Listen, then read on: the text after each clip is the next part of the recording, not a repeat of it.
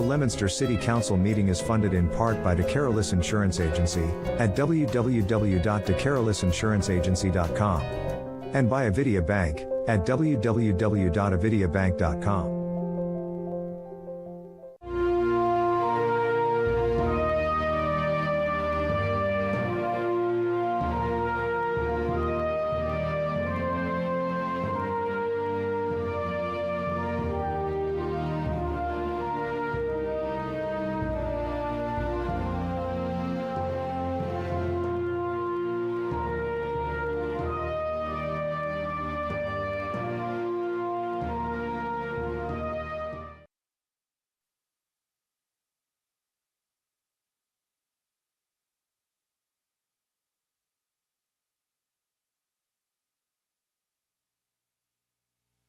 I think so too.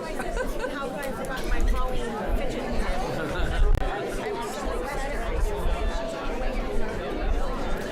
Councilor Cormier, are you prepared? Good evening, ladies and gentlemen. Thank you. My name is Pauline Cormier. I am the chairwoman of the Ways and Means Committee. I'm joined with the other two members of my committee. To my left, Frank Ardinger, and to my right, Councilor David Cormier. It is 6 o'clock, and we have an interview this evening.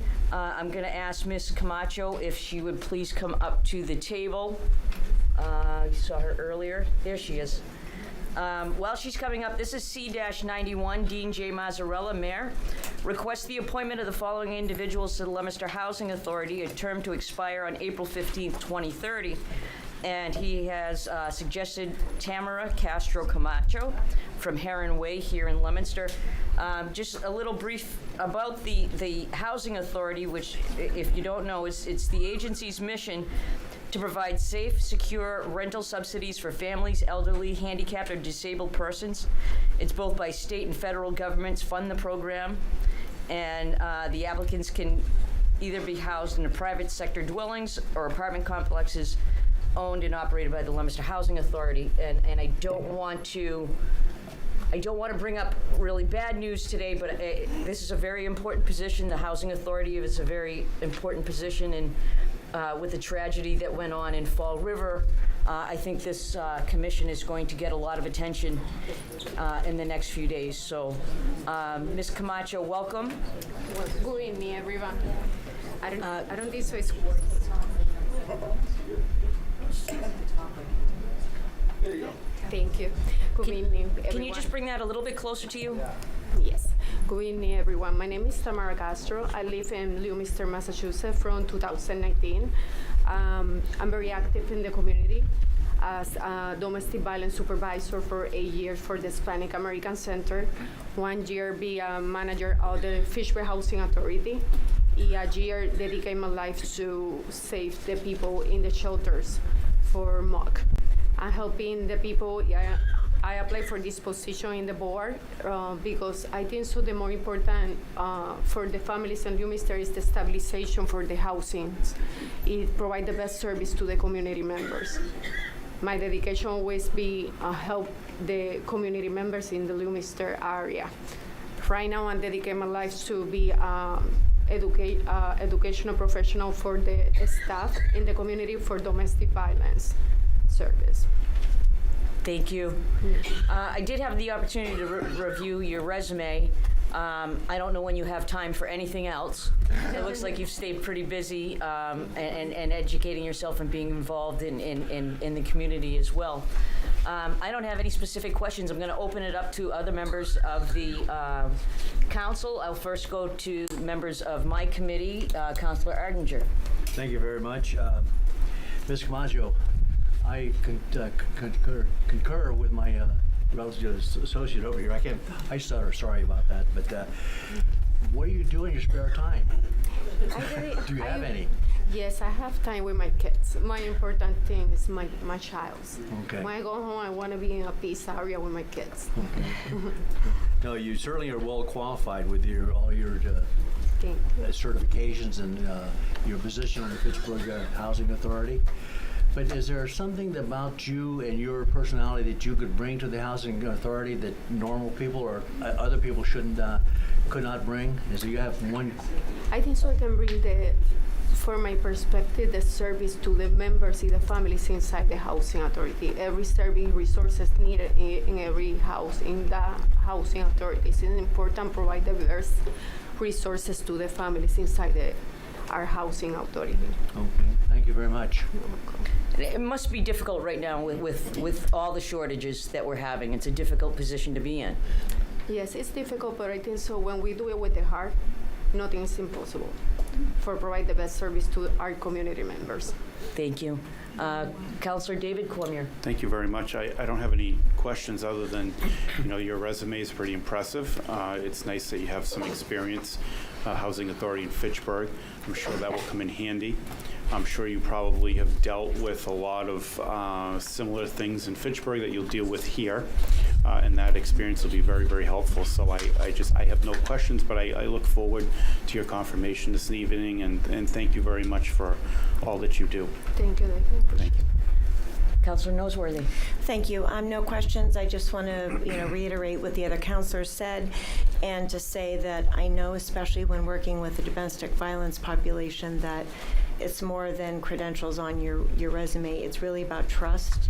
And so I think it's great that you've worked with the housing department before. You have the connection with the Spanish American Center, and you're bilingual. So that's really, kind of gold when it comes to, again, having that trust, because there can be resources, but having people accept those resources is really hard to do. So thank you for stepping up. Thank you, Karen. Councillor Shalfo Zephyr. Thank you. Thank you for coming in, Tamara. It's so important to have people with your kind of experience and background. I work with Tamara for years, and to Councillor Ardinger's point, the work that she has done at the Spanish American Center, assisting families and individuals, helping people get settled, is really long-standing, and she's got the heart for it, which is most important, I think, when you're doing this kind of work, trying to help people get housing. So I know from my own experience with her that she will bring all of that, plus her, her experience and her education to the job. So thank you. Thank you, sir.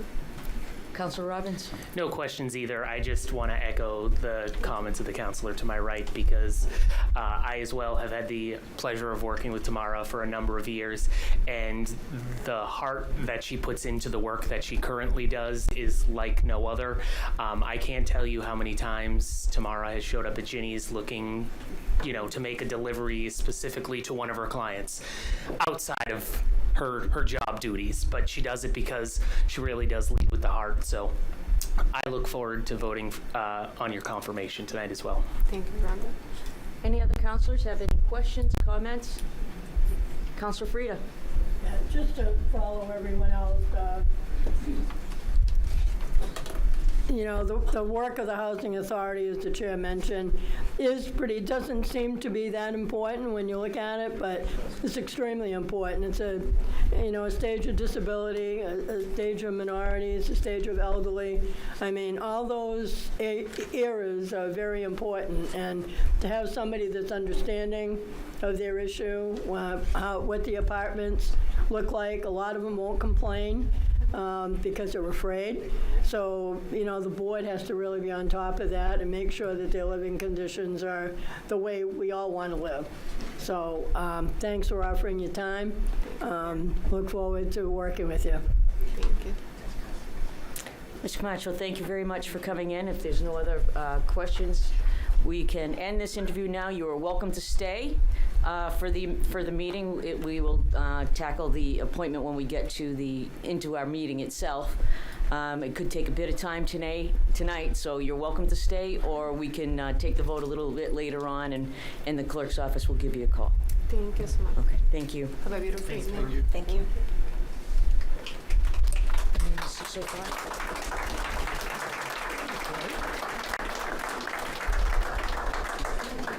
Okay, moving on, we have another interview scheduled for 6:05. This is on C-92, and while I'm reading this, Ms. Vashon, if you'd like to come and take the hot seat tonight. This is C-92, Dean J. Mazzarella, Mayor, requests the appointment of the following individual to the Conservation Commission with a term to expire April 15th of 2028. Jordan Vashon of West Street in Leominster. Welcome, Ms. Vashon. Good evening. Just as an overview, for those that don't know, the Conservation Commission is to implement the mandates of the Wetland Protection Act and the Rivers Protection Act in such a way as to protect the natural resources of the city of Leominster and guide residents through the process of compliance in a simple and constructive way. Ms. Vachon has provided us her resume. Her undergraduate degree is right in environmental sciences, so we couldn't have asked for any more. So I'm just going to give you this opportunity to introduce yourself and let the council know why you're interested in this position. Sure. So, like Councilor Cormier said, my name is Jordan. I've been living in Leominster for about 2 years now, but before I moved to Massachusetts, I was involved in my hometown in New Hampshire's Drinking Water Protection Committee for a number of years. In that committee, a majority of residents of that town were on private well water, so a lot of that committee focused on our annual well water testing event, which was pretty successful. We provided bottles to the residents of the town, and then the next morning would pick them up and bring them to the lab and help residents interpret the results from that sampling. Additionally, after I graduated with my degree in environmental science, I worked for the New Hampshire Department of Environmental Services for about 3 years. About half of that time was in the Surface Water Management Bureau, which is lakes, rivers, surface waters, like that. And then the other half of my time was in the Drinking Water Management Bureau, where I worked on the lead and copper rule and the disinfectant byproducts rule. And then for about the last 2 years, I've worked for the city of Worcester in their sewer department as a stormwater management specialist, where I've gotten to, see another portion of the water industry. You get to see a little bit of surface water, you get to see a little drinking water, you get to see a little storm water. So I feel like I've got a holistic view of the waters, and I'm excited to bring that to the city of Leominster. And I'm sure we're going to exhaust all your experiences and all your knowledge on all of these. I want to thank you for coming in, and I'm going to open it up to members of my committee. Councilor Ardinger. Thank you. Thank you very much. You certainly have a well-rounded resume. I think you've done everything in the world that I can think of, with the environmental areas. But again, is there anything that's unique about you that you will bring to the commission?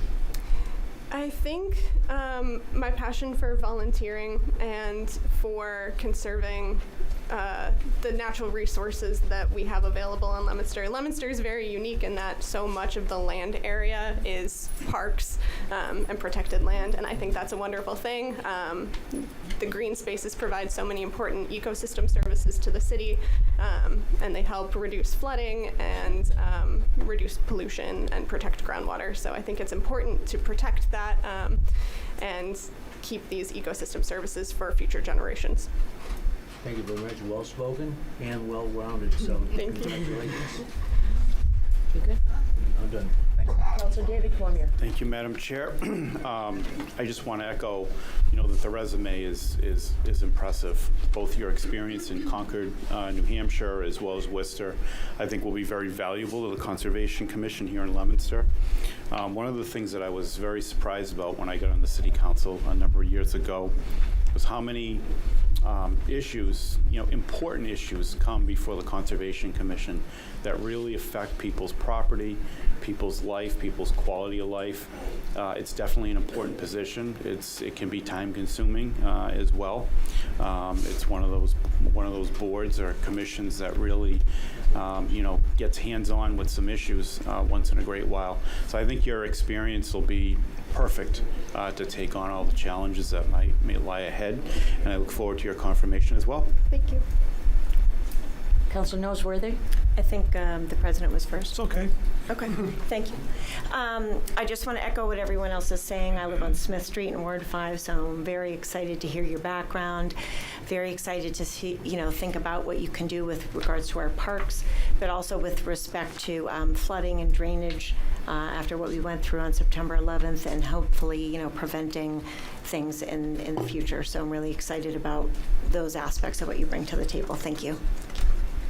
Councilor Thank you. Fianza. Thank you, Councilor. I got to meet you, Jordan, through my friend and colleague here on the City Council, who sadly has passed away in the interim, Councilor Angelini, and was impressed with your dedication to Leominster in general and your interest in this community. We're glad and happy to have you as a resident here.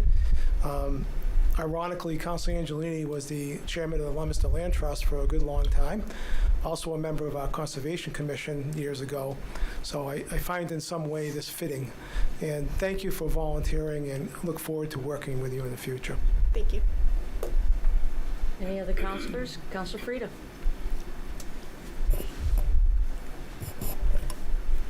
How are you, Jordan? Good. How are you? Good. Nobody complained about the Conservation Commission more than I did about 10 years ago. We had members that weren't showing up. We had members that weren't paying attention to detail. We had members that really weren't qualified to be on.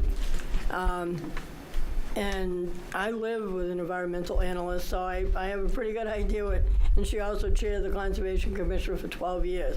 So to look at your resume and see how you can contribute to the Conservation Commission is huge. As the councilor from Ward 3 said, there are, quality of life issues. There are important issues on the Conservation Commission, and there are very strict guidelines to go by. And if they're not followed, it affects a lot of different aspects of living, and, for one person or maybe 50. So it's important on that commission, and I'm really happy to see you come forward and volunteer your time, and look forward to you being on that commission. Thank you. Thank you. Any other councilors? I just want to point out, I think we're very, very fortunate here in the city that we have people like Ms. Camacho and yourself coming in here who have the background, that have the experience, and they have the passion. We're very, very fortunate to have that. So I want to thank you again. I'm going to tell you what I told Ms. Camacho. You are welcome to stay for the vote. We will be here. We understand that it's going to be a pretty busy evening.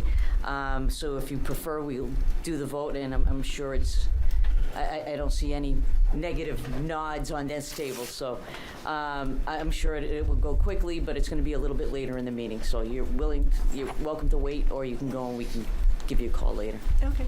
All right. Thank you. Thank you. Thank you.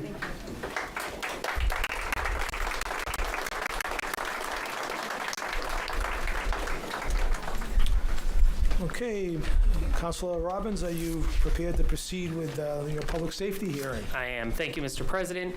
This is a public safety, public service, thank you, committee hearing. My name is Brandon Robbins. I'm the chair of the committee. Councilor at Large Claire Frida is the clerk, and Ward 5 Councilor Carrie Noseworthy is the third member.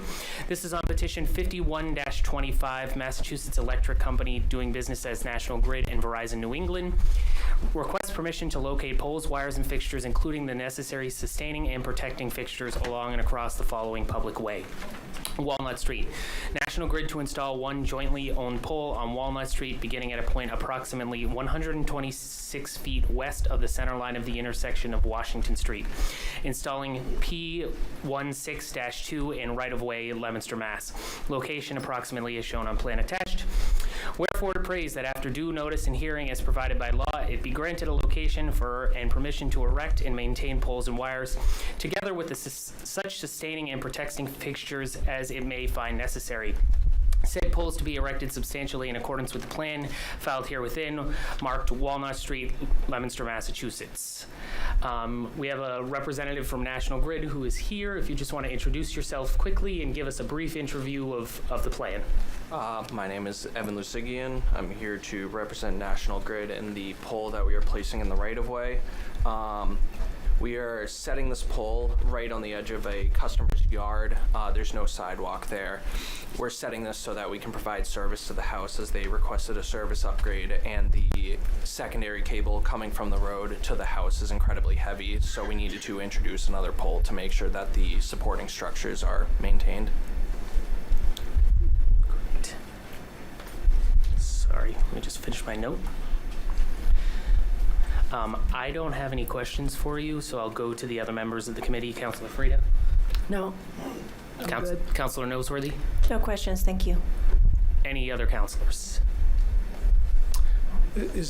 So you worked with the consumer or the resident in this case? Yes, I So did. they're obviously well aware of it? Oh, yes, Okay. yeah. All right. Any other questions from the council? Councilor Shalfo Zephyr? Yep. And I noticed that it looks like there's an abutters list that is attached.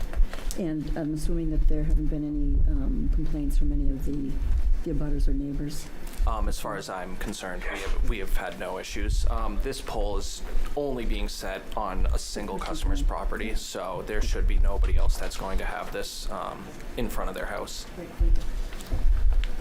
Great. If there's no more questions, I'll go to members of the public. Is there anybody that would like to speak in favor of or against petition 51-25? For a second time, any member of the public that would like to speak in favor of or against 51-25? For a third and final time, anybody that would like to speak in favor of or against petition 51-25? Seeing none, I will close the public hearing, Mr. President, and thank you so much, Evan. Super. Thank you, everyone. Thank you, Councilor Thank Robbins. you. Thank you, sir. Okay, before I turn this over to Councilor Shalfo Zephyr as Chairwoman of Legal Affairs, I just want to reiterate something I said at some prior meetings about the conduct of the public hearings on 41-25 and 47-25. I think I speak for the entire council when I say that we are all proud of the city of Leominster by the way this has been conducted.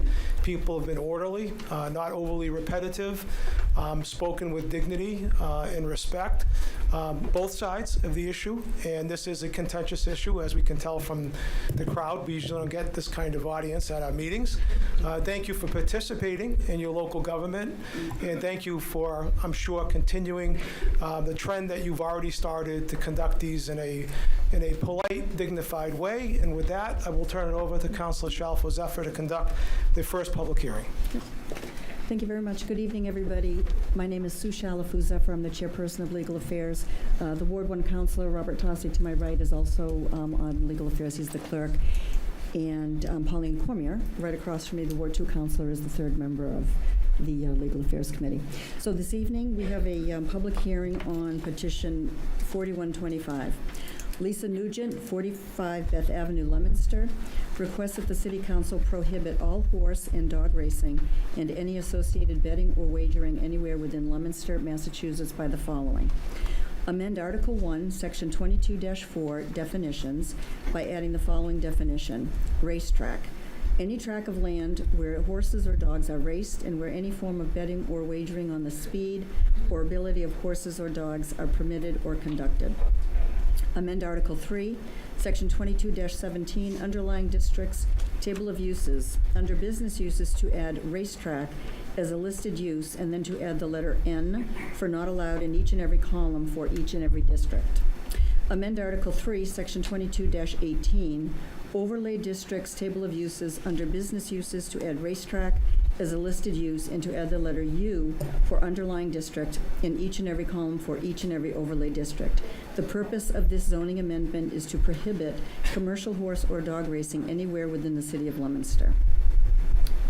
So I would ask if Ms. Nugent is here as the petitioner. Here, yep, please. Yep. So the public hearing is really for everybody. The petitioner has the first opportunity to speak about the petition, and then we open it up, to the public, and we want to hear from everybody. So Ms. Nugent. Thank you. Lisa Nugent, 45 Beth Ave. So this petition is kind of a standalone situation from the other petition that's going to be heard tonight, and for good reason. Unfortunately, when the state of Massachusetts took care of dog racing, they did not elect to take care of horse racing at the same time.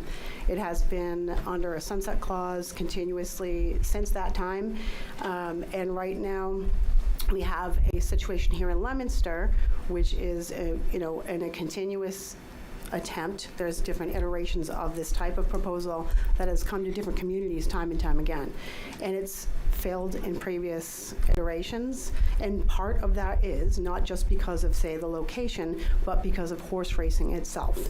There are many people out there doing what they can to make sure that the sunset clause actually takes effect this year and that horse racing will no longer be allowed in the state of Massachusetts. We're trying to be proactive. I understand that legal has already ruled that horse racing is currently prohibited here in Leominster, that any additional language would be somewhat redundant. However, the lack of clear language being included in our ordinances is in part why we are all here collectively today. So that's what we're looking to rectify with this petition and have some clear language added to that. So hopefully it will insulate us from having to deal with this in the future. Dogs, while actually covered under the Greyhound Protection Act, are actually added to this because, again, we're seeing regularly laws overturned. We don't really want to have to address that again if it happens to be overturned. And that's pretty much it. I'll speak later if something else comes up. Thank you very much for your time, and I don't envy you all tonight. Thank you very much.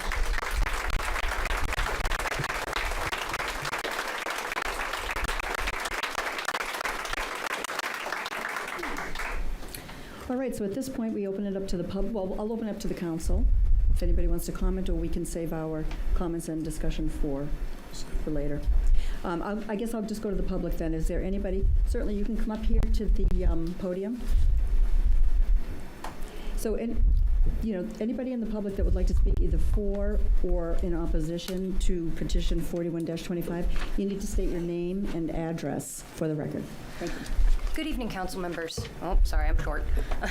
Good evening, council members. My name's Amanda Smart. I live on 44 Rumbrook Road. Bear with me, I don't do public speaking particularly well. In the best interests of this town, I really implore you to allow the fairgrounds to be built. This project would provide much needed economic stimulus for this town. I've been here 5 years. Could be used. I'm actually a fourth year carpenter's apprentice. I'm part of the UBC Local 336. I know there's sort of two major concerns, so I'd like to address both of those if I have time. I understand the concern for animal welfare with this proposal, particularly the dog racing, as was said. We don't want that making a rise. And where we would potentially be changing the language, I personally would continue the allowing for horse racing, but not dog racing. And, that way it couldn't be changed later in this project. That way, as much as I support getting to build things and bring economic stimulus, that way we don't leave loose ends down the line.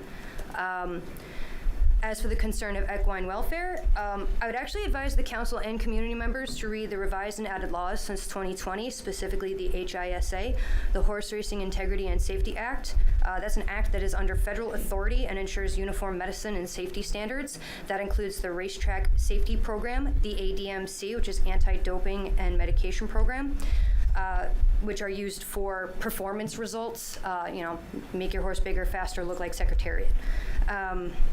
These federal laws ensure safe racing for both riders and horses, as well as prohibits drug use for performance gain, as I just said. I was told not to say this, but also this would be a community fairgrounds. As someone who did show and did equestrian work for over 10 years, this ain't the Belmont, the Pimlico, or the Kentucky Derby. No one would be pushing for Triple Crown winners. It would be to show, the amazingness of your horse that you put your care into, and to win ribbons or have a good time trying. There's no need for anything here that would be so drastic as to start using doping. For the second concern, I know that that's the potential danger of pollution to the town and surrounding areas by disturbing the grounds of that landfill. Again, I would like to bring up something that all the town residents and as well as the council members have access to. There is quarterly testing that's done by the town of Leominster for Mass DEP to ensure that, there are no contaminants leaking out, and those tests actually include their quarterly testing for each well for surface air quality and groundwater sampling. if you call the clerk's office, I'm sure you know this, but just for in general, you can call the clerk's office and ask, make an official written request through your email. They can guide you through the process as well. There's other ways to receive those reports. I was able to ask for 2 years, got them in the same day, and distributed them to my BAs. I would please bring something that would bring the community together to have somewhere to go, maybe even rival Topsfield. They bring in an awful lot of money every year for their town. And lastly, because I know I'm limited on time, I would just say, let's make sure we're approving projects that are needed because we are well informed and educated on what would go into those projects, not feelings on how we vaguely feel about some ideas and broad notions. Thank you very much.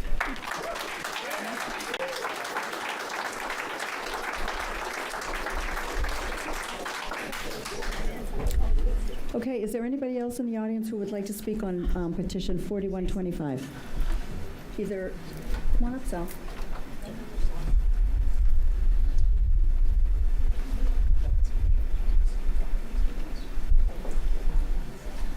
You know this must be important because I'm here. Thank you. I'm here not to say I'm for this or against this. We need your address. Oh, Sal Ciccone, member of the Leominster Planning Board for 37 years. Address. 428 Union Street, Leominster. I'm not here to speak for this or against this. You have a real difficult decision here. I mean, we had a difficult decision, and we let them withdraw it because we didn't have the information we felt we needed to recommend or an approval or a disapproval with you. So we're looking for more information, number one. But I made a few notes. Buddy, it's not on toilet paper. This is a neighborhood. Now, you got some tough decisions to make here. I've been going through this neighborhood for 70 years, and I've seen the growth of this neighborhood and what it's become. People have a lot of pride of ownership in their homes there. These are families. Wasn't Leominster all about neighborhoods and families? So, I don't know if that's, to me, it seems it's counter to our core values as a city, or what I've seen in this city for 37 years, or how we grew up in this city. So I'm not, like I said, I'm not against horse racing. I'm not either for it or against it. I'm just here to throw a few more things at you to make it even more difficult for you to come to a decision. And to give you a little bit of history of why we didn't come to a decision. We didn't have the information we needed to make an intelligent recommendation to you guys. And it's pretty clean and simple. Sue, you were there. Yep. So, okay, I need an O-ring for my filter. That's on the back of this one. I just want to make sure I had, I wrote these I had to pull over to do this. We shouldn't be placing the burden and impacting the families that came to Leominster and live in Leominster to have a good life. So with that being said, good luck.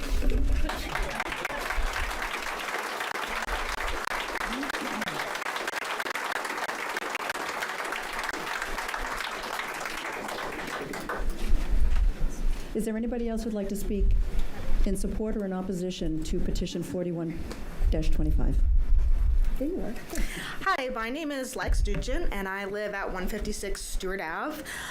So I don't personally live in the affected neighborhood, but I was born and raised in Leominster, and I moved out of state for college.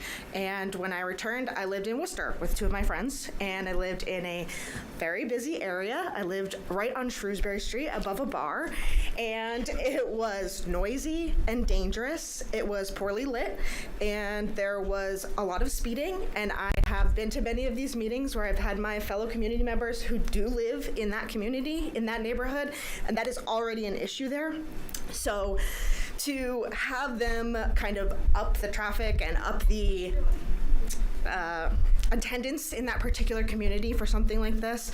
There is already dangerous speeding on that road and lots of noise. And I know when I lived on a road like that, I was in my early 20s and I still hated it. It made it difficult to sleep and difficult to work because I worked from home. And I certainly, I didn't have children, and so I would not want to raise my children in an area where I could fear for them going outside to play and have that sort of traffic in my home. So because I lived in that area, I moved back to Leominster because it's a quiet community and a really great place to live. And growing up, my parents didn't have to worry about me being outside due to reckless driving. But like I said, my fellow community members who live on Mechanic Street and in the surrounding areas already deal with this issue.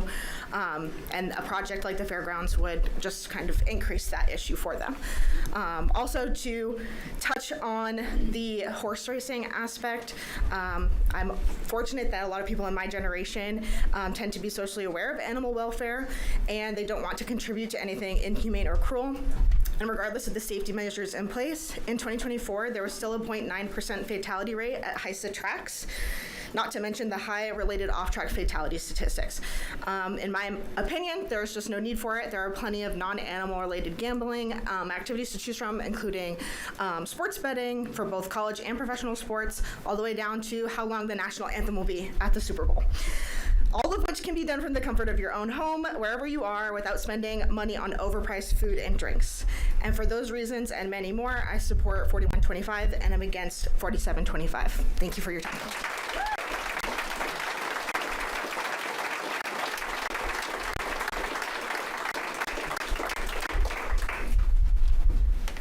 Good evening. My name is Monica Barry. I live at 44 Barry Lane in Leominster. 3 generations of my family live, reside, and thrive in Leominster, and I'm deeply concerned about this proposal that's being marketed as a fairgrounds. I mean, let's be clear. It's a horse racetrack that's going to bring gambling, it's going to bring excessive drinking, and it's going to bring other problems, other well-documented problems that come along with a racing establishment. The glossy marketing campaign can't disguise or dismiss these fundamental issues. The environmental effects are catastrophic. The project would be built on a landfill that was never intended for such development. The risks include contaminating the soil and the groundwater. The proximity to the Nashua River is alarming and should send up red flags. And there's also, of course, we know all this, the gas pollution hazards, the explosion risks, the compromised air quality, and the health risks that are vast and far-reaching. We're talking about permanently endangering Leominster citizens' health and safety while negatively impacting the quality of life in the surrounding areas. And what about the unknown long-term effects? The plain truth is no one knows the potential problems that can occur 10, 20, 30 years from now. Are we willing to put our city in jeopardy? Our city is too exceptional to risk its viability, and our zoning laws exist to make Leominster special. Changing them to accommodate outside interests backed by significant money does not serve residents' best interest.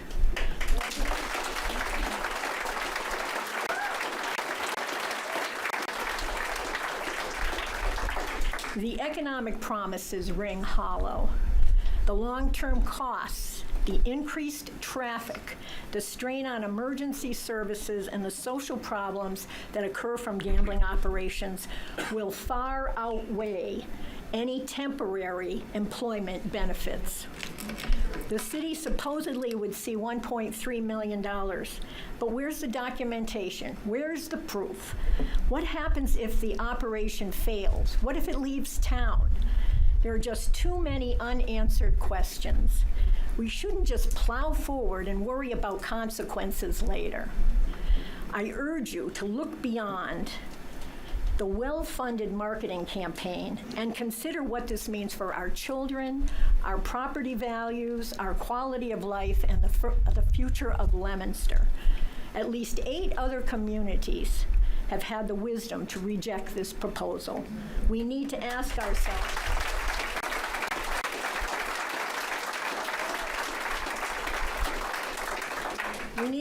ourselves, are we willing to gamble with our community's future? Thank you.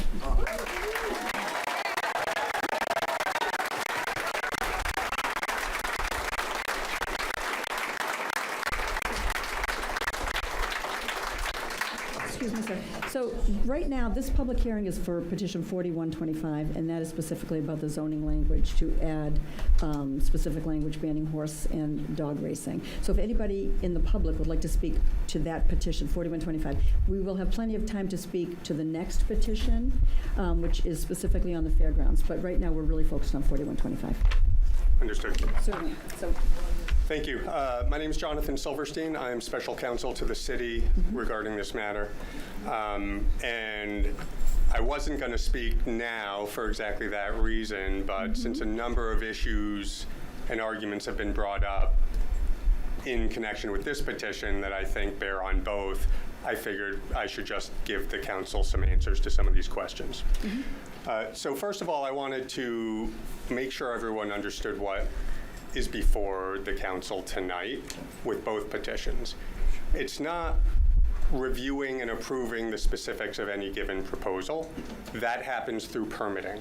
And so the notion that a project would be fully designed, engineered, and all of those specific details, that would have been prepared either before going to the planning board or before coming to the council. That's just not how it ever happens. The reason is no one's going to spend hundreds of thousands of dollars engineering a project until they know it is possible to approve. So what's before the council tonight is not approving a project, but rather determining whether or not that project can go forward to request approval. But Mr. Attorney Silverstein, isn't 47-25 an overlay district? It is an overlay district. And doesn't it deal with a specific item or piece of land? It's a specific piece of land, with specific criteria and concerns and things that go along with it. So wouldn't we be blindly, if we were just going to look at the idea of creating zoning, we would just ignore all of that? No, sir, not at all. Thank you. If I could answer, so the point of an overlay district is simply not that it's a rubber stamp, but rather that it is dealing with a particular piece of property or particular area. But it's no different from any other zoning in that it's creating the ability for an applicant to come in and ask for approval. That's all that's in front of you. Were the council to pass the zoning overlay, that would not be approval of the project. That would be giving the applicant a green light to design the project and come in and ask for approval based on the specifics. And at that time, all the peer review, the engineering, the traffic, the environmental concerns would be addressed in detail. I've been doing this for 30 years. I've never seen a project fully engineered and designed before asking for zoning that would allow the project to move to that stage. It's just never how it works. And again, it's the council's decision. I just want to make sure you have the information in front of you and that people understand that this is not a request to approve a project. It's a request to allow the project to move forward to the point of asking for approval. So that's number one. Number two, some questions were raised about access. The host community agreement, and I know the council had seen an earlier draft of it, specifically prohibits access via Mechanic Street. All access would be through the connector only, written into the agreement. So that's the documentation on that. With respect to the payments to the city, day one of the operation of the track, the minimum payment, this is a floor, not a ceiling, the minimum payment would be $1.5 million at the first year of operation of the track. And I'm happy to break that down and give you detail on what those payments are. With respect to environmental concerns regarding the landfill, I know that a number of years ago there was a proposal for a giant baseball practice facility on the landfill that would include a large building and parking and all sorts of other things. It had widespread support. The applicant didn't end up moving forward with it. I would suggest that in this project, what you have is a proposed horse racing facility on top of a capped landfill. By definition, a capped landfill has thousands of tons of dirt on top of it that's pushing down. That's the whole idea of capping a landfill. And again, the city has an LSP, a licensed site professional, whose job it is to oversee these issues, and DEP would likewise have to oversee any development of this track. There's no building being proposed on top of the facility. So well, aren't you contradicting yourself in a sense, because you're saying that, please in the audience, allow this just between the people who are speaking. You're talking about weight on top of this piece of property, and you're talking about no permitted building, right? And that's a homage to the fact that we don't want to squeeze this landfill anymore in terms of leachate on this unlined landfill. So isn't that, in fact, part of the sort of forward-looking design of this project, as opposed to just this, sort of pro forma zoning that you're talking about? No, I'm not sure I totally understand the question. Well, you said to me that this isn't about a project, right? This is about creating a zoning overlay district. Right. And then you're speaking about not putting a permanent building, different than what perhaps the baseball project was, which I know little or nothing about, frankly. But to me, that sounds like design already. I mean, now you're already trying to avoid putting weight on top of that landfill for obvious reasons. No, It can't have it both ways. Respectfully, I'm not trying to, sir. Okay. What I'm telling you is there are certain things, there are broad details known about the project. One is that the track's going to be on the landfill, and there's going to be a sports bar and simulcast facility in an adjacent property that's not the landfill. We have seen a general site plan that I think everyone has seen that shows the track on the landfill. What I heard was a member of the planning board saying we didn't have enough details about the proposal. I assume that was things like drainage calculations and a full transportation impact assessment and all of the usual things that are presented by an applicant, as I'm sure you know, at the application stage for a project. So I'm not saying we don't know anything about the project.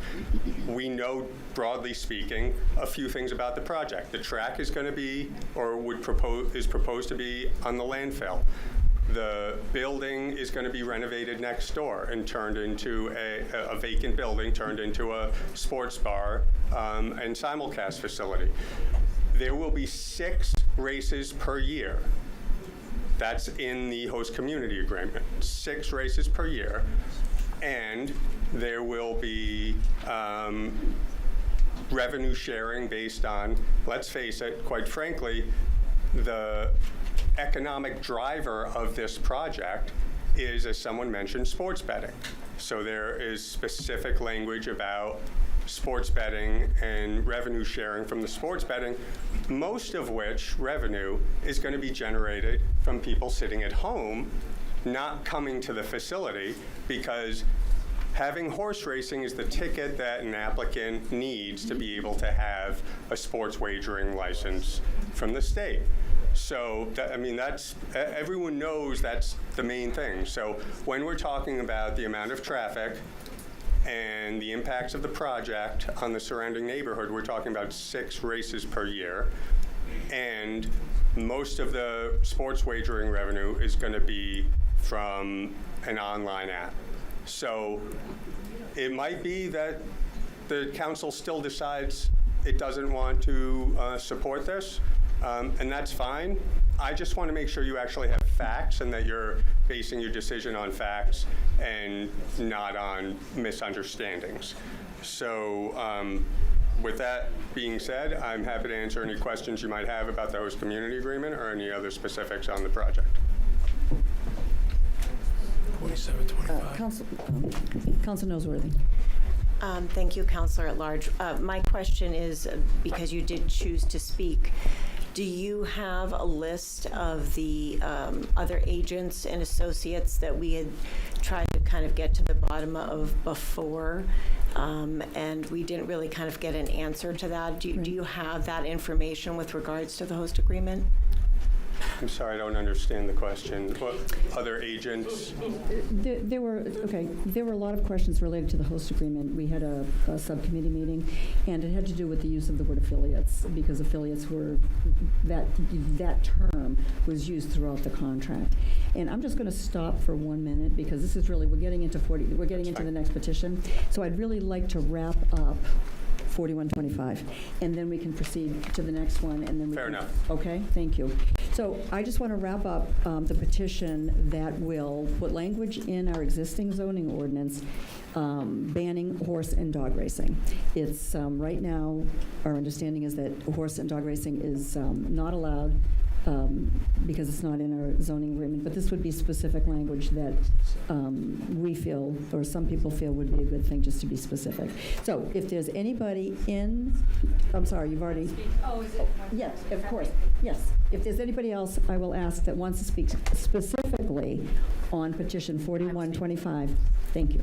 Thanks. Hi, everyone. Good evening, everyone. My name is Kathy Krzyzak. I reside at 20 Hillary Road in Leominster. I grew up in Leominster. I was originally in Ward 5. Now I'm in Ward 4 after spending several years outside of the area for work in the Boston area and the Washington, D.C. area. My husband and I moved back to Leominster. Actually, he moved with me. He's not from Leominster. Part of what attracted us back to the community, other than family, was the fact that it is a community that is family-oriented. It is the middle of Massachusetts. It is lovely. It says everything that you want about New England, from all these wonderful festivals we have downtown that weren't here when I was a child. What has sort of stood out to me about this experience of watching this petition come up regarding horse racing is that I used to live near Suffolk Downs, and I'm very familiar with what it's sort of like to watch the decline of something like horse racing. First of all, I want to say that reading the room or reading society today, there is not a huge appetite for horse racing. It does not have the same sort of prestige the day in and day out, other than those really big races that were brought up by a previous speaker. It is not something that I would say the young people seem to favor the same way that, my grandfather used to go and see the races. He used to see the ponies. It just doesn't happen. And Suffolk Downs was a sad place. It really, really was, to watch its decline. When I talk to my friends who don't live in the area, because I was living in the Boston area for some time, and I say that I live in Leominster, some of them have heard of this issue.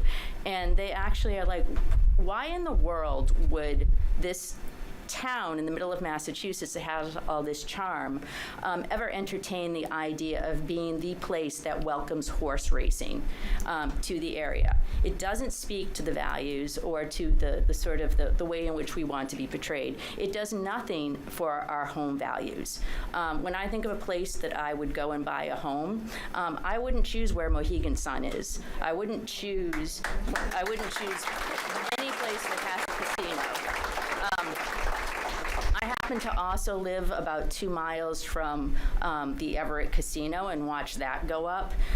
Nothing good has happened there either. It's nicer than it used to be, that area, but it also brings an element of folks who really aren't doing much for that community. It doesn't say community.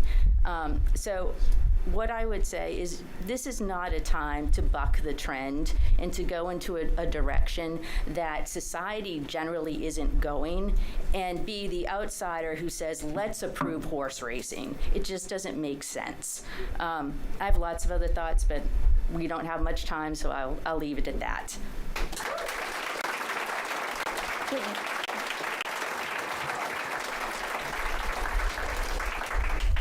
Good evening, councilors. My name is Jim Bissett, and I'm from Gardner, Massachusetts. Originally, I lived in Leominster for 28 years. My family and my children live here. And I lived in the North Leominster area of Day Street. I'm here as a expert, I would say, on horse racing and greyhound racing, and I went often to the tracks. Suffolk Downs has turned into a housing development. Maybe that would be a good idea. But I'm here to say that, I'm repeating that it's a dying industry. It's not dying, but it's dead. Plain dead. If anybody going to be at the track, it would be me. Believe me. And I lived in the Jacksonville, Florida area. I was talking to one of my brother union members. I was a union member myself, but not with the same union, because I'm opposed to the track. As a union member, I lived in the Jacksonville, Florida area. They shut down greyhound racing totally throughout the state. Throughout the state, there's no greyhound racing. They have some great thoroughbred racing in the Miami area, but they have a couple of big races. Tampa Bay Downs, there's 2 tracks going right now in Florida. But across the country, there is nothing in New England, period. Nothing. There isn't a track in New England. Maybe there's somebody told me that Plainfield, because I've been back 4 years from Florida. Plainfield has a sulky track, but that's about all I know. But they also have that card play now, cards and off-track betting. And I used to go to Jacksonville for that. And they did well there, but there was a lot of opposition too, because from the Christian community that didn't want these type of gambling facilities going on. So I'm here, and I'm concerned because up on Mechanic Street, those people that live in that area, who's going to pay for the devaluation of their property?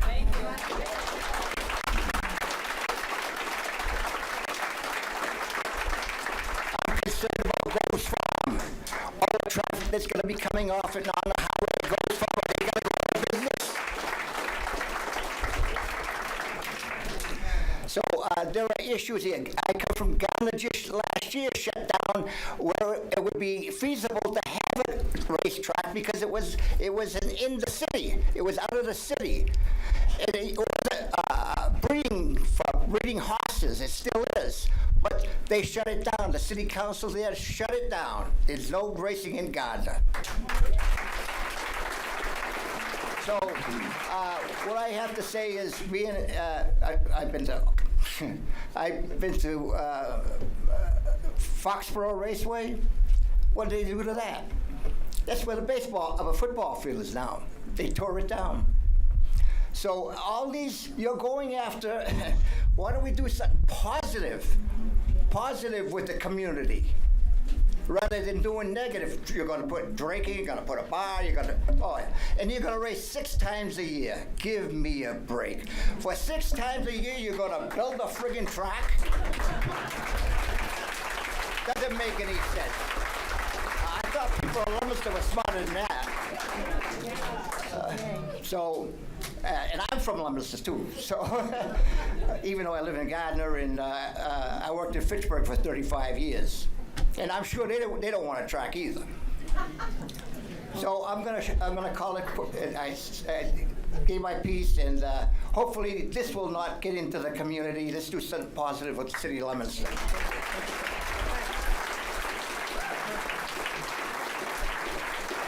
Ma'am, do you want to speak specifically on 4125? Yes. Okay, on the. Hi, my name is Jean Robbie. I'm from Fitchburg. I was jotting down notes. I'll make this very quick. You want to put an adult facility in a family community. I don't understand that. I came here in 2013 from Las Vegas, Nevada. So I'm very familiar with gambling. It destroyed my marriage. So my children were raised with a single parent. Las Vegas was promised with all the gambling. They were promised that if anything were to happen, that the gambling, all the casinos, all the horse racing, all the betting would be able to hold that town. Well, guess what? It didn't. No. In 2008, people lost everything, and the town did not survive. We lost jobs. I mean, everything just went. Construction went. Everything went. So that's a lie. That you can't always depend on that. And I heard him mention, do you have all the paperwork that has all the, obviously it didn't sound like you did, that everything that they had planned to put on? Do you have the plans that they show you anything of that? I'm trying to get through my notes, I'm sorry. I don't know what they're going to do if there's only 6 races going on. What are they going to do with it the rest of the time? And I heard a young lady speak about how it's just a small track, but it's still going to end up on the race and sports book. So anybody can bet on it. It's going to destroy families. That's what gambling does.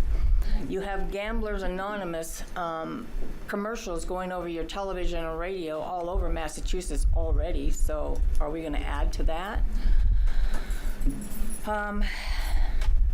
Gambling destroys families and neighborhoods. The neighborhoods around the whole facility will start to decline and decay. And for final, I'm disappointed that the Pledge of Allegiance didn't start this whole thing. Thank you.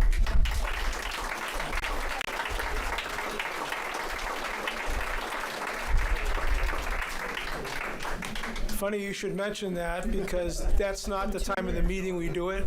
We start our regular meeting at 7 o'clock, and we started with the Pledge of Allegiance. So, sir, I'm going to ask you to just wait, hold your comment, because we're going to cut you off, because it's 7 o'clock right now. So if you'll join me in the pledge. I pledge allegiance to the flag of the United States of America and to the republic for which it stands, one nation under God, indivisible, with liberty and justice for all. Now start with the roll call of the city councilors in attendance, starting with Councilor David Cormier. Present. Councilor Pauline Cormier. Present. Councilor Ardinger. Present. Councilor Noseworthy. Present. Councilor Tossi. Present. Councilor Shalfo Zephyr. Present. Councilor Robbins. Present. Councilor Frida. Present. I shall mark myself present. All 9 councilors are in attendance. Does the chairwoman of records have a report? I do, Mr. President. I have reviewed the minutes from May 27th, 2025, June 9th, 2025, June 13th, 2025. Those are the special city council minutes. And June 23rd of 2025. I find them all to be in good order, and I'd ask that they be placed on record. Very well, unless there's an objection, that may be done. I'll now entertain a motion to go into recess. Councilor Shalfo Zephyr, I have a second. All in favor? Recognize the usual manner. We are in recess, sir. You can speak. Thank you. I didn't come here this evening planning to talk. First, my name's Steve LaJoy. I'm a business agent with USCW Local 1445. I'm a resident of Webster, Mass. Keep the audience quiet, please. Thank you. I didn't come here tonight planning to speak. I did come here in support of the racetrack, but I know that's a separate bill, so I'm not going to speak on that. What I am going to speak on is from my perception, this bill looks like a way to block people from being able to make an informed and reasonable decision on the other bill. It's a way, from my perception, if this law, if this gets passed, it prevents that. Well, I'm going to stop you and tell you that that's not legally so. Okay. That if 41-25 passed this evening, literally later on this evening, we could pass zoning that would abrogate 41-25. So that's just not so. For the record, I don't claim to be an expert on any of this. What I will do is I'll draw attention to the town of Charlton. The town of Charlton for a long time was a very small, quaint community. Very, the people that lived in Charlton, they all talked about how Charlton was, all residential houses, all community, no big business, with the exception of like the Route 20 corridor. They prided themselves on the fact that they didn't have big industry. The town of Charlton voted down a project which was designed to bring a movie theater and a small plaza into the town of Charlton. They didn't want to bring the traffic. They didn't want to impact the environment. They didn't want to invest the land that would have gone to that. As a result, they passed on it. The people that were looking to build that project ended up building the Millbury Blackstone Valley Plaza in the movie theater there that brings millions into the town of Millbury. That plaza provides massive amounts of overtime for the law enforcement officers in that community. The traffic, there's only one way in, one way out. It does get busy, but it is very controlled and very managed. A lot of effort went into it. There were a lot of concerns. Exactly one of those concerns was the one way in, one way out. They worked around it through meetings like this, through discussions, through a lot of planning. I just want to make sure that you take that into consideration, that Charlton lost all that money. Because the land that was proposed to be built on is now a massive Amazon building that's the size of an airport and a massive eyesore for that community that has brought massive number of trucks added to the Route 20 corridor, which is already dangerous enough. They had to grow. They had to increase revenue coming in, but they passed on one opportunity and ended up swallowing one that was much worse down the road. I'll leave it with that, with the exception of one addition. You should look at the casino in Everett, which brought in $4.2 million in a week. So I hear a lot of talk about casinos failing. I think you should also consider the ones that succeed. Thank you.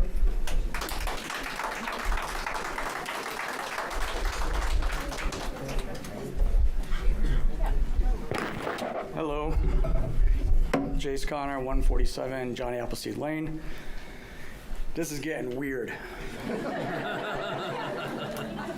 I think it was his name Silverstein?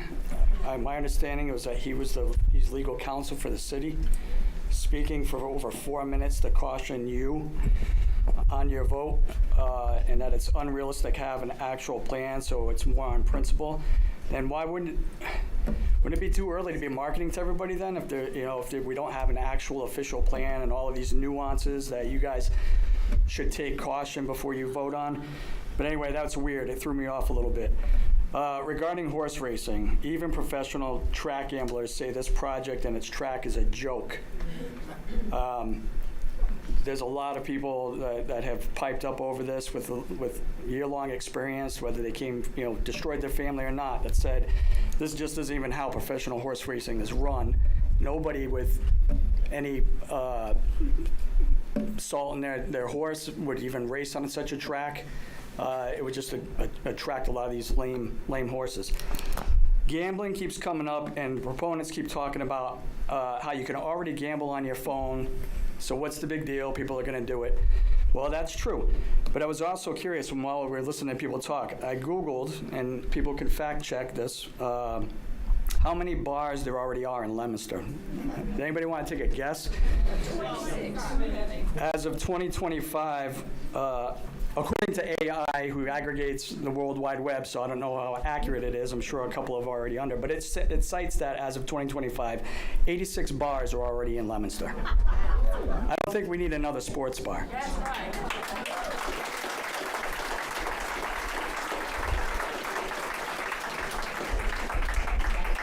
The last topic, which is probably more important to me personally, is on this landfill.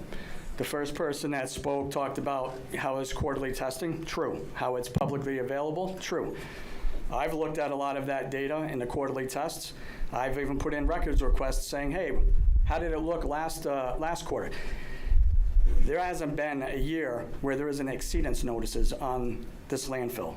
Benzene, levels of methane at explosive levels on certain wells. And these wells, by the way, are less than, or actually exactly almost 100 feet from houses across the street, because you have to have a 100-foot buffer from a landfill to develop. So they're right there. They spike up all the time. You all have access to that data. I'm sure you're smart enough if you've looked at it and said this probably isn't a good idea. It even gets bigger than that. We've heard people talking, the mayor even said, we dug up part of that landfill. You guys all familiar with where it went? 600 feet from my house on Johnny Appleseed Lane. It's not marked, it's not mitigated. Most people don't even know about it. So the city hasn't even mitigated a landfill, portions of the Mechanic Street highly toxic Plastic City landfill that they moved out a half mile down the road. It's been abandoned, it's covered up, it's still classified by the state as open, but inactive. So the city's not doing anything about that, but yet we want to now let somebody come in and build on top of the other landfill. There's a whole lot of reasons. You guys are smart enough to know why this is a bad idea, whether it's on gambling, horse racing, or the landfill development. So I got.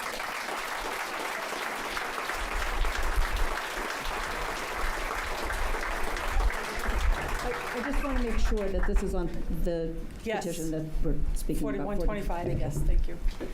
My name is Laurie Salafi. I live at 837 Lancaster Street, and I am against the horse racing in Leominster as well, and I am for this petition due to the fact that, knowing my sister-in-law who does live in Florida, and they have horse racing and horse shows and all those things.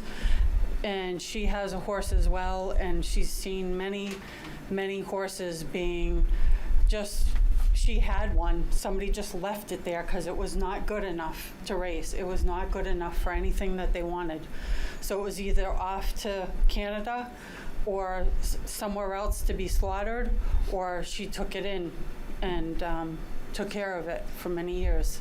And I just think that bringing horse racing here and seeing, knowing that, they have all these laws and bills and things, but things happen behind closed doors and behind people's backs.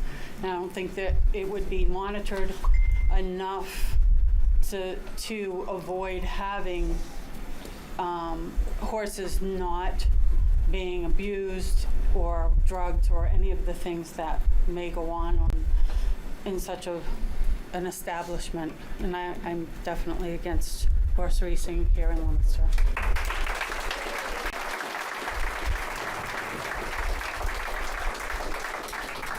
Hello, I'm Dylan McLean of 170 Walnut Street, and I am in favor of this petition to add this zoning description. I'm a local real estate agent. I worked for the past 7.5 years over at Foster Healy.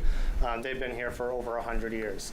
I recently bought a house in town over on Walnut Street, and we're a family. We're a young family, which is a little bit more rare these days. I have 2 girls. We have our kids going to the private school right at the end of the street, and we're very happy. But something about zoning is very clear to me. I came from Fitchburg, which was West Fitchburg. I'm sure you all heard about Game On. That was all zoned rural residential. Now, there was special circumstances which you can add to this zoning classification, so it may be worth looking a little bit further into instead of an N. If you guys really feel in favor of this, you can put on that zoning layer a different description of it. But I do think that we should go with a no. I am not in favor of having this in our backyard for a number of reasons. It seems like an area of just naturalization. To further everybody's point on their valuation of their home, there's a neighborhood that was put in right beside before Game On was developed over in West Fitchburg. And that neighborhood was gorgeous, beautiful homes, just everything that you would want in a perfect, picturesque neighborhood, just like we have over on that side of town. However, their values are gone. They only have a regular value of a normal home inside of town instead of the private secluded area that they had. Nobody wants to have the traffic that's going through 2A right now. That would also benefit the factor on Mechanic Street, how much traffic we're going to have. I am in favor of bringing business to the city. I can't wait, and I hope that we have larger commercial developments, hopefully at Costco, Chick-fil-A, Starbucks, large anchor brands to bring us here, keep us stabilized in income. But I do think that any income that's given to us from this racetrack is just going to go right back to having to spend it on the police, the guy who's in charge of making sure that all of this stuff is in favor and in order. And it just doesn't seem like we need to put that burden on us. I'm 31. I was very active in Fitchburg, and now I'm moving to Leominster, or moved here, and I want to be active here too. This means that one day I could be sitting where you are, going, instead of with the financial budget that we have so balanced, it could be in the negatives because of all of the catastrophic damage that this could cost. The income is not going to support anything if they close. So, you can't get blood from a stone. And so I do think that we should have clear zoning laws so that way people know what they're buying. And I do think that you guys should consider that petition. Thank you.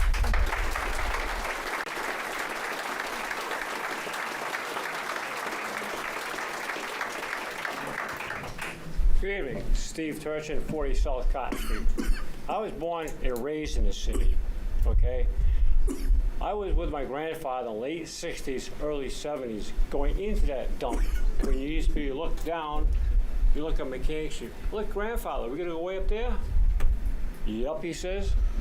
Okay, remember, we were the plastic factory of the world. A lot of plastic companies dumped a lot of stuff in there, plus other residents' trash. So if you let this go through, who's gonna move the methane gas that's already piped in down the hill going to the water treatment plant? You start putting heavy equipment in there, bulldozers, excavators, rock trucks, Phil's gonna be bringing in there, it's gonna start pushing down. If something's not settled down there, it's gonna come up. Okay, what's gonna come up the ground? Who's gonna stop it? Nobody put that point. You got the National River, and I put 6 to 10 stone there last year because of erosion. You look up the backside of Mechanic Street Extension, you see rocks over here. There's already a problem erosion there. Land moving around. You have to build a retaining wall. You have to bring water lines, sewer lines, electric power, all this big construction equipment. I can't see anybody doing this. I just want you people to let the landfill be alone, leave it in. Like the last time I said, bring the sheep back. They did a great job mowing the lawn. That's what you guys did to do. Thank you.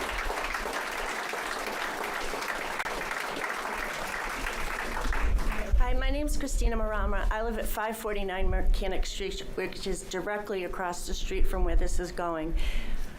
My concern is our livelihood, our children, our families, and, it's going to produce jobs for people that are going to work there, and then they're going to leave. Who's going to pay our differences of when everything, lessens in what our values are? It's just not fair. And, I have a garden at home, and I'm wondering if I'm more safe to buy it at the grocery store rather than grow my own, because I have no idea what's in our grounds. Really? And I am for the petition.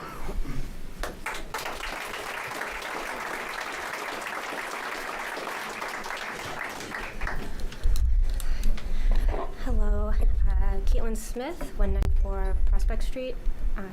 I will be very brief. This is specifically related to 4125. I would love if the City Council passed 4125 to ban horse and dog racing. I realize that the Planning Board recommended denial on the grounds that it's already not allowed. And I guess I would just say, in my opinion, that sometimes just taking a principled stand on something is meaningful in and of itself.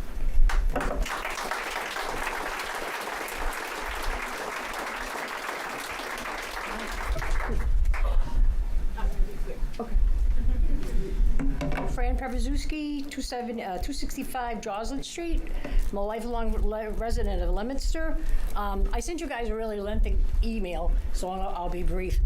When you're talking about the horses' welfare and everybody's talking about how they get this and that and they're taking care of the doping and everything, they don't take in consideration that horses' legs break when they're training and when they're racing. So this has nothing to do with doping. It's how the horses get euthanized and how they die when they're racing or even training. When they break their leg, they can't race again. They shoot them. They euthanize them. So Plainfield, they have in 9 years, they've had rates, 6 deaths, like in 6 years, they had 6 deaths, 3 deaths, 1 death, 6 deaths. And every time they had 6 deaths, they said, oh, this is a lot for this track. But it's multiple times that they had 6 deaths, and that's sulky racings, that's harness racings. If you go to the Mass Gaming Commission, there is no thoroughbred racing licenses available. There is only harness racing licenses available. If you look on all these shiny brochures that Whitney and Associates sends, this million, well, it was 100,000, a million, $1,300,000, now it's $1,500,000. That's only if the track is in operation. If the track is not in operation, we get nothing. So all these people who think we're going to get $1 million, if the track folds, we get epis, nothing. We can see you later, Leominster. And it should be 013 is the place to be, not because we have a racetrack. It's because we have beautiful fairs and everything downtown Leominster in the Common.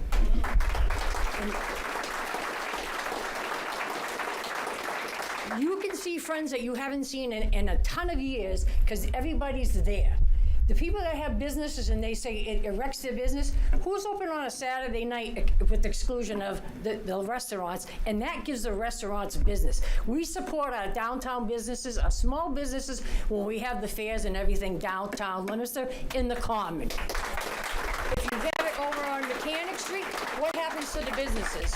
You can't have dining under the stars for the restaurants downtown if you have it down on Mechanic Street.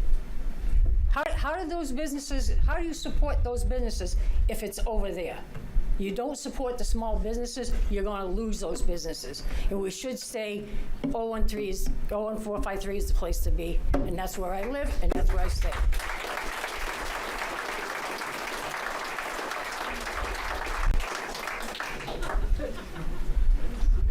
Good evening. Mike Matheson, 11 Sharehammer Drive. I've lived in Leominster for about 15 years now. I'm wondering, how did we get here? Who in this town has the motivation to allow this to get here? Okay? Why are we here? Why are we hearing from people from Webster? This is Leominster. I'm asking you people to do your job. Protect this community. Thank you.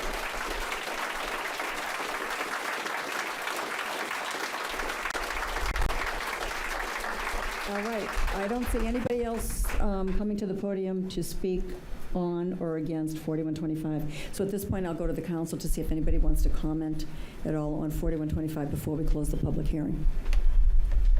No one, okay. In that case, then I will recommend that the public hearing on 4125 petition be closed.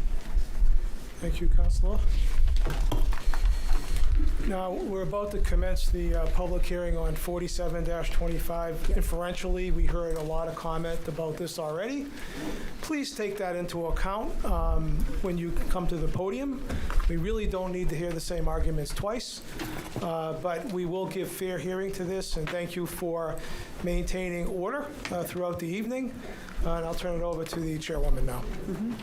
Mr. President, before you do that, would you introduce that we have our attorney with us as well? Oh, yes. Introduce our attorney. Yeah, our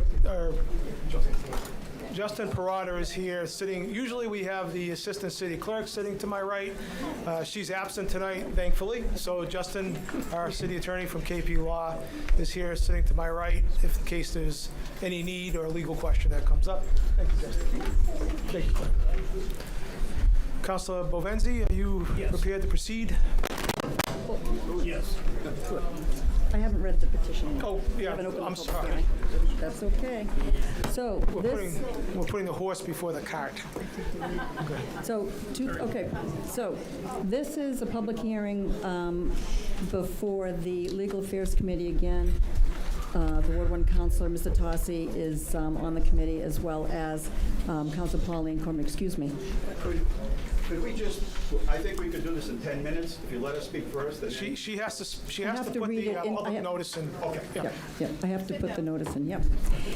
So this is a public hearing on petition 4725. Brian R. Falk, attorney, on behalf of Crossroads Office Park LLC, requests to adopt a proposed fairgrounds overlay district zoning amendments.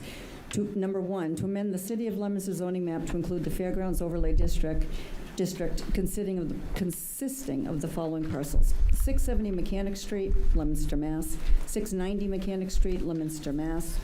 694 Mechanic Street, Leominster, Mass. The city landfill property off Mechanic Street, Leominster, Mass. 2, and to further amend the City of Leominster zoning ordinance by adding a new section 22-34, Fairgrounds Overlay District, allowing the following uses by right: horse racing, sports bar, recreation outdoor, recreation indoor, business and professional office, and apartment multifamily dwelling. And the following uses by special permit: uses otherwise allowed in the FGO, Fairgrounds Overlay District, that involve outdoor amplified sound and permanent exterior lighting, excluding horse racing and sports bar uses. The amendment also seeks to implement dimensional regulations in off-street parking and loading requirements. So this is what is before us tonight. I was going to read your letter that we received earlier this week. I think it's an important part of the public record. Would it be okay if we just spoke for a couple minutes and then? Well, let me get this into the record, and then we can proceed in that way. So this is a letter received from the mayor's office, and I'll read it. It's dated July 7th, 2025. Mark Bedanza, Council President. Susan Shalafu-Zephyr, Legal Affairs Chair, Leominster City Council, 25 West Street, Leominster, Mass. Dear Council President Bedanza and Chairwoman Shalafu-Zephyr, I am writing with regards to the Fairground Overlay District zoning amendments currently before the Council. Over the past few months, there has been a significant amount of discussion at meetings and in the general public about the status of the landfill. Some of the information in public, particularly the inaccurate information, will leave people with lasting concerns over the status of the landfill, even if nothing is built on it. The city has done its due diligence over the past 30 years to successfully close, cap, and monitor the landfill under the guidance of licensed professionals. During the debate over the rezoning, there were consistent statements made about the landfill safety, insinuating that it is a, in quotes, ticking time bomb full of toxic waste, which is certainly not the case. I have identified an environmental firm with a vast amount of experience with landfills to do an in-depth study of both the condition of the landfill and any potential issues regarding the proposed project. This would be an independent firm exclusive of those with the current proposal, involved with the current proposal, or with the capping and monitoring of the landfill. The Fairgrounds proponent has agreed to pay for this analysis. Until this analysis is complete and presented in public, I would ask that the matter be given further time. Closing this debate prior to accurate information being presented to the city will result in the taxpayers bearing the financial burden of paying for said analysis in the very near future. With the information discussed in public as city officials, we would be doing a disservice to current and future residents, businesses, and any future project proponents if we did not present a document with an independent analysis of the effects of the landfill, particularly from a health perspective. I have heard from several property owners near the landfill who are concerned that their ability to sell their property now or in the future has been compromised by information during the public debate on the status of the landfill. I think it critical that the city provide a professional, independent review of the status, including the risks of the landfill, so we will all be on the same page when moving forward with the use of this major parcel of land in Leominster. Sincerely, Dean J. Mazzarella, Mayor. You made it sound better than I even wrote it. You did a good job. Thank you. You're welcome. Could we just, You can certainly join. Are you okay with that, Counselor? Are you okay with that? Oh, no, we're absolutely okay with that. Okay. Well, please, the audience, we don't need comments from the audience about this, please. Yeah.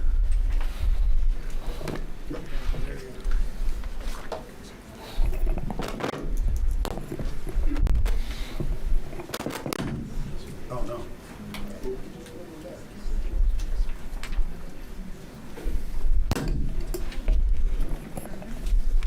Okay, thank you. First, let me, because Mr. Bissett got a chance to tell you a story, I want to tell you my story. He's a good man. And he didn't bring me back a winning ball from the Red Sox game, but that's okay. My first day at the police academy, we all showed up with our haircut, khakis, we sat in the classroom. Instructors all came in, and because it's the first day, they sort of laid down some rules. In the process was a question about could we get a volunteer? And 3 people volunteered. I'll leave Frank's last name out, but Frank volunteered, and he comes up, and they hand him one of those big old dictionaries that you see at the library that you swear nobody's ever gone through or looked at. They said, "Thank you, Frank," and they hand him the dictionary. And they said, "Well, you can sit down," and Frank went to sit down without the dictionary, and they said, "No, Frank, you got to take the dictionary." So for the entire length of the police academy, Frank carried the dictionary. We had to go for rescue swimming. Frank wrapped it up in saran wrap. We went running every morning in the middle of winter. Frank took the dictionary. So a couple lessons. Find out first what you're volunteering for, and the second lesson was get all the information. And since the very beginning of this process, I have tried my hardest to get all the information out, no matter what it is. I've talked to hundreds of people. I fully understand the issue of gaming. Trust me, I get it. And the butter, I get it. I understand the treatment of animals. I don't want to step on an ant. I get it. But one of my responsibilities as an elected official is to make sure people get the information out. Frank didn't ask for the information. The rest of us sat there, and I think we didn't know better either way. But I've worked real hard to try to get the information out. And when it's in favor of the petition, I'm for it. If it's against, then I'm against it. But my role here is two-pronged, and I think Attorney Silverstein, who, by the way, for those that were here, worked on a host agreement for the city. And so part of the responsibilities as the chief elected official is that you negotiate the host agreements. So when we had the marijuana facilities, the cannabis, it was my responsibility to negotiate a host agreement. When we had the casino and their proposal, I had to negotiate a host agreement. The host agreement, if I'm wrong, is to let people know if everything went perfectly, if MEPA review, traffic, environmental went through, what would it mean for the city? So I just want to make sure everybody understands that. And I did ask Councilor, so at this particular point, I don't know how many hundreds of emails I've answered, press calls. I did my best to get the information out, regardless of what side it was on. I do think I've done that. But I got to tell you, I am getting more and more and more people who quietly are becoming concerned. As Ms. Marama said today, do I go buy my vegetables or I dig a hole and plant my own? And regardless of what happens here tonight, I do believe that we all, every single taxpayer owns that cap landfill. Everybody deserves an explanation as to what is the status of that landfill. I do believe that, and I believe we ought to move forward. So right now, we're talking about this proposal, but I have to tell you quietly, people that might not want to come here and speak tonight, they're concerned about what happens when somebody Googles my property. One person's flipping a house, somebody else is going to sell their house in the fall, and there are all kinds of different circumstances. I feel a responsibility to them and everybody in that neighborhood and every taxpayer. Let me just clear up one thing. And I have tried my best to get the information out, the correct information, regardless if people are mad at me because I gave the information. It was our administration that capped the landfill. It was our administration that built the gas collection system. Our administration. My favorite thing in the whole world was the sheep. That was my best thing. That was, maybe we could have bet on them who went the fastest. But the reality is, I just want to let you know, and it was said here tonight, and it keeps getting said, and now it's become a fact. We absolutely did not dig up anything in that landfill in my administration. And if somebody's got proof, I don't know where he went, but if you've got proof about that, then bring it in, bring it on. Because I'll tell you what, we dug it all up and took it all out. It's all documented. We did not. I'm not going to debate with anybody. We did not bring that. We hauled it out. It's all documented by licensed site professionals. They hauled it out. Okay, we're not going to get into a debate here. Well, I'm just making. I am saying for the record, Under my administration, we never took anything out of there and moved it to John Appleseed Lane. And if anybody can prove otherwise, bring it on. Okay, so as part of this process, our job is to negotiate a host agreement. Jonathan Silverstein helped us negotiate a host agreement. And again, it's a what if. What if everything happens like it's supposed to? What does it mean to the city? So I did my best to negotiate the best deal that I could. If this thing was to ever happen, so that the public would understand, whether we agree or disagree, it's the best agreement that we could negotiate. So Jonathan, you started to take them through that earlier. We're just going to go through this. If you don't have any questions, that's fine. And then and I appreciate the fact that you let me come up first, just so I could explain this. Thank you, through you, Mr. President. So I gave a little bit of a thumbnail of the host community agreement earlier. I don't want to retread old ground. As I said, it's $1.5 million minimum in the first year of track operations revenue to the city. Happy to break that down if that's of interest. It requires all full DEP compliance and quarterly reports to the city, that any damage to the cap, any contamination that's discovered has to be fully mitigated and addressed by the applicant, whereas at this point, obviously that would be a cost to the city. I believe the city currently pays about $100,000 in costs for doing that work. So in addition to the $1.5 million in revenue, there would be $100,000 in saved expenses. Again, all under the guidance of a licensed site professional who has to be licensed and approved by DEP for any work done on the landfill.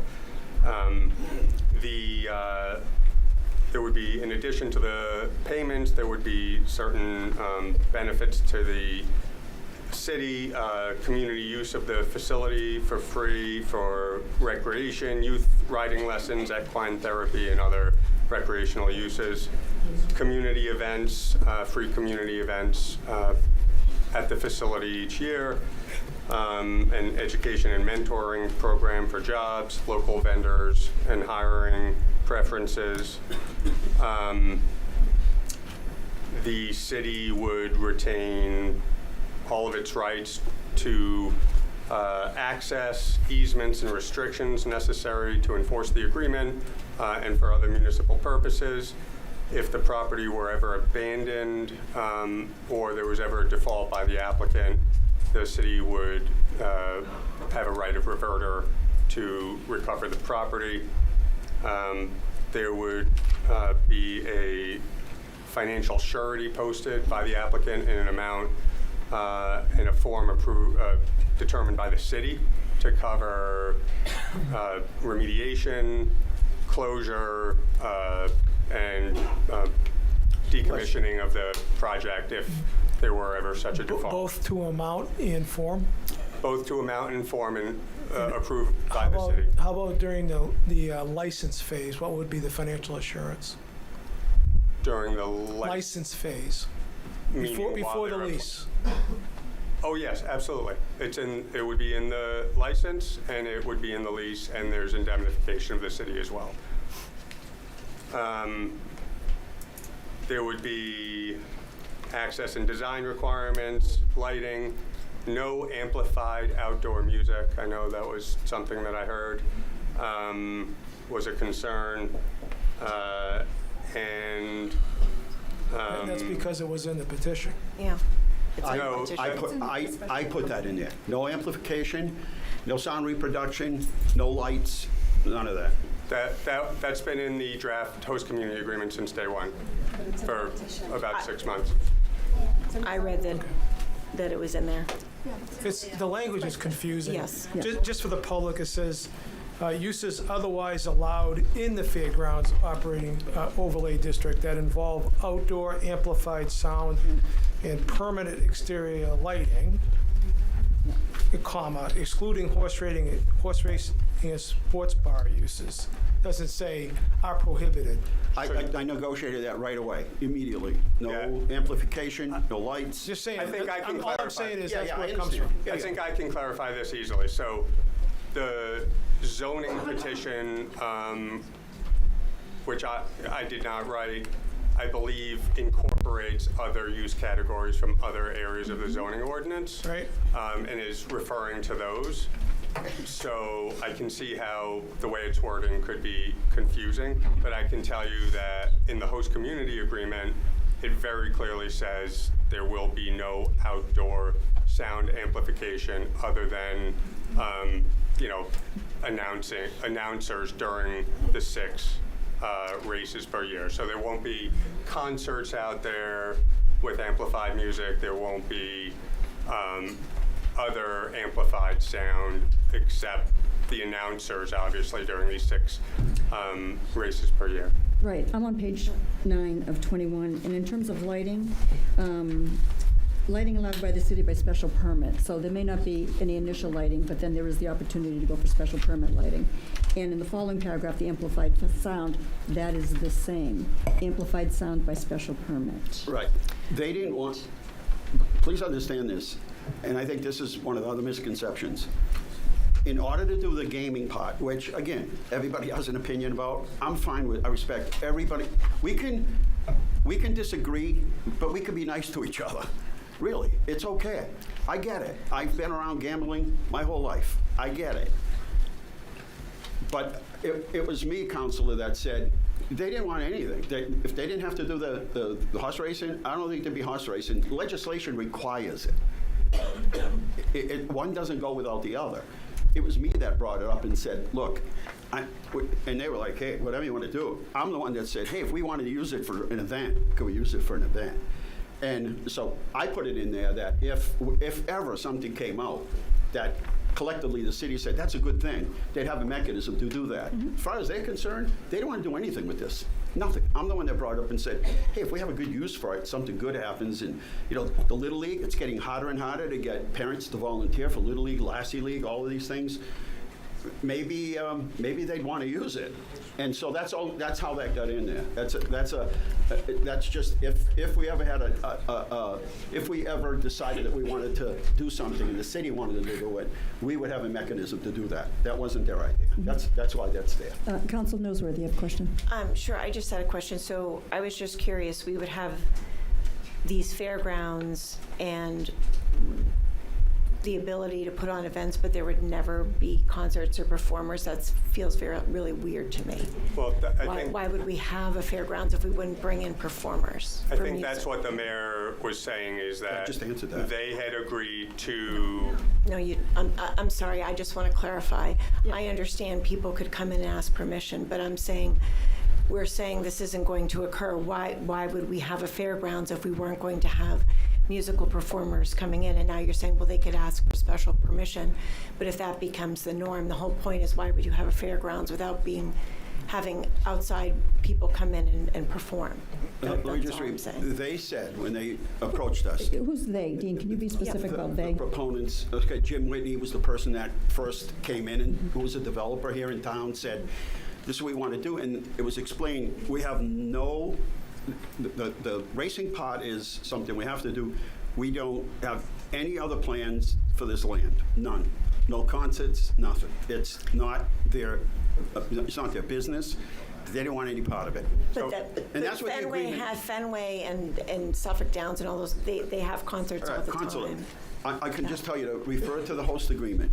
That's where everything was specified. I think I can answer that. So, again, someone said, why would anyone build a racetrack for 6 races? And the answer, I tried to be clear the first time I spoke. I'll be clear now. The only reason that anyone is building a racetrack is because that's your ticket to sports betting. So from the applicant's standpoint, they have to have 6 races a year so they can get a wagering license. From the city's standpoint, and I think maybe where your question is leading is, well, do we want to foreclose the ability to have concerts and other amplified performances at a fairground? That's a policy decision. The door is left open to grant a special permit for that, but it's in there as a protection, because there are all sorts of things that happen. It can be a farmer's market. It can be all sorts of things that don't involve live amplified music or amplified music. And that will be a question for the city in consideration of the neighbors and the neighborhood, because what we didn't want to have was an indication that is another way to make money off the property. The applicant could bring in, have late night concerts, amplified music. So that would be a policy decision for the city to determine if it wanted to issue a special permit for specific performances under limited circumstances, maybe during the day, so as to limit the impact. Good. Council Robbins. I have a question for you, Attorney Silverstein. So multiple times you've made reference now to 6 race days a year, which is also in the host agreement. How can we guarantee 6 race days if state law says that there needs to be 20 live race days? So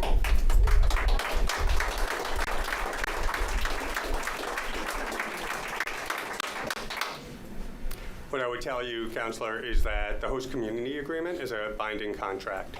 And if the host community agreement says no more than 6 race days per year, and I will tell you that the Gaming Commission recognizes that horse racing loses money each and every time it happens. And for other licensees historically, they have been very forgiving in terms of allowing fewer race days, recognizing that it's a money loser. And so this is a binding contract. If they can't exercise their license because the Gaming Commission says they have to host at least 20 races in a year, then that means they can't exercise their license. It doesn't mean they get out of the contract. Okay. I don't know why nobody's approached the legislators and said, why don't you write this off? Why don't you get everybody together and cut this whole thing loose? Because it doesn't make money. Look what it does. It divides people. Some people may want the gaming part and have no issue with that. Yet here we are, and nobody's filed legislation to get rid of this, because this is really the essence of it. So what I say is, let's file legislation and get rid of this. You know the state rep. I mean, I appreciate the clarification on that, and I think it's just important that it's clear to the public that we can say 6, but they may come back and say 20, and we may have to look at this host agreement again. Because they're going to want to execute their license. And to the mayor's point, as was stated earlier, this has been trying to sunset for a decade. You know, I think it's more of will of the legislature to actually let it sunset.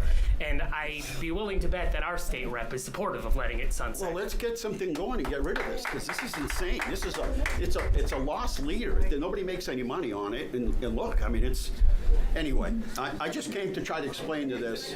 It's a binding document. It brings in about 1.5 million. It helps to assist people with elderly, disabled, and veterans with their tax bill. It tries to give some money to the Little Leagues, the Lassie Leagues. I try to spell everything out here. It's 1.5. It's actually 1.6, but then it has accelerators in it, and the accelerators will give us probably. All right, can we quiet the audience down, please? Yeah. Councilor Ardinger. Thank you very much. I have a couple questions. It seems like this racetrack is really a red herring for the casino or the sports betting bar, right? What happens if the racetrack loses money to the point that they decide not to have races anymore? And do we lose the revenue at that point? I think from what I read in the host agreement, we do. Yeah. So if the racetrack is inoperative, we do not get any money from the sports bar. If the sports bar is operating, but the racetrack is not, the city has still guaranteed revenue, but it's a lower threshold. I apologize, but I'm not a lawyer. By the way, Again, please, we don't need I'm not a lawyer, the audience noise. You know, I don't have it right here with the fingertips, but when I read that, I said, "Oh no, this is definitely a red flag for me." So I'm happy to answer the question. So what the host community agreement says is Until the racetrack is operational, the city is guaranteed $300,000 in simulcast revenue, as well as certain other fees and payments. Upon operation of the racetrack, then that number goes up to the 1.5 million minimum threshold in the first year, and that goes up pretty substantially in future years. If the racetrack later shuts down, and that means they lose their gaming license, their sports wagering license, at that point, they would be in default of the agreement, and the city would go after the financial surety to decommission the horse track, which frankly is, it's the horse track. It's on top of the landfill. It's not like decommissioning a battery farm, say. But the city would have those remedies. But yes, if they shut down entirely, they're not bringing in revenue, then obviously the city doesn't get revenue under the host community agreement, but it has its remedies under the financial surety, under the bond. Okay, I'm not sure, but I'll take your answer, okay?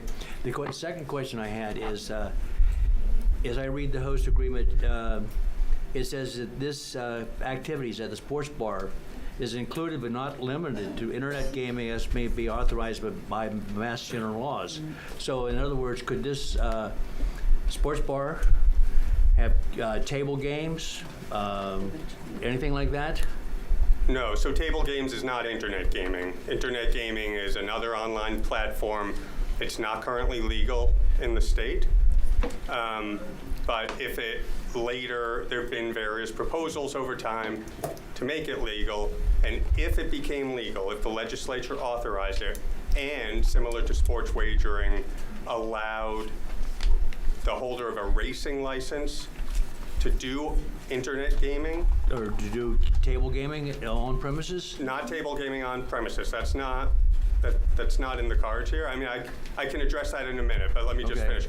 On internet gaming, which is an online platform, if that happens, then the city is guaranteed 2% of that revenue. That's a lot of things have to happen before that happens, but that's all internet-based. That's not on-site. Table gaming, on-site actual table gaming and slot machines, that is not contemplated or allowed. That would require a change to the entire gaming statute, Chapter 23K, which currently says that there's one available license for slot machines, and then there's one available license for the quote-unquote western section, which, believe it or not, Leominster would be in the western section, and that's already been issued to MGM, and there would be a whole, if MGM someday went under and someone wanted to propose to put a Class 1 casino at this facility, it would have to spend at least $1 billion putting it in, and it would be a very different licensing process. So no, there will not be table gaming at this location, regardless of what the council does tonight. Can I follow up on that? Are you done, Frank? Yeah. I just want to follow up on that. So I'm looking at page 3 of the host agreement, and under gaming revenue, up top it talks about, this is about gaming payments, live racing and simulcast payments, sports wagering payments, and then other gaming revenue. And I'm reading from this. Other gaming revenue. Fairgrounds will make payments to the city in an amount equal to 0.5% of net revenue received in connection with any other gaming activities authorized pursuant to any license or approval issued to Fairgrounds or any related entity by the Commonwealth of Massachusetts. So what other kinds of gaming activities would that cover? Yeah, so I put that language in because internet gaming, which I just described, that wasn't a thing a few years ago. I don't know what the next thing is, but I know that if this project were to move forward and an applicant were to get bingo, keno, whatever it might be, something that no one has even thought of yet because the industry is very creative, that the city should get a percentage of that income, whatever it might be in the future. So that is basically, we don't know what it is yet, but if it happens, the city is entitled to a piece of that revenue. And I had asked you earlier, and then we didn't quite finish, about the use of the word affiliates. Throughout the fairgrounds and their affiliates. And in this paragraph, it says issued, license of approval issued to fairgrounds or any related entity. So who might these affiliates and related entities be? So let me give you sports wagering as an example. Fairgrounds is not going to do the technical development of an online sports wagering platform, and they can probably answer this better than I can, and everything that goes along with it. That's a big capital investment. They're probably going to license their ability to do sports wagering to another entity that already has that technology. Like DraftKings or somebody, I don't know. Whoever, I don't know what they're about. So again, this is written so that whoever ends up actually operating and collecting that revenue, if it's pursuant to the license under this host community agreement, the city's entitled to get that revenue. I don't know who they'll end up. I mean, they can't enter into a licensing agreement until they have a reasonable prospect of doing this, of going forward with this project. So I can't name who that would be, but whoever it is, the city's entitled to that revenue regardless of who ends up operating that platform. Okay. Councilor Frida, sorry. Thank you, Madam Chair.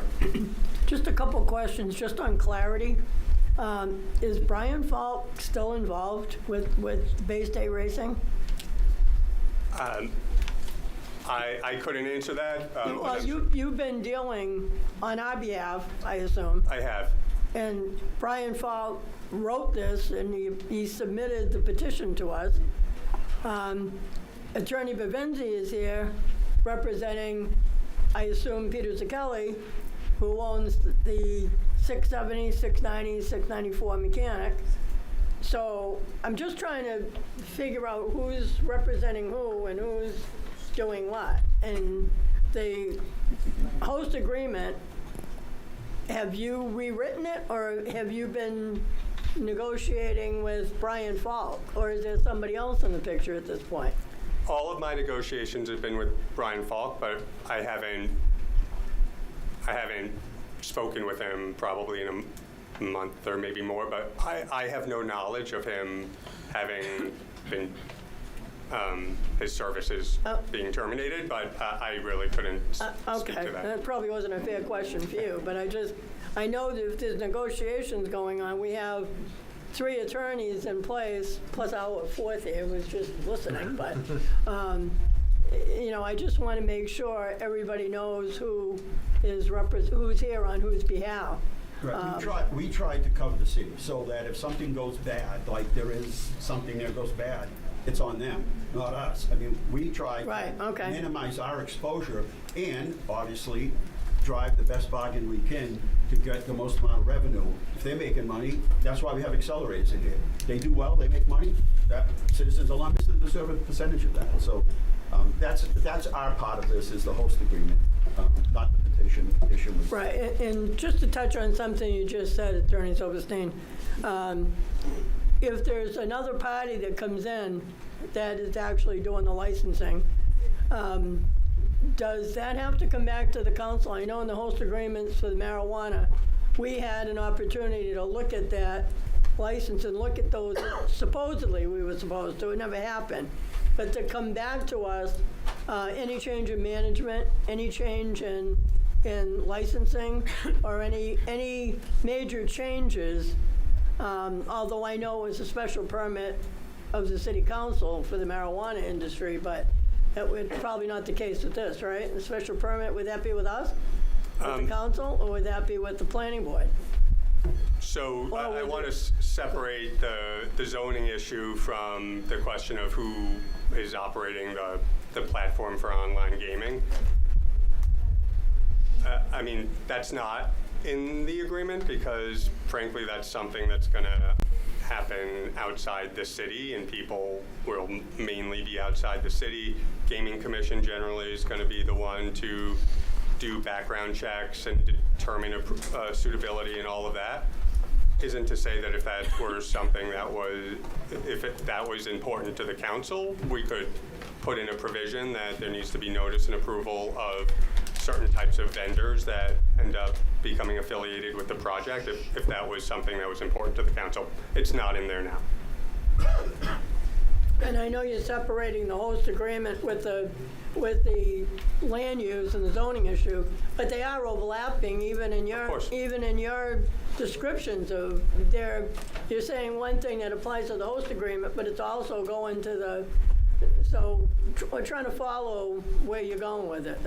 Understood. And again, that could also be a condition of, say, site plan approval or whatever zoning approval ends up being in the final zoning if it were to be approved. I'm good for now, thank you. Mr. Bavenzi, who are you here representing? So I'm representing the proponent, Mrs. Kelly's company, the landowner Crossroads. Okay, so you're representing, and that he's the proponent, okay. Yes. I think Councilor David Cormier. Thank you very much. I just have a question. You know, I know we've kind of mentioned the marijuana host agreements, which we've dealt with in the past, and I believe that some communities have found out that some of the amounts of money they had in their host agreements, they really couldn't have charged and had to pay them back. And some of the marijuana companies, I think, I don't want to start, you know, I think it was Harvard maybe, the marijuana company there gave forgiveness to the community, said we can, but we're not going to ask for it back. So can you explain to us the difference between the host agreement that you'd have for a marijuana company and this, that somebody isn't going to come back and say, you know, this all sounded good, but you can't do this, because that's happened with the marijuana. We were told we could collect certain revenues back in 2018 when we had all those host agreements, and it all sounded great, but it really wasn't that great. So how's this different than that? You're absolutely right on that. So the marijuana industry campaigned on how much revenue and how great this was going to be to cities and towns, and said cities and towns are going to get all this revenue, and as soon as they got legislation in their favor, they started a full court press PR campaign about all the greedy cities and towns getting too much revenue, and the legislature, there wasn't enough of a counter response to that, and the legislature passed a law that specifically and retroactively invalidated a lot of those provisions. All I can say is the gaming statute has been in place a lot longer than that, and host communities have been deriving a lot more revenue from the gaming establishments in their communities for a lot longer.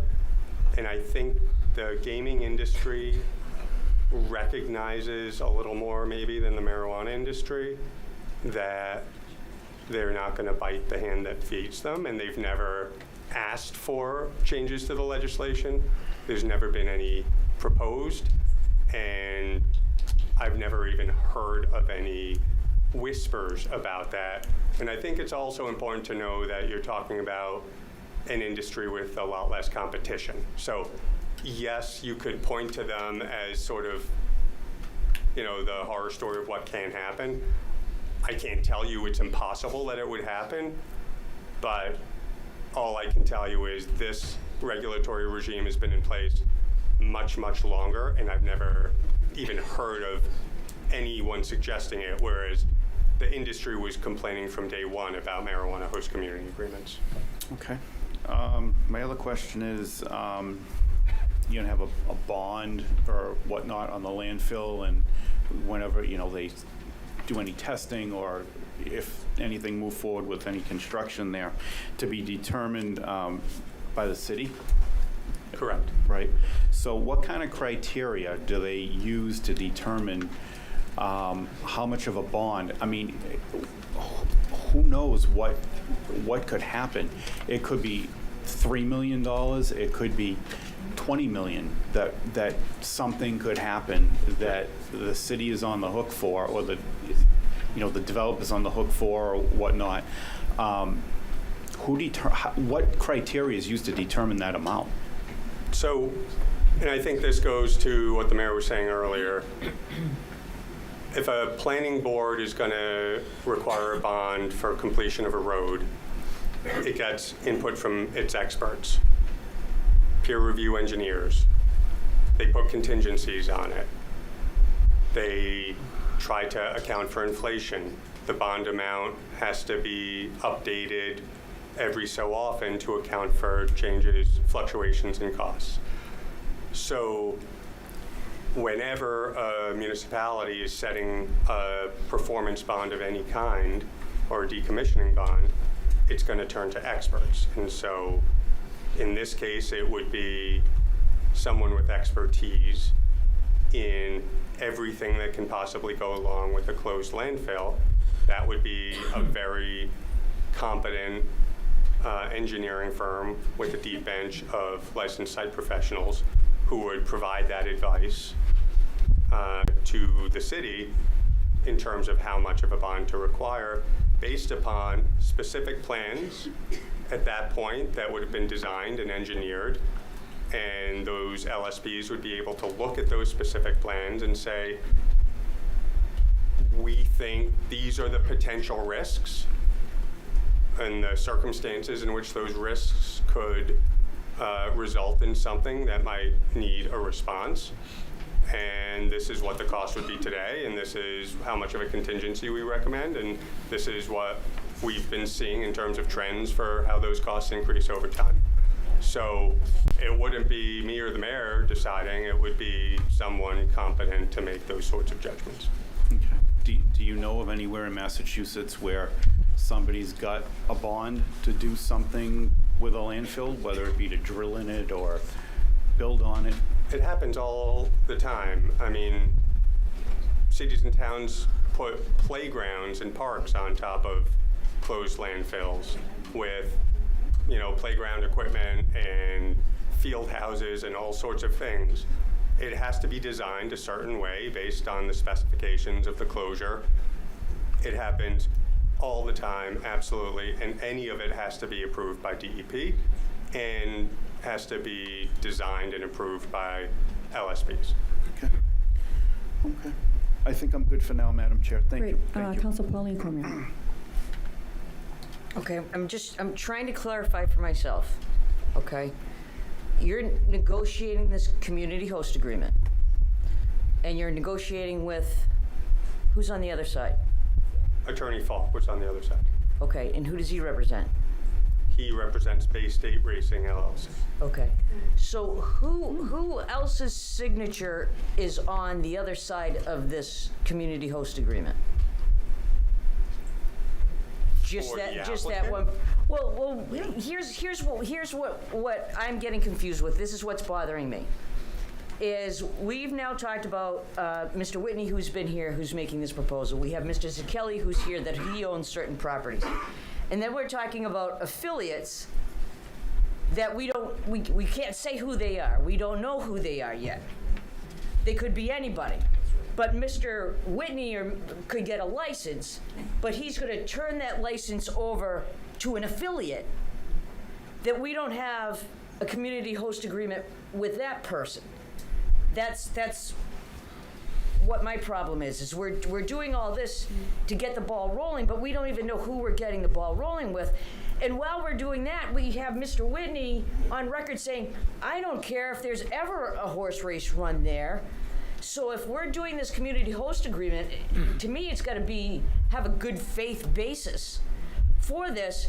And when I put this all together, and this is going to go to this person, this one's going to transfer the license to this person. Oh, by the way, the city can use it as a fairgrounds, but they got to get our permission first. Like, it feels to me like we're just trying to, pull one over on the gaming commission. No.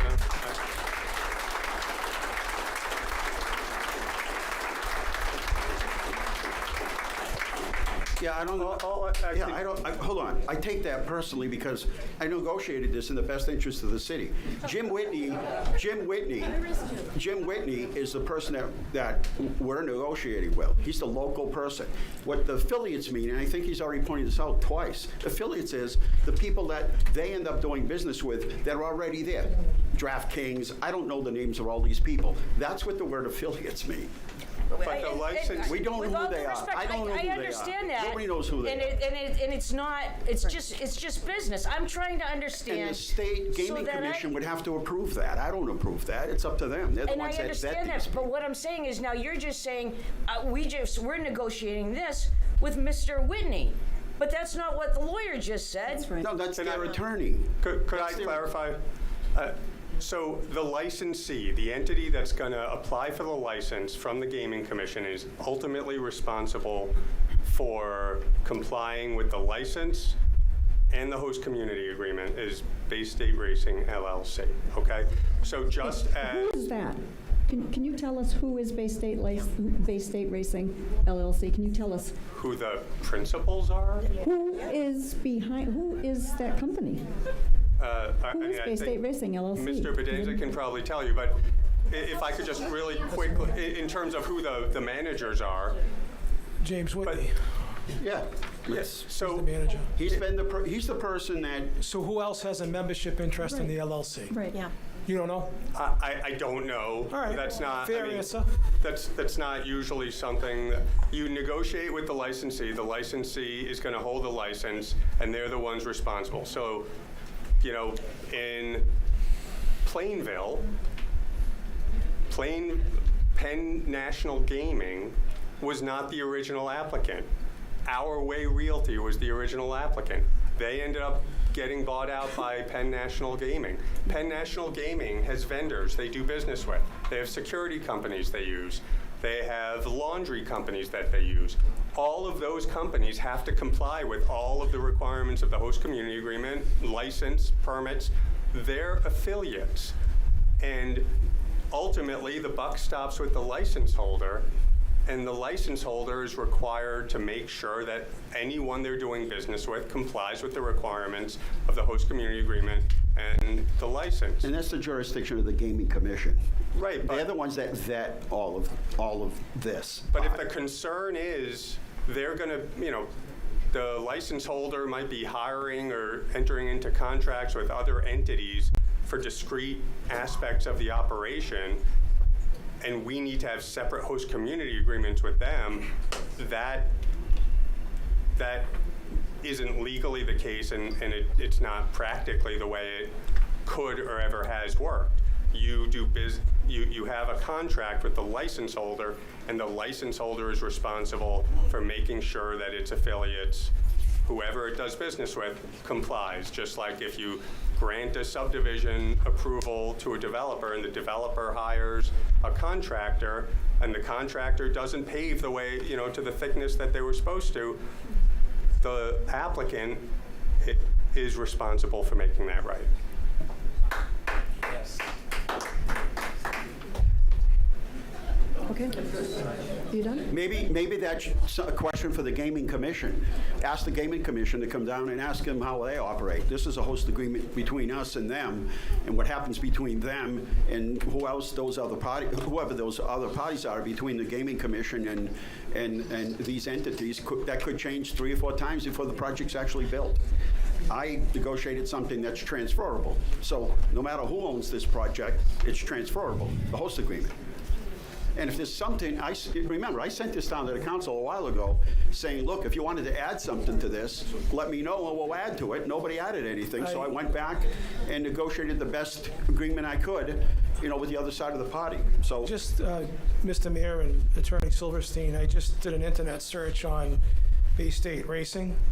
There was an entity formed. There's only 2 Bay State Racing. Well, there's a Bay State Kennel and there's Bay State Racing. The managing member of that firm, if it's the correct one, there's only 2 that come up.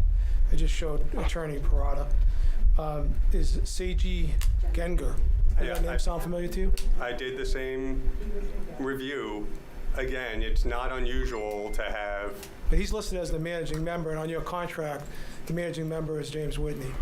whoever the managing member is would have to sign the contract at the time. That's I would assume that's an attorney, because it's 100 Front Street. It might have been the so. This deal was agreed upon with Jim Whitney, not anybody else. I didn't talk to anybody else. Jim Whitney, he's a local person. I know his reputation. I know the work that he's done here in the city. And I don't know all these other people. And it was negotiated, a number of months ago, so if it's possible something has changed. But if and when there was an approval of the zoning and this contract got executed, just as, if a new mayor were to come in, then that would change on there. If a new managing member comes in, that changes on there at the time of execution. Yeah, That's just how it works. their corporate filing isn't updated to managing member, so it's Mr. Genger from day one still. So you did check that. At the time of contract, it would be whoever is listed as the managing member. So you'd ratify the host agreement with whoever the managing member actually is. Well, it's not ratified. It hasn't been signed. It's been negotiated. There's a signature on it. And agreed on. Oh, well, I didn't. Right, I agree. That's what I said. Oh, you wanted to get an execution just By to somebody have local. them bound. Exactly. So By somebody local, not. Okay. Again, all this is up to the Gaming Commission. That's their. I understand. the city has not entered. This is not a final agreement. That at was this my point for ratification, the word ratification, I guess. Correct. If you could use that word. I mean, it would be just finalized before going into effect. It's Okay. not in effect. Fair enough. So to just recap, I think we've stuck to the facts here. We've done our due diligence. A 2.5% increase in the tax rate is just over $2 million, and I hear it all the time. And I think I was here at the council several months ago explaining how it's becoming more and more difficult for the elderly to stay in their houses, the disabled. And anyway, I tried to negotiate it in that area. You could take the total amount and give it back to elderly, disabled, and low income. You could take the total amount and add it to the tax base. But this is the agreement that was executed, and I think that was my responsibility in the process. That and getting the information out, the correct information. I know everybody, social media, there's all kinds of things out there. We really try to keep it factual based, and it's my intent still to move forward with getting a licensed site professional to take all of the work that has been done at the landfill, the Cap landfill, all of the work in the gas collection system, boxes of information that have been done, and look at it all and issue a report to us so that every single resident of the city can get it if they want, the neighbors can get it, because eventually someone's going to go to sell their house, and this issue is going to come up about things that were said about the landfill. And I don't disagree. I don't disagree with that. Whether this project is voted up or down tonight. Thank you. Either way. Yeah, I agree. Thank you. That's all I came here tonight to say. And as long as you understand, doesn't seem to be any more questions. And I'm sorry I took longer than 10 minutes. But. Okay, good. Does anyone have any more questions for the trio? No. Okay, good. They're them. I got no part of Mr. Thomas. A lot of people don't.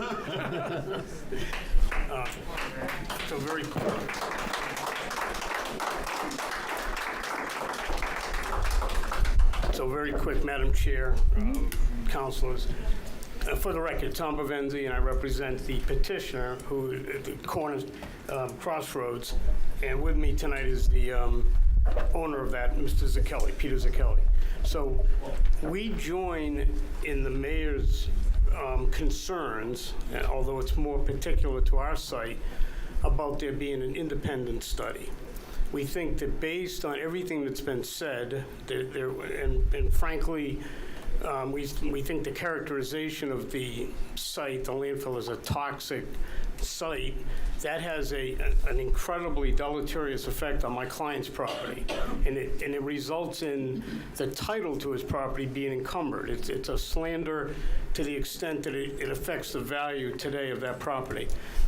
We think it is very important that the city, as the mayor has requested, be token to an independent thorough, comprehensive study, environmental study of the site as it exists today, how it could exist in the future, and regardless of whether that be with horse track racing or anything else. Because the effect of what has been stated in public has devalued Mr. Zakelli's property tremendously. He has a daycare tenant there. That obviously presents concerns. If there's further remediation that in any event should be done, everybody, the public, everybody should know about it. That same deleterious effect affects all the neighbors in that neighborhood. We heard some testimony here tonight about people are concerned about the well-being of the safety of their properties. So we would respectfully request this board consider a continuance to allow that report to be done. The fairground proponent has offered to pay for that report. That is not unusual. So the community picks their own experts, their own scientists, their own LSAPs, and the entire cost of that will be borne by the fairgrounds proponent. And it would be fair to everybody to see the same report, the same up-to-date comprehensive evidence. So respectfully, based on statements that have been made, we think many are inaccurate or need to be further clarified or elaborated upon. We think it makes sense to have that report done, fully part of the record, before any vote is taken by this council whatsoever. And that is to protect not only my client's value to his property, but also the entire neighborhood and the community. We should know exactly what needs to be done with that site, regardless of its future use. And respectfully, I submit that that be something that the council would consider at this time. This issue goes back a long way. Some of us will remember when the city was going to put a school on that property back in, I want to say, in the 80s, if I'm not mistaken, Mr. Zakelli. In the 90s, it's been going on for a long, long time. And as I said to the mayor, separate and distinct from what we're voting on tonight, I think that study should be done for the future residents and our current residents of the city. And I would support it, whether we pay for it or somebody else pays for it. It needs to be done.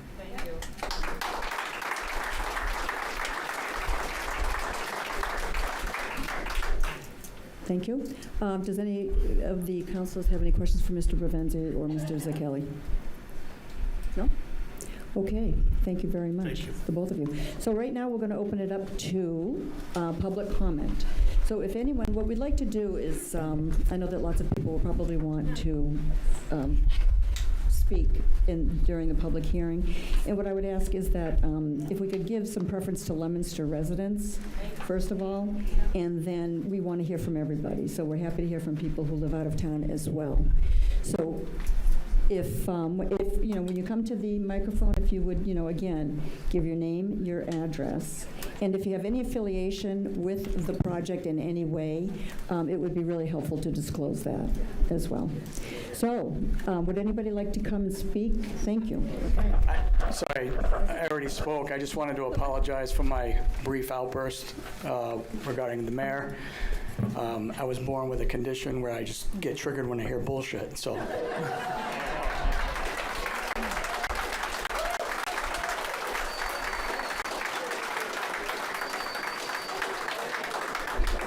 Okay.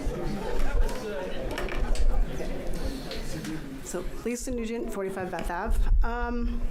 There was quite a few disparities, and it was kind of concerning to me because we're talking about the person who is hired as legal counsel to represent the city in the HCA. Time and time again, we keep hearing about how horse racing is not revenue generating. It's not what they're after. They're after the gaming license.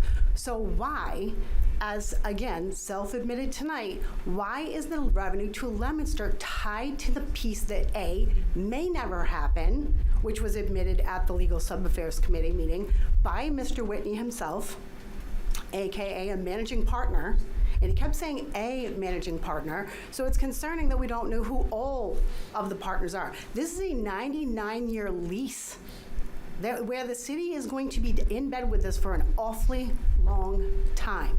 So not knowing who exactly we're dealing with is completely unacceptable. The fact that you have all these attorneys sitting here tonight and no one can really answer the question. And thank you, President Bedanza, for pointing out that right now the only certificate for that particular company that's recognized by the state is not anybody that's here tonight. These are problems that really should be addressed ahead of time. Let's see, what else? I know I had a bunch of stuff on here.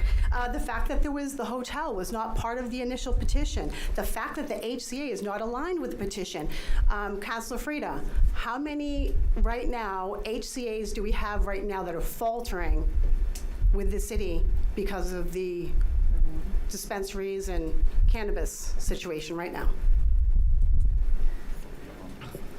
I think the Ward 3 councilor alluded to it. We have 3 that they're, according to the attorney, they're in a different category, but 3 of them that are not functioning. They're useless. And the HCAs for horse racing are not required by the state of Massachusetts. Not that it makes it, whether it makes it binding or not, but they're not required for horse racing. So now you have 3 right now that are in receivership or some other state of status that are required by the state that hold no water, hold no sway. We've got, what, $30,000 from revenue from these things over how many years? Let's see what else. $226,000 in 6 years. Okay, in 6 years. Now, and this here, again, we have what's coming to Leominster, the majority of it being tied to an aspect that at the Legal Sub-Affairs Committee, Whitney said, we're gonna apply for a variance, we're gonna try to get the gaming license, get the sports bar and online betting up first, and if the track doesn't happen, but our money's tied to that. Now, why do we pay for an attorney to negotiate that? Is that really the best that we could do? Let's see. That may be it, but I can't read my own handwriting. That's part of the problem. The fact that the racetrack is the size of it is too small. I mean, again, you're talking about something that if you look at this up and you research it, a 1-mile track just for the track alone is 55 acres. This is just under 43 acres. It's 42.91 or something. And we're trying to shove a track on there, a hotel with a little racino, you've got the additional building and apartments. And again, we have a disparity of information. He sat here and said there's only one point of entry. Well, the engineer for their group last meeting basically said there is going to be pedestrian access on Mechanic Street. Those people, because they do not have enough parking spaces, which then brings it up to where are those other cars going to go? Where are they being shuttled in? No one's mentioned anything about that. But those side streets are going to be filled with cars. People are not going to be able to access their driveways. They're going to have people parking on their lawns. And I know they're saying, oh, there's not enough information, we should look at this. There's plenty of information. Anybody who's done the research, Borden used to dump there, that information is out there and available. We all know what's in there because or not all of us, but the majority of us have lived here for a very long time and understand that there's forever chemicals, there's just stuff in that we should not be messing with. And we most certainly shouldn't be doing it with people that have no experience or the money to actually back it up if something catastrophic should happen. So as someone had mentioned in the very first reading, we really should be looking at potentially what could happen and can we withstand that risk. Thank you.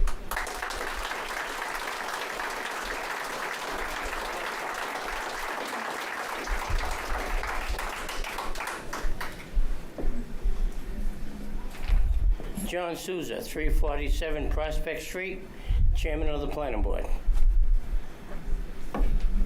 I've heard a lot tonight, and we heard a lot at our Planning Board meeting.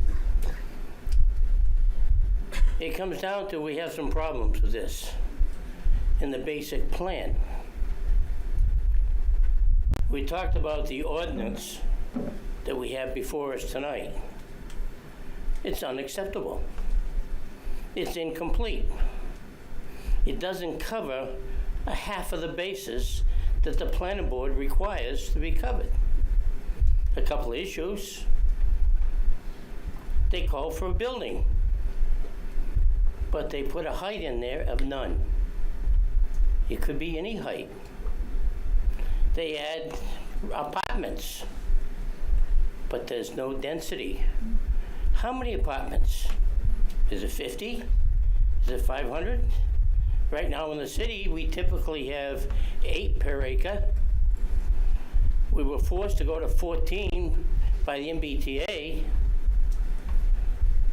We now have one developer in the city trying to go to Fort North, 39.6. Okay? Could that happen? The way that ordinance is written, it could. The ordinance as it's written calls for site plan approval. And what people don't know, the planning board, there are 2 basic things that we work with: site plan and special permit.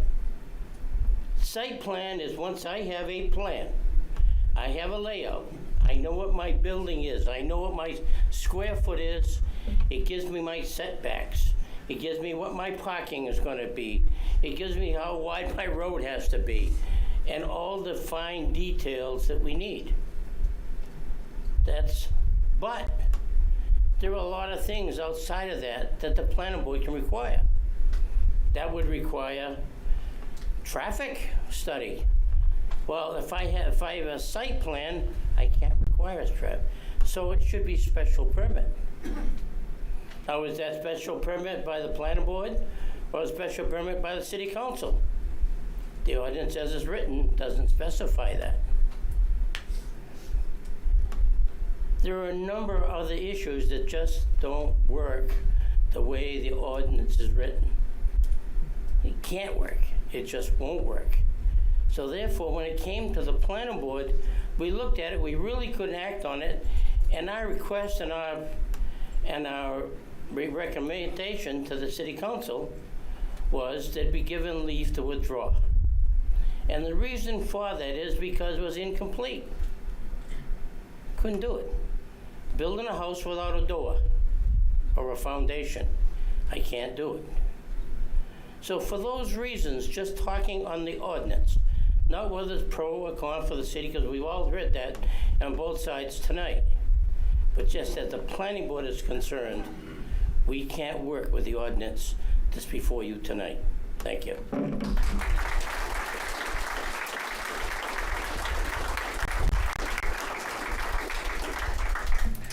Hi, my name is Catherine Miller. I live on 8D St. Cecilia Street. It's a wicked cute neighborhood, if those of you are familiar with it. And I have a wicked quick story, I promise. So I actually am bummed the mayor's not here because I wanted to give him credit. I spent some time on the other side of the globe. Many of you are familiar with Hawaii, right? I spent 5 years there. 5 years, which I wore a name tag that said I was from Leominster. Proud as could be, thinking nobody knew who it was. So I actually had it switched to Boston because, let's be honest, when we go that far, we say we're from Boston. Many people would come on, they'd be like, oh, where are you from? I'm like, oh, I'm from the hometown of Johnny Appleseed and the Pink Flamingo, thinking that people would never understand what that was or who that was or whatever. They're these silly lawn ornaments. Nobody pays attention to that. It's a guy who threw some seeds. Maybe or maybe he didn't, right? I grew up with it. He has, let's be honest, he has a fair, he has a school, he has a street, he has a wicked cute house, kind of near that guy over there. But there's no huge structure, there's no 30-foot wall, there's just a little house. I swear, it's half the size of this podium. 30 years I spent in this town thinking that guy was like fake, okay? I go to Hawaii. Right, no, I go to Hawaii. It services 2,000 guests. Well, I worked on a boat, long story short. 2,000 guests I would meet. So many of them knew who Johnny Appleseed was, and so many of them owned pink flamingos. So what I'm trying to say is that when I got pregnant and raised my human, my decision was, where do I go? I'm on the other side of the globe. Mom and dad, they're kind of cool, but like they could come to Hawaii. It's pretty. Where am I gonna go? You know what? I wanna go back to that place where Johnny Appleseed is from and pink flamingos are from. Because my mayor, at the time, has done an amazing job building this legacy that's super cool, right? It's kind of cheesy, kind of cute. I didn't want to move to Watertown where I had spent 3 years. I didn't want to move to Somerville where my son plays hockey and I drive 4 days a week. It's not where I want to raise my son. I want to raise my son in a small town where it's great, not with this. So this is my quick analogy. I'm getting really nervous, I apologize. There's also something in town called El Camino. That chicken piccata is amazing. Delicious recipe, right? Let's give some credit. Those of you that are not from town, you should check it out.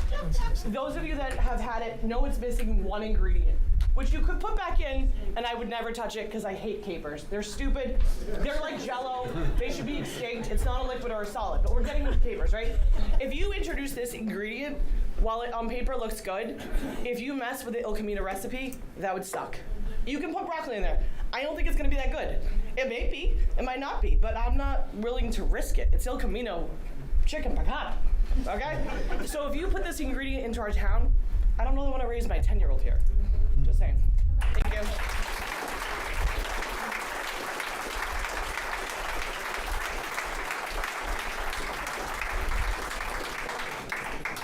I don't know how I'm going to follow that up. Natalie Higgins, 333 Elm Street. I think the one thing I want to know is how proud I am of this city and how folks have shown up for the last few months. The council has commented on this. And I'm going to try, there has been a lot of focus on a lot of different things. I'm going to try to focus on the zoning amendment, which is before you today. And ultimately, that first step to unlock all of the other steps. And why I have some deep concerns. It includes the Crossroads Office Park. It also includes the city landfill. We cannot remove the fact that you're being asked to change the zoning for the city landfill. A 100-year-old landfill that was used to store a lot of our own personal waste and a lot of the plastic waste that made Leominster the city that it is. The ordinance in front of you today asks you to create a fairgrounds overlay district, allowing some uses by right. Horse racing on a city landfill, which isn't permitted by state law. I've talked about that before. We have a state law that prohibits horse racing for wagering on state or city or local land. So I don't know how the proponents are going to get through that. And it also adds other things, like what has been missing from so many of the notices, a hotel by right in a neighborhood. Right, we have so many concerns about what changing the zoning of this site could mean for the neighbors, for the community, for the traffic, for the natural river. There is some legitimate concern about a landfill. We're doing okay right now with it capped. The Mass DEP monitors this, and the landfill has been capped for a long time. There are some things that they allow to do, and more than 115 times, for communities that wanted to take this land and make it profitable, they have allowed solar arrays. In 2020 in Massachusetts, we had launched more than half of all of the public solar arrays on landfills in the entire country because it worked. And it created more energy, it lowered utility costs for communities, and it was safer than any of the other options. You as a city council can hope for the best with these folks who have so much hope for the opportunity it will bring Leominster. But you also have to prepare for the bad unintended consequences and the worst case scenarios. And I love this city, and I am so worried about what the cost will be if we let this zoning ordinance move forward. Thank you. Representative Higgins. One of the things they want to do, if they succeed in step 1 and step 2, is to come to the legislature to exempt them from that provision that prohibits this facility from being built on city or state land. So I would assume as our representative in the home rule petition, it would be hard pressed to pass the legislature without the local representative being in favor of it, I'm guessing, right? And we have solidified that law every single time we have extended the sunset provision. We have kept that in the underlying law. It is there intentionally. All right, good to hear. Thank you.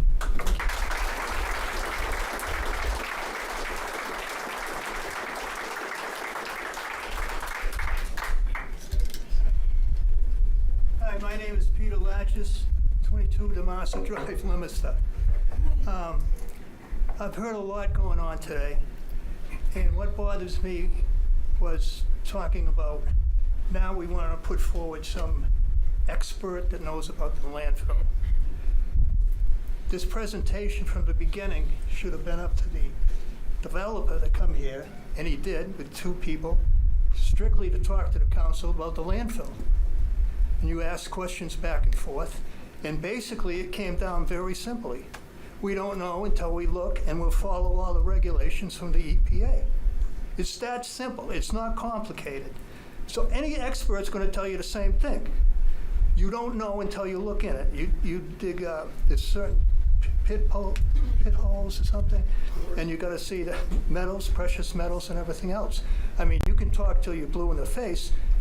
You're gonna. I hope you don't. I hope you just say, listen, I'm not the smartest guy in the room, but I'll tell you one thing. This is bad. This don't make sense. They come in with a different plan. They want the EPA to start over again. You already question them. You got good results and you got a good answer. Nobody knows until they go in and look at it. I don't care what expert you ask, you that question, and that's what you're going to get. And the point is, I know it's a hard thing to say, well, we should make sure of this and that, but I would just run away from this whole project. It's just lousy. Now, a town of Plymouth voted 88% not to have this project. 11 communities, I think, turned this down. And one called it smoke and mirrors. It's a con job. And we were talking about the racetracks, how they started. Basically, it's the city taxes pay for it. You know, it's called a, what's the fund? Do you know the fund they call? Thoroughbred Racing Fund. Yeah, right, exactly. And it's funded, right. It's all over the country. And basically, what the gambling, they had two gambling entities. They had the racetrack and they had the slots and the casinos. And they said, hey, why don't you help the other one? The racetracks. That's why the racetrack comes with the gambling. It's all conceived that way.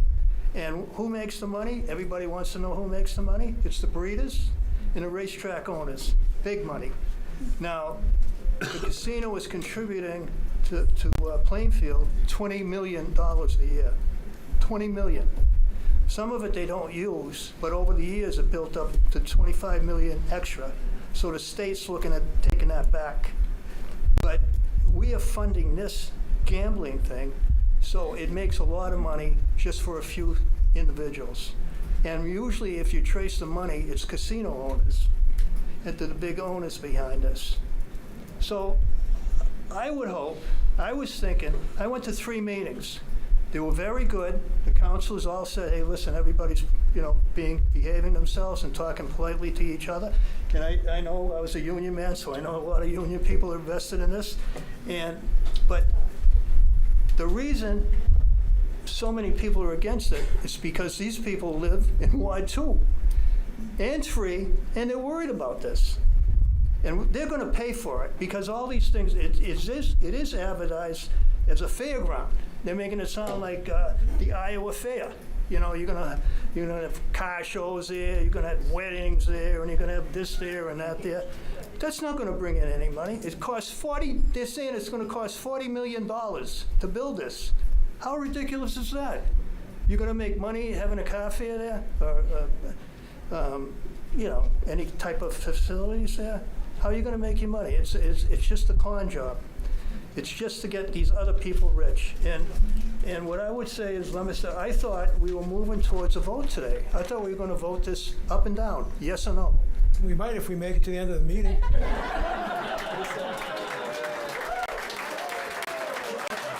Just saying.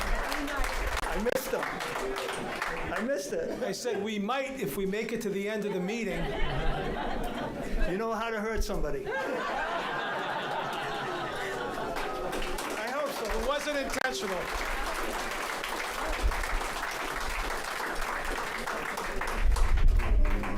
You don't need to say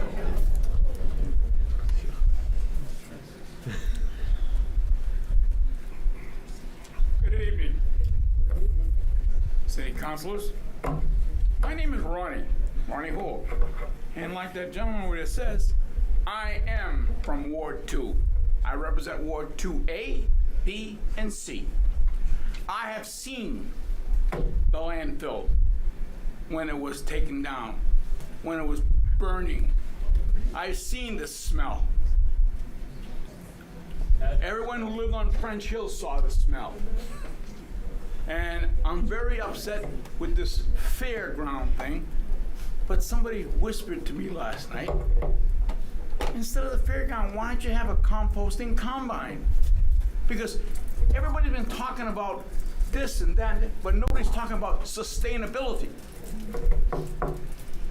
And the fairground is not sustainable the way they're presenting it.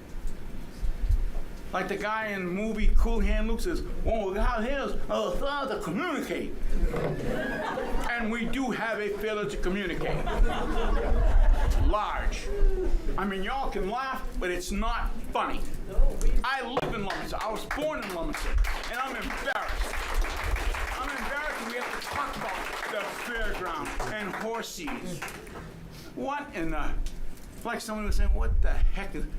What have you been smoking? What have you been drinking? My goodness. No. As much as it would be nice to have a composting combine here instead of a fairground. Somebody was talking about having the lambs brought back. But my biggest pit in all this is why has it taken so long to ask to have this investigated? To find out what is down deep over there. Because we all know what was put in there. Anybody who ever lived in Leominster, the plastics, the stuff that was thrown down there, what are they afraid to find, to dig? In 1970s, it was a laughing joke. Leominster had their own love canal, the dump. Because on any given day, they had to call the fire department to go and take off the fire. I'm not making this up. Look it up. It's an embarrassment. It's an embarrassment. We have to talk about this. I cannot believe it. I really can't.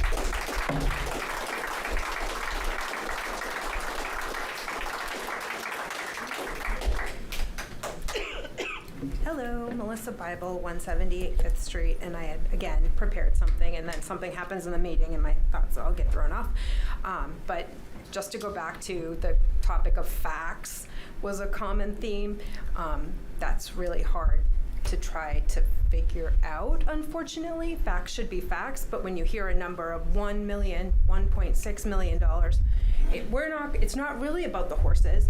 But many of us were at Southeast School that night in February, freezing, when we were told it's all about the horses. We're going to bring agriculture back to Leominster. We're going to bring equine education back to Leominster, to then get told, it's not really about the horses. Anyway, so I speak to you briefly tonight on behalf of two petitions. One is the horse track petition. Many people will speak, as they already have. What I really ask is that you trust that hair on the back of your neck that's telling you that this is a bad decision. And what I'm also asking is that you trust your neighbors. Your neighbors are telling you no. Please respect that. I also speak tonight in regards to the petition for the increase in the school committee stipend. I ask that you think of the countless hours we elected officials spend at committee and subcommittee meetings, and we're receiving inequitable pay as opposed to other elected officials. You can speak in the public forum on that. This isn't the public forum. No. We're not even there yet. Welcome back. Unfortunately.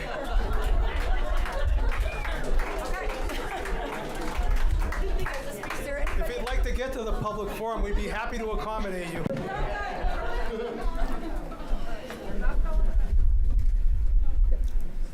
Okay, is there anybody else in the public who would like to speak in support of or in opposition to petition? Hi. Go ahead. Hi. I'm going to try and be quick because I didn't plan on speaking, but I just wanted to clarify a few things that have been mentioned here. First of all, Seiji Ginger, who is the only managing member of Bay State Racing according to the corporate records on file with the Secretary of State's office, was in Gardner for every single meeting. Every single public meeting regarding Bay State Racing. Could you give your name? Oh, I'm sorry, Barbara Kellogg, 9 Stetson Road, Hawley. Sorry.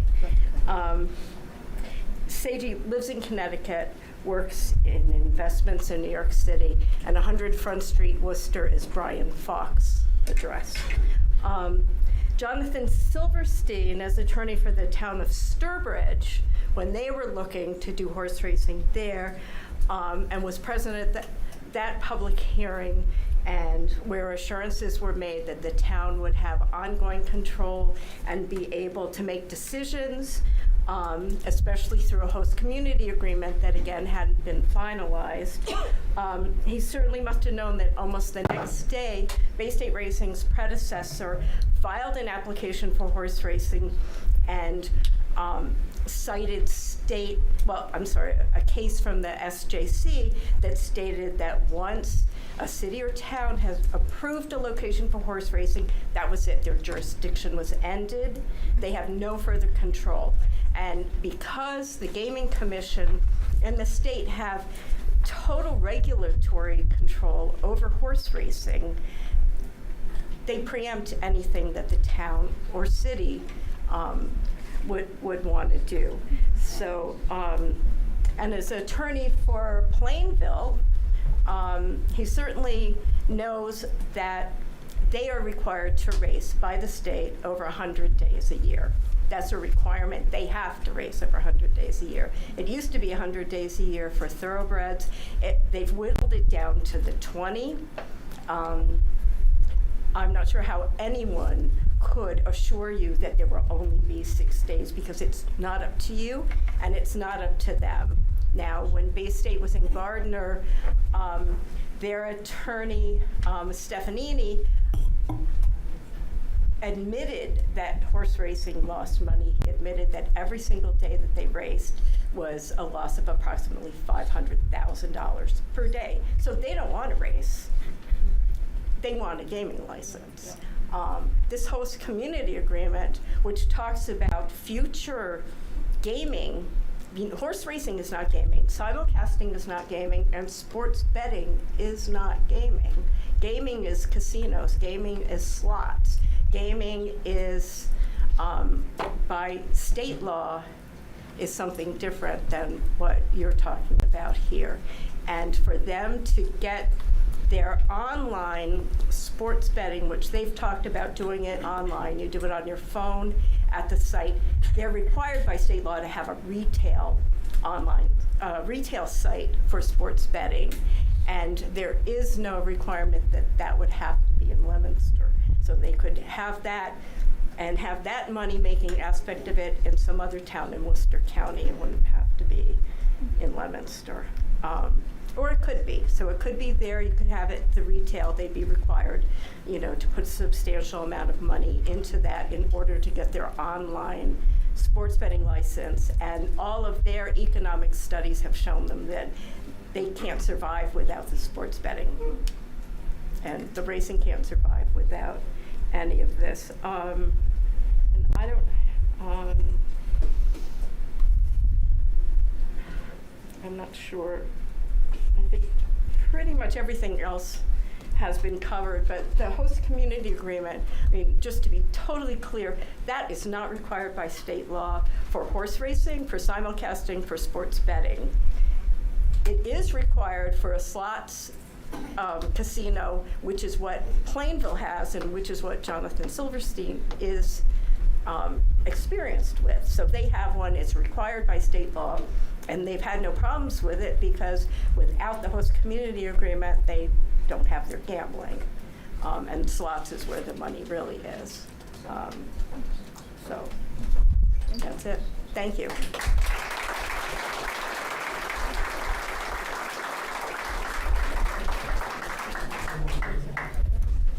Hi, I'm Arlene Stith. I live at 477 Grant Street.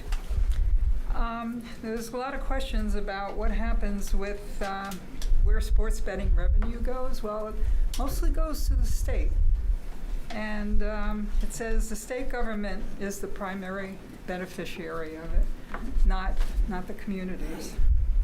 Plain Ridge, there's some discussion about that, has not actually ever met the projections of the revenues that it originally said it was going to do when it first opened. And the other thing I have is, what vision do we have for economic development here? If it's always, gaming, sports betting, now horse racing. We have Leominster High School with a technical innovation program.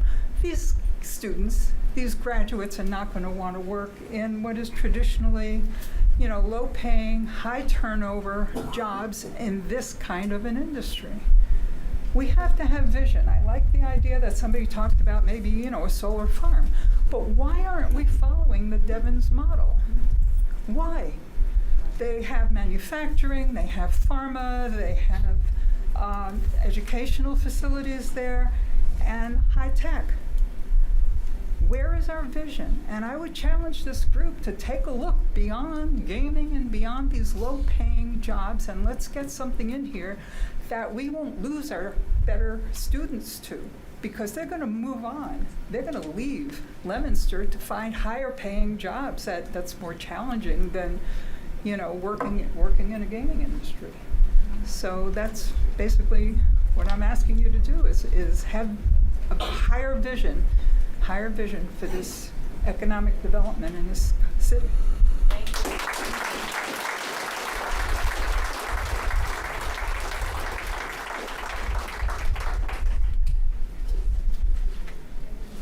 Hi, I'm Will Kirusis. I'm from Sutter's Crossing here in Leominster. Pretty much everything that I wanted to say, can you hear me? I didn't get your name. Oh, Will Kirusis.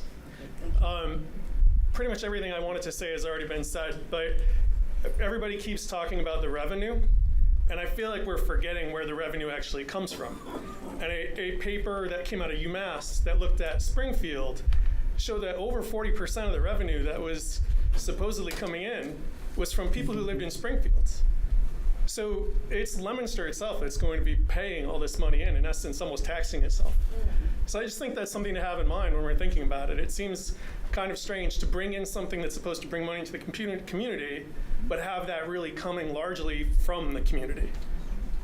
Something to think about.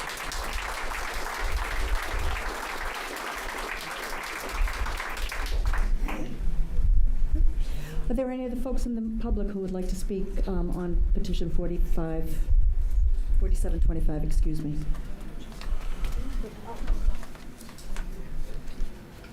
I'll be quick. It's Jean Rabe, that's R-A-A-B-E, and I am from Fitchburg, Seal. I'm just wanted to address, is it? Councilor Cormier? Yes. You were talking about the licensing. So while I was sitting there, I just kind of looked up a few things. And this is a major corporation, so they know all the loopholes and how to get in and out of stuff. And yes, you can sell your gaming licensing, and you can sell it several times. So I would hope you would look that up. They know all the loopholes, like I said, and all they have to do basically is what it got down to is inform you that they did so, that it was transferred. So you want to look into that. That's all I have to say. Thank you.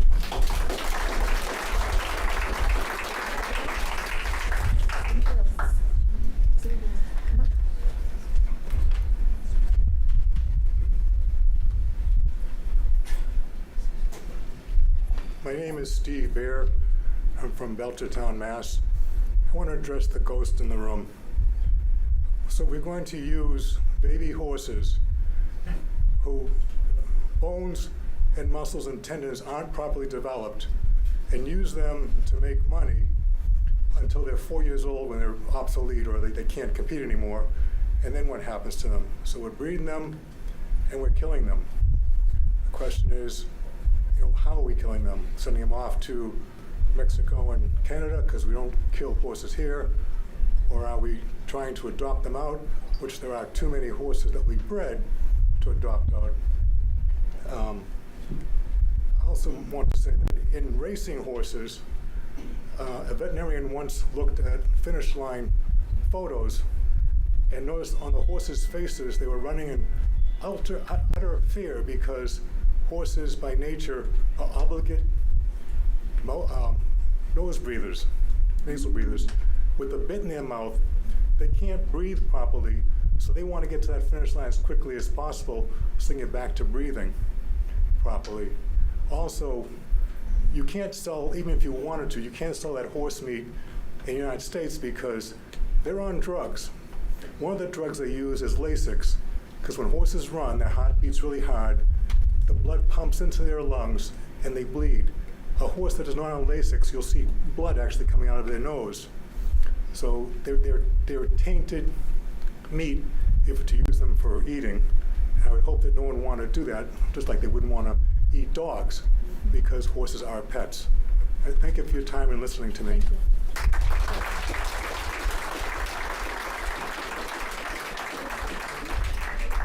Hi, everyone. Short and sweet, just like me. Karen Valeri at 639 Mechanic Street. I just find it very interesting that I no longer see Mr. Whitney. Correct me if I'm wrong. I may be wrong, but he was here earlier. I would think it would behoove him to introduce himself to us, to explain, to put our fears at ease, to talk about his proposal to us. I have never been approached. And finish line is right across from my house, so I just want to let that be noted.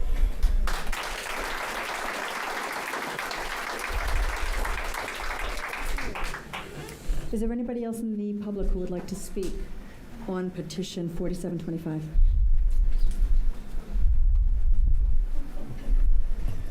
Hi, how you doing?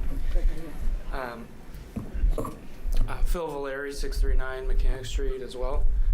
I'd like to, not say a bunch of everything people have been saying is great, and I appreciate Representative Higgins for your steadfast work on this subject, and everyone here for your time and taking everyone's comments and such. But I would just like to thank my friends who came from Gardner, Air, Clinton, Harvard, Shirley, here tonight, who, unlike many people behind me, don't stand to gain financially from being employed through this or being investors in this project. They are everyday middle-class workaday citizens who live in Fitchburg and all those other towns. Many of them have family members who were victims, who were victims of people who wanted to make a buck through gambling and drinking and all that. And I would just like to, comment that I'm very sick, and it's very sickening as a person who lives across the street that's had a great deal of respect for Mayor Mazzarella for many years, that his vision for this city seems to be, no matter what it is, if it makes us some money, it doesn't matter what it does to the people. And there will be people in this city that will be hurt because this goes through, if it does. And I look at everything that has to do with this, and you try to make sense of it, and the practical questions, they just all fall apart because they don't care about getting down to the nitty-gritty. They care about the money. They don't care about satisfying the people who live nearby. They're just numbers. They're just numbers on the street. And that's the truth. Thank you for your time.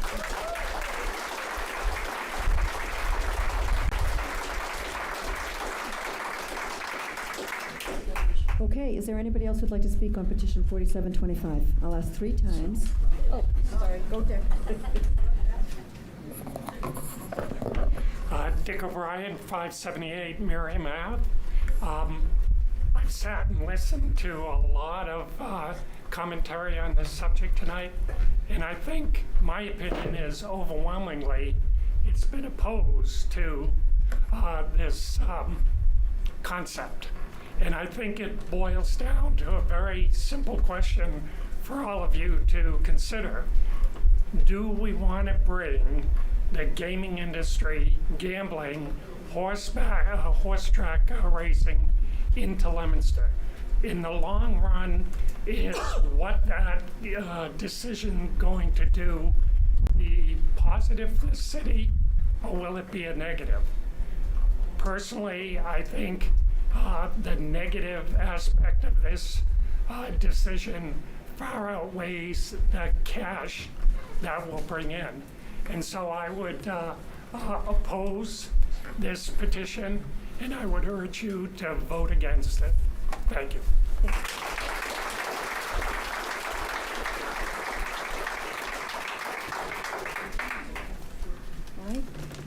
All All right, for the first, second, and third time, is there anybody else in the public who would like to speak on petition 47-25? I guess I don't see anybody. So unless anybody on the city council has any questions or comments, I will declare the public hearing on petition 4725 closed. Very well, thank you.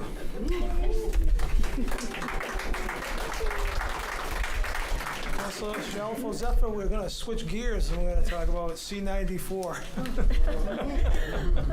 Okay. Where is it? And school committee woman Bible can speak that.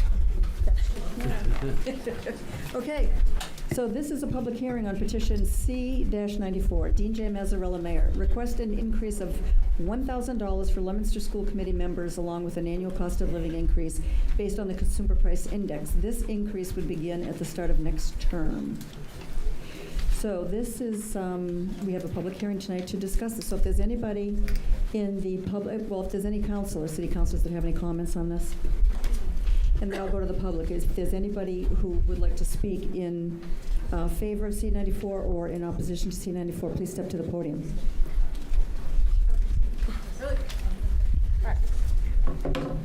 So I'm obviously in support of a financial increase for school committee members.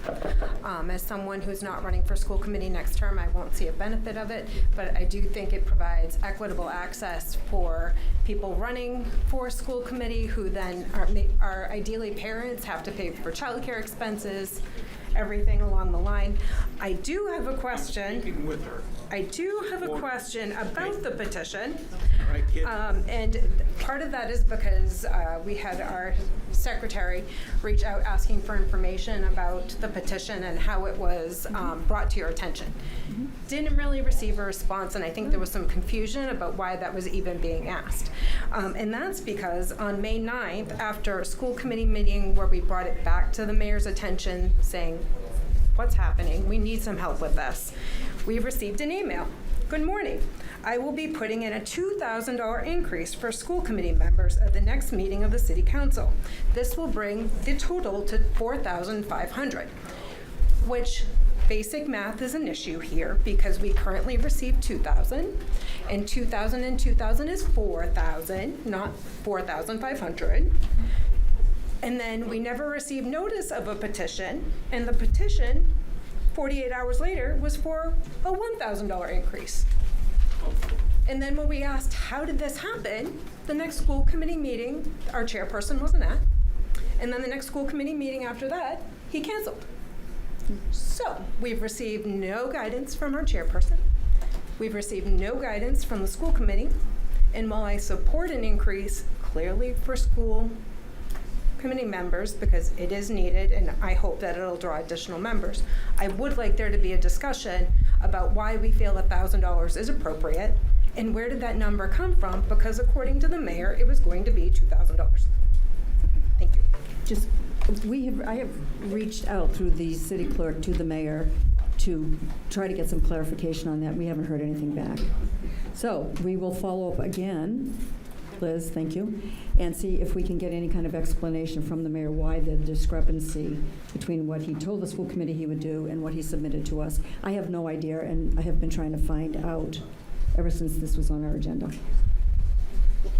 Okay, all right. Is there anybody else in the public who would like to speak in support or opposition of this? Hi, my name's Donna Fiducia. I'm from 75 Constitution Drive. I love what Melissa said, but I'm really in support. I know there's a $1,000 number on that, and I really do believe the school committee deserves more than a $1,000 increase.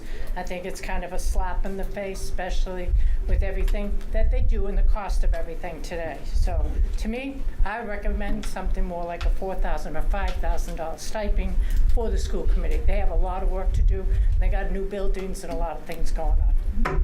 Thank you for that.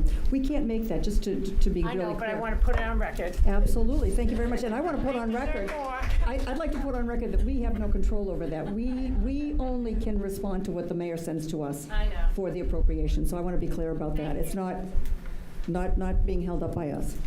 Okay, is there anybody else who would like to speak in support or in opposition for the second and third time? Okay, good. So I will keep this public hearing open because we will, again, contact the mayor's office and see if we can get some clarity on the confusion. We'll pick a time, Counselor, later on in the agenda when it comes up for a continued public hearing. And at long last, we get to the public forum.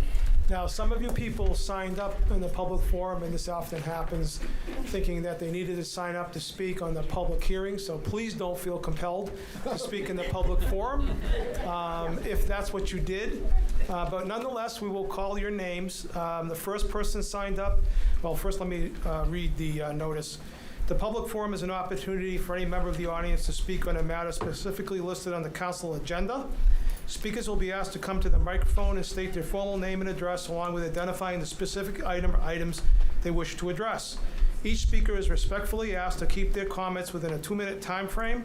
The council will not be responding or answering any questions. However, at the discretion of the council president, clarification may be given. The first person signed up this evening is Scott Single. I was going to speak on the racetrack, but I think that's been covered well. It's a dead horse. Thank you. We appreciate that, Scott. Next is Lex Nugent. I spoke earlier, Thank you, Lex. Sal Ciccone, is he in the room? I think he might have left. Peter Latchis. And last but not least, Amanda Spart. So those are all the signed up people. Anybody that, you don't have to sign up to speak at the public forum, you're welcome to. Is there any member of the public that wishes to speak at the public forum on an agenda item this evening? Second time? And a third and final time, I declare the public forum closed.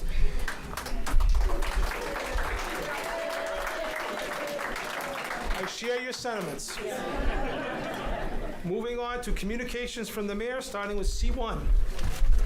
Dean J. Mazzarella, Mayor, requests that the digital equity plan as submitted by the Montezuma Regional Planning Commission be considered and subsequently approved by the City Council. This initiative was funded through the federal ARPA and Infrastructure Investment and Jobs Act. Leominster was provided with $40,000 in technical assistance funds for digital equity planning to hire Montezuma Regional Planning Commission to analyze access to the internet and digital technology. In addition, $57,000 has been reserved by the Massachusetts Broadband Institute for the implementation of Leominster's digital equity plan. The Massachusetts Regional Commission has submitted background information to the City Council. The implementation grant is due July 30th, 2025. C1 is referred to the Chairwoman of Ways and Means. Thank you, Mr. President. Mr. President, I believe that I'm going to ask for regular course on this. I know people are looking for more information on it. I spoke with the clerk today, and we're going to get that information, and they are going to be in on our next council meeting, the very next meeting, so that they can do a presentation. We'll have the documentation prior to that. All right, so C1 is going to get regular course. It's going to be set for a public hearing because we have to vote on this. Okay. For July 28th at 6:25 p.m., if that's okay, Madam Chairwoman? That's perfect, thank you. I'll check with the members of your committee. Councilor Ardinger? I agree. Councilor Cormier? I also agree. So the recommendation from Ways and Means is to give C1 further regular course and conduct a public hearing at 6:25 on 7/28. All those in favor, please recognize the usual manner. Anyone opposed? You want to lodge a vote on that? Okay. Great job. Really efficient. All right. C2. Dean J. Mazzarella, Mayor, requests that an appropriation of $5,000 be made to the Twin Cities Rail Trail lease payments account, the same to be transferred from the Twin City Rail Trail grant account. C2 is referred to the Chairman of Finance. First time on the calendar, Mr. President, regular course. C2 has been given regular course. Moving on to C3. Dean J. Mazzarella, Mayor, requests that an appropriation of $10,000 be made to the library's operating account / building and grounds, the same to be transferred from the library's state aid account. C3 is referred to the Chairman of Finance. First time on the calendar, regular course. Very well. C3 has been given regular course. Moving on to C4. Dean J. Mazzarella, Mayor, requests that an appropriation of $1 million be made to the Fallbrook Capital Project Fund, the same amount to be transferred from the Stabilization Fund. C4 is referred to the Chairman of Finance. Once again, first time on the calendar, regular course. Very well. C4 has been given regular course. And finally, C5. Jean J. Mazzarella, Mayor, requests that an appropriation of $105,000 be made to the Building Capital Fund, the same to be transferred from the Stabilization Fund. C5 is referred to the Chairman of Finance. Once again, regular course. Very well. C5 has been given regular course. Moving on to appointments in C6. Dean J. Mazzarella, Mayor, respectfully requests the appointment of the following to the Board of Appeals, term to expire 4/15/2028. Elizabeth Boucher, 405 Johnny Appleseed Lane, Leominster. C6 is referred to the Chairwoman of Ways and Means. Thank you, Mr. President. Regular course, and could we invite Ms. Boucher for a interview? We can. We'll do that on 7/28 at 6:20 p.m. That's okay? You want me to check with your committee members? Councilor Arndinger? I agree. Councilor Cormier? I also agree. You've heard the recommendation to interview Ms. Boucher on 7/28 at 6:20 p.m. All in favor? Please recognize the usual manner. That may be done. Moving on to petitions, first time on the agenda, 1-26. Ward 2 Councilor Pauline M. Cormier at large. Councilor Brandon Robbins requests to move pursuant to Mass General Laws, Chapter 89, Section 9, and Leominster Municipal Code/Ordinances, Section 13-79, yield signs designating Mechanic Street southwesterly across the street from the most southerly point of Mechanic Street, Delta Island, as a yield street, be amended to a full stop and designated as a stop street as defined by and pursuant to Section 13-77. 1-26 is referred to the Chairwoman of Legal Affairs. Thank you very much. 126 should be given regular course with referrals to the DPW and the Leominster Police Department Traffic Sergeant. And let's see, that's going to require a And we hearing need as it, well. right, we need a right? public hearing. All right. Do you want to put that on the 28th, or do you want to put it ahead of meeting? We should probably get those referrals back in time, I would think. All right, so let's put it on 7/28, and let's put that on at 6:35. Well, actually, make it 6:30. Okay. And I'll check with members of your committee. Councilor Pauline Cormier? I agree. Councilor Posse? I agree. Okay, so the Ways and Means, Legal Affairs is in unanimous position to recommend regular course and a public hearing on 7/28 at 6:30 with referrals to the DPW and Leominster Police Department. All in favor, please recognize the usual manner. All right, that may begin. Matters before the City Council. Is Ms. Camacho still here? I would be amazed if she was still here. All right, so I was going to move her appointment ahead if she was here, but we'll just do it in the regular course. So moving on to finance and C107, is the chairman ready to report?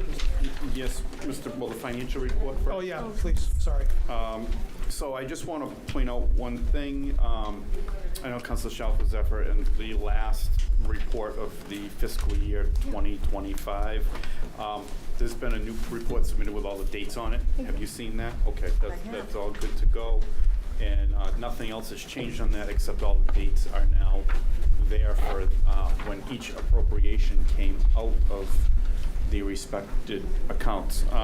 So the first financial report of the fiscal year 2026, we began on July 1, 2025 in the stabilization fund with a balance of $24,086,485.59.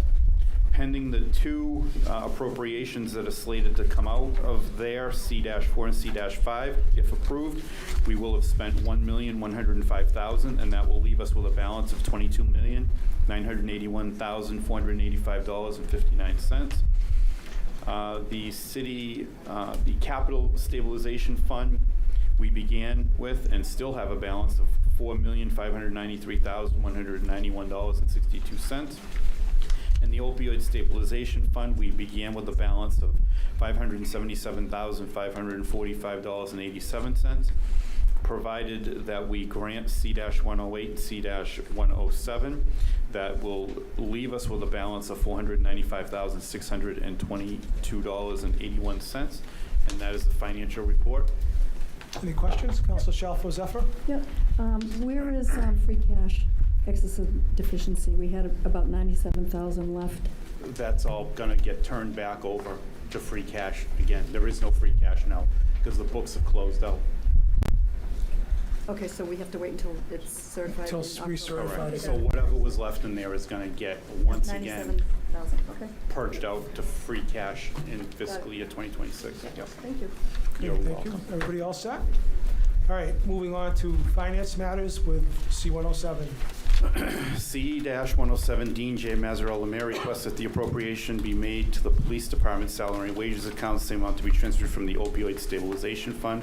This is regarding the amount appropriated is designated to fund the fiscal year 26 salary of the jail diversion clinician. The salary is $68,000. That benefits are $9,513.06 for a total of $77,513.06. I did have a conversation with the comptroller today regarding this.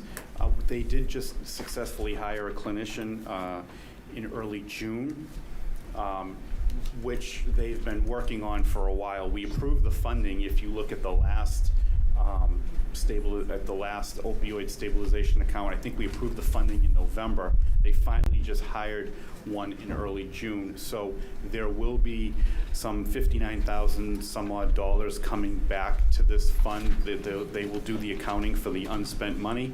But for now, we're going to fund this position as the mayor had promised for at least 3 fiscal years.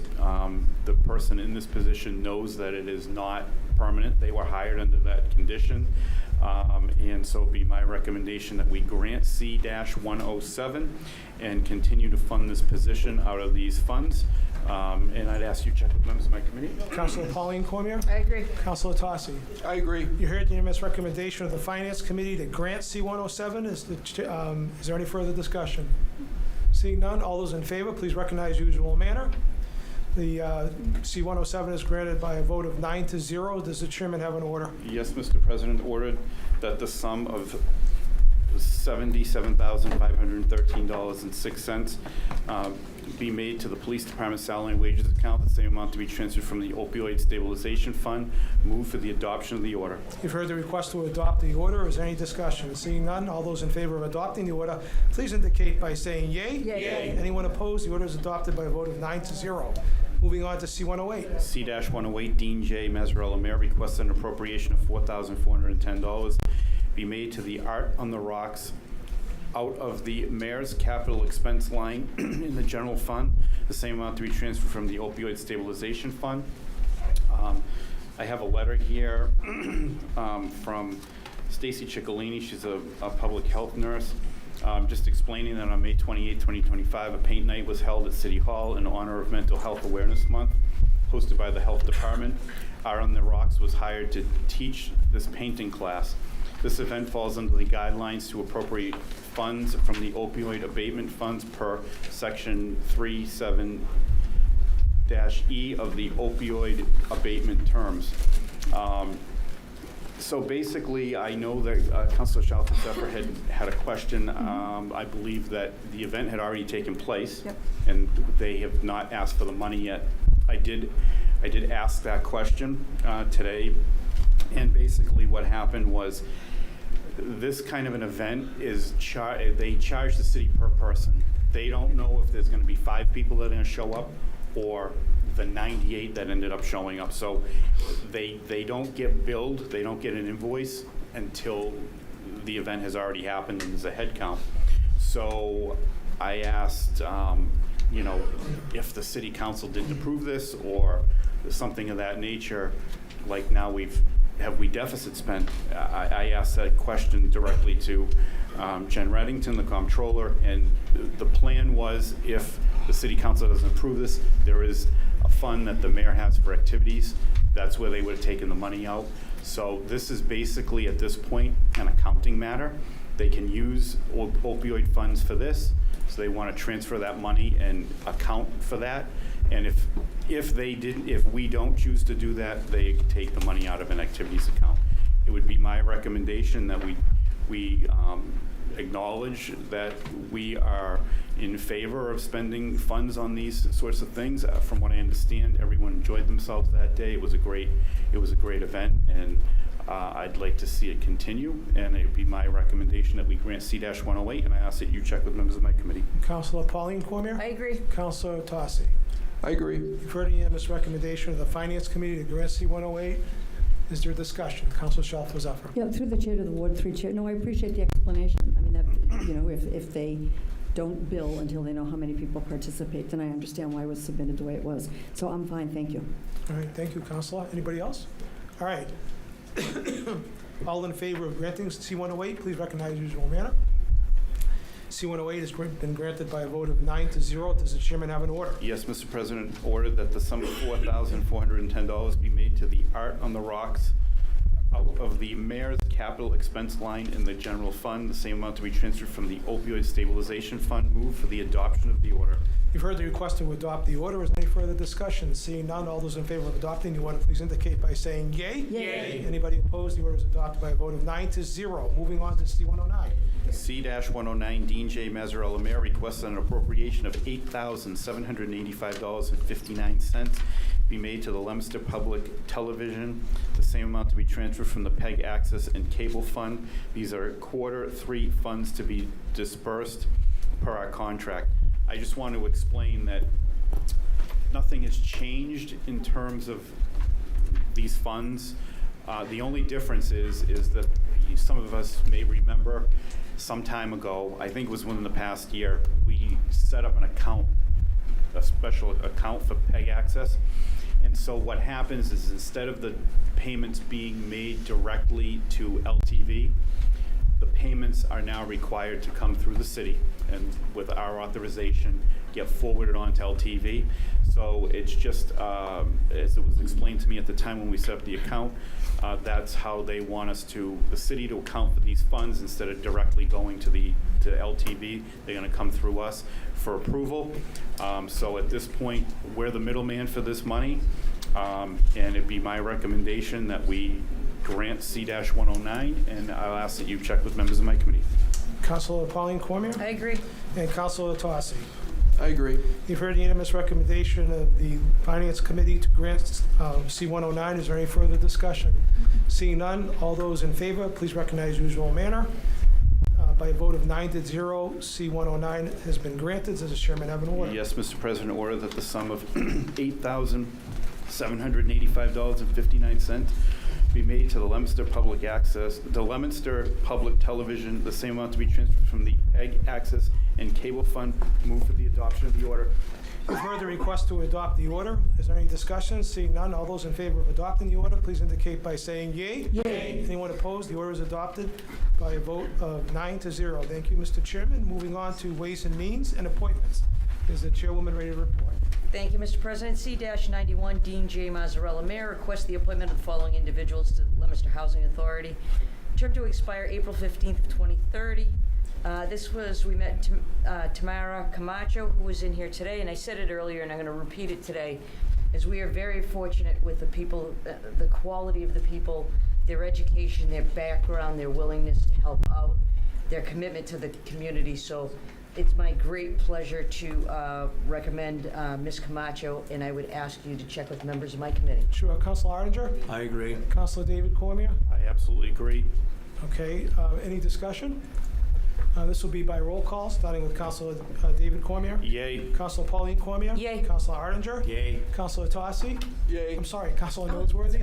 Yay. Councilor Tosse. Yay. Councilor Shalfo-Zephyr. Yay. Councilor Robbins. Yay. Councilor Frida. Yay. I'll be recorded as yay. The confirmation is approved by a vote of 9-0. Yay. Seems like it was years ago that we did that. And moving on to C-92. Thank you, Mr. President. C-92, Dean J. Mazzarella, Mayor, requests the appointment of the following individual to the Conservation Commission, term to expire April 15th of 2028. Again, we had the opportunity to speak with Jordan Vachon tonight. She is an outstanding candidate, and she would get my recommendation, and I'd ask you to check with members of my committee. Counselor Arndinger. I certainly agree. Counselor David Cormier. I also agree. Any further discussion from the council? Otherwise, this will be by roll call vote, starting with Counselor David Cormier. Yay. Counselor Pauline Cormier. Yay. Counselor Arndinger. Yay. Counselor Noseworthy. Yay. Counselor Tossi. Yay. Counselor Shalfo Zephyr. Yay. Counselor Robbins. Yay. Counselor Frida. Yay. I shall be recorded as yay. The confirmation is confirmed by those 9 votes. Very good. All right. Mr. President, 51-25, I need to abstain. It's partially owned by my employer. Okay, your abstention is so noted.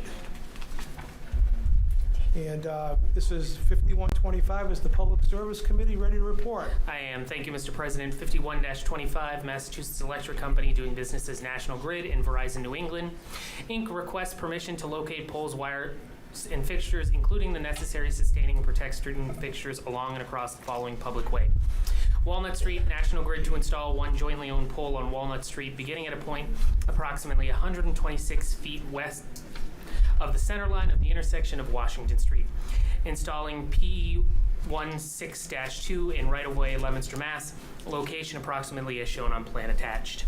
We had a public hearing again earlier this evening, which seems like forever ago, and we had a representative here from National Grid who explained to us basically a customer has asked for some upgraded access or upgraded service, which will require an additional pole. It's being put in the customer who made the request yard, and National Grid hadn't heard any comments from any other residents, so it would be my position to grant, and I'd ask that you check with the other members of my committee.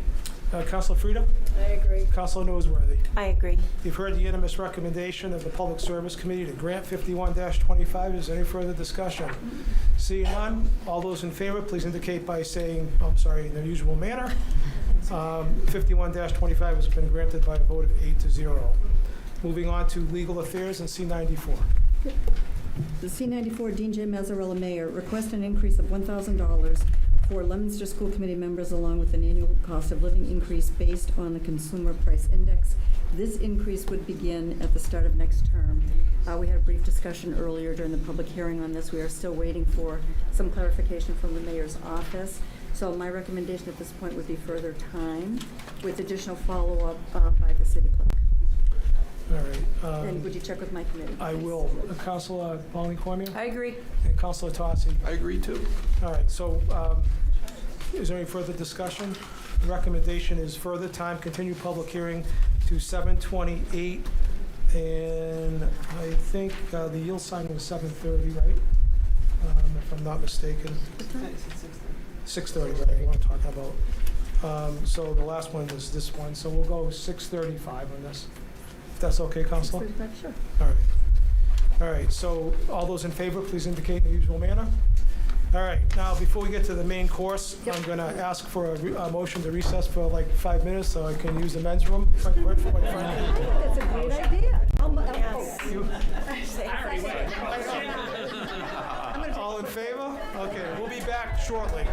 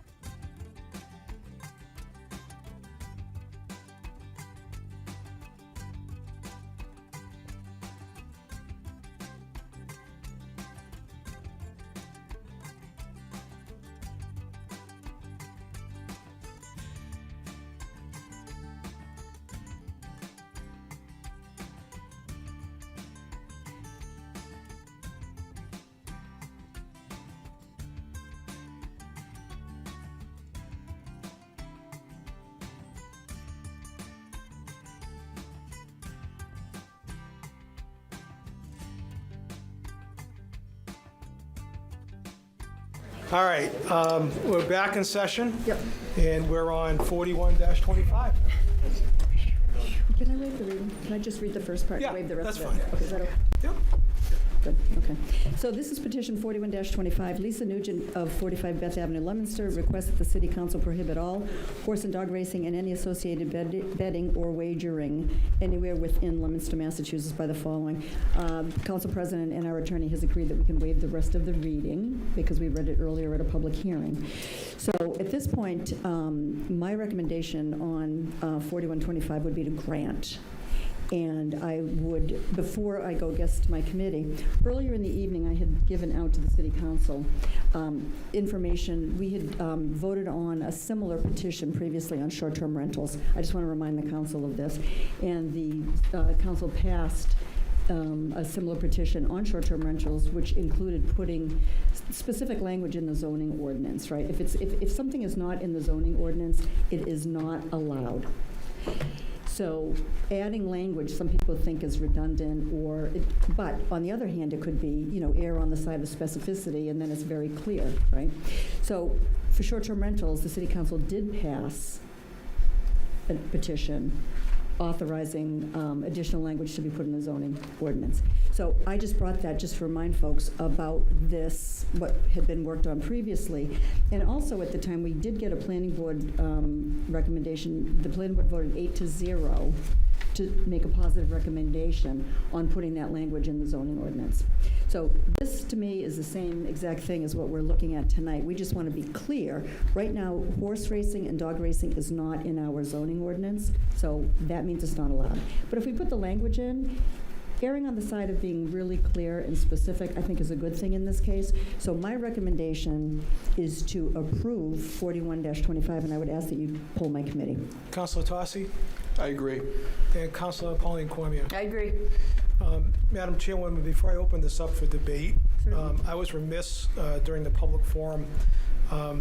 One of the city residents, Nancy Koski, sent an email in, which I just want to read into the record. Certainly. I simply forgot about it, and I apologize to Ms. Koski. But she wrote us, or sent me an email, and I'll read it. Good evening, Council President and our honorable city councilors.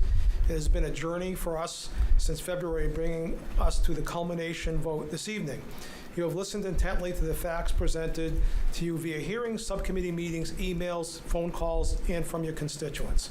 Many questions at this moment remain unanswered or evasively answered by the proponents of the fairground proposal. The not knowing is the worst case scenario. On the surface, it may seem good for the city. However, when you all asked deep, hard questions, the room went silent except for the tapping of feet on the floor from nervousness. You are our councilors. We are your constituents, voted into office to protect us in the city from harm. Please err on the side of caution and vote yes on 41-25 and no on 47-25. May the Lord look down upon you all this evening and provide you with the courage to do the right thing. Respectfully, Nancy Koski. Sorry about that, Nancy. All right. So you've heard the unanimous recommendation of the Legal Affairs Committee to grant 41-25. Is there any further discussion? Seeing I recognize Councilor David Cormier first. Thank you. Yeah, I have no problem with clarifying, our ordinance regarding this. Obviously, it already is, and I have no problem with providing, clarity. But I think it's been, mentioned in the past that, this is like anything. Our ordinance book is a fluid document, and if somebody ever came in here with a proposal and there was an appetite for it by this body, it could be changed. But for now, I have no problem with clarifying or bringing clarity to this section or to these definitions, if you will. So I'm in favor of the committee's recommendation. Councilor Arndinger, I saw your hand. Yeah, thank you, Mr. President. This vote today is going to be one of those that hits the old cliche. You can fool some of the people all of the time. You can fool all the people some of the time, but you can't fool all the people all the time. And I really think that this petition for all the horse racing is just a red herring, as I said before, for the gambling. And I want to thank the state representative and the attorney from Holly, Mass. For clarifying that, because I vacillated on this. I really did. I saw some advantages to the city. I saw the disadvantages. But after hearing those two people speak tonight, my vote is solidified. So I thank them for doing that. Thank you very much. Okay, thank you, Councilor Arndinger. Is there anything else? All right, I'm going to do this, Councilor Frida.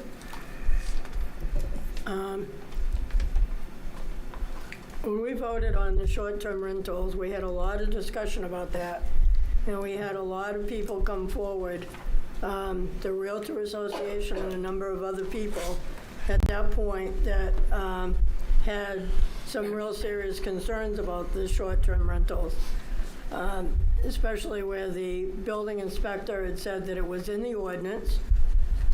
The ordinance was clarified. It was very, he had the ability to deal with the issue if need be. So I believe 3 of us voted against it for that very reason. We didn't necessarily agree with with the short-term rental petition, and we took the side of the planning, the building inspector. This is nothing against anything, but I have an issue with blanket voting on everything throughout the city and not dealing with something on the merits of an individual issue coming before us. So I don't know that I can support this for that reason. I'm concerned about saying no across the board on everything, and I just have a bit of an issue. It's not the content of this, it's blanket voting against something for the whole city. I think we should take things on an individual basis as they come before us. So I can't be supportive of this. I wasn't for the short-term rental, and I feel the same way about this as well. Thank you, Councilor. Councilor Robbins. Thank you, Mr. President.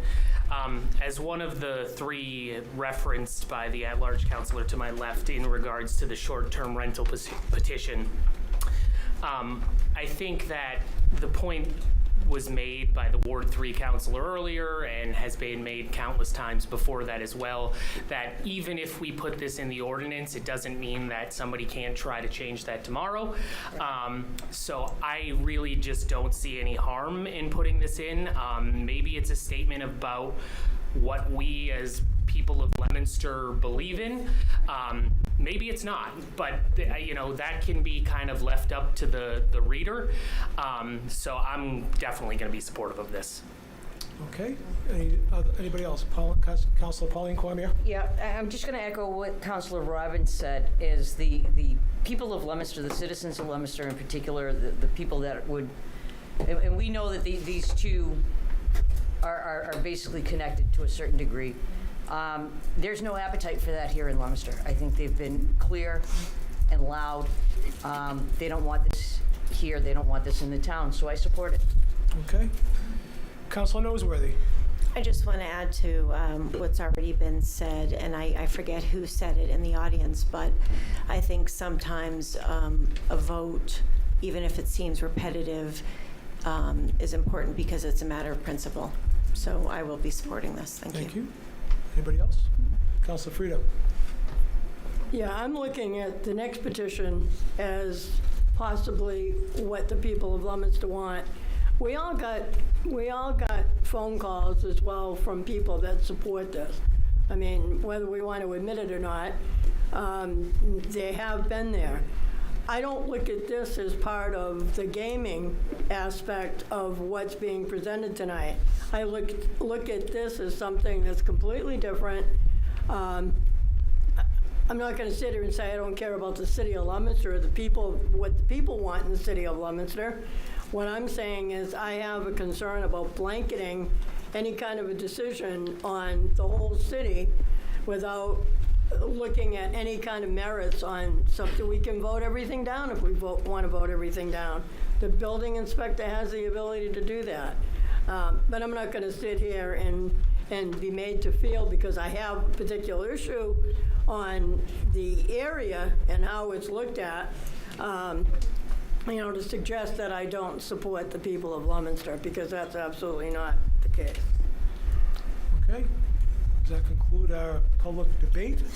All right, so this will be by roll call vote, starting with Councilor Frida. Nay. Councilor Robbins. Yay. Councilor Shalfo Zephyr. Yay. Councilor Tossi. Yay. Councilor Noseworthy. Yay. Councilor Arninger. Yay. Councilor Pauline Cormier. Yay. Councilor David Cormier. Yay. That shall be recorded as yay. 41-25 passes by a vote of 8-1.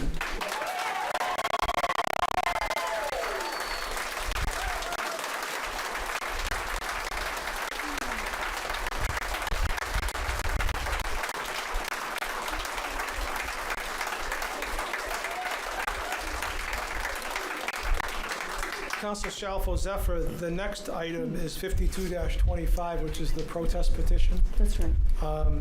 Do you want to read it into the record? And then this one here, I think Councilor Parada would agree that this does not require a vote. The city clerk has determined that the petitioner met the provision of our zoning regulation that by having 20% of the abutters protest the petition, this will now require 7 votes instead of the typical supermajority of 6 votes. For informational purposes, we'll read it, but for the public, what this means is that under our zoning law, there's a provision that says if 20% or more of the abutters to the proposal, and now we're talking about 47-25 to come up, protest it, that it changes the vote requirement from a supermajority of 6 of the 9-member body to a supermajority of 7. So I'll have Councilor Shell certified by the city clerk, which has been done, right, Madam Clerk? Councilor, if you just want to read it. Certainly. Petition 52-25, Mary Gleason of 12 Fifth Avenue, Leominster, Massachusetts requests the following. Per the Leominster Zoning Ordinance, Article 1, General Regulations, Section 22-14.14, Adoption and Amendment, Section 14-14, we, at least 20% of the abutters to the city landfill located off Mechanic Street, 670 Mechanic Street, 690 Mechanic Street, and 694 Mechanic Street are protesting petition 47-25, which seeks to create the, quote, Fairgrounds Overlay District, end quote, and are requesting, per the aforementioned zoning ordinance, that adoption of petition 47-25 require a 3/4 vote of the City Council.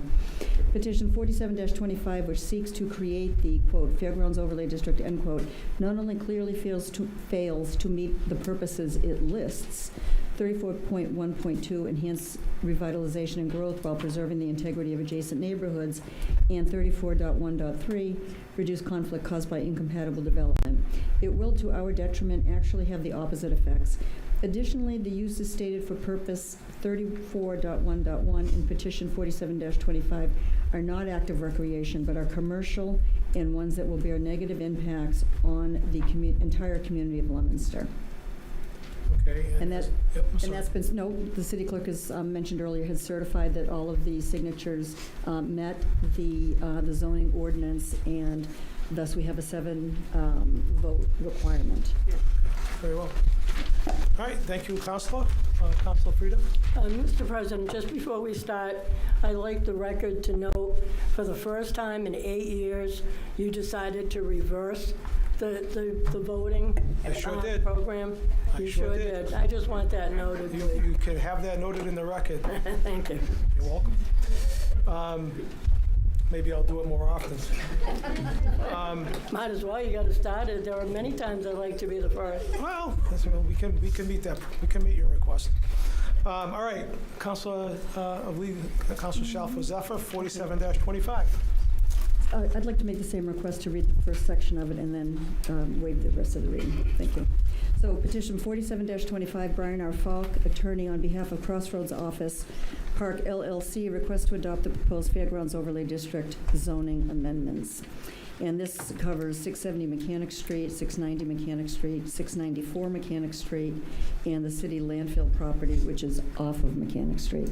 So we've been discussing this for months and months and months, and I do want to thank everyone who has attended these meetings. I mean, they're long, you're taking time away from your families and probably just, living your own life. So, but people on both sides, of the petition, those who are in support of it and those who are against it, it's required a lot of time, a lot of effort, a lot of research, a lot of thought, and very congenial, well, congenial might be a little but very good discourse. Everybody's been respectful, I think, of other people's opinions.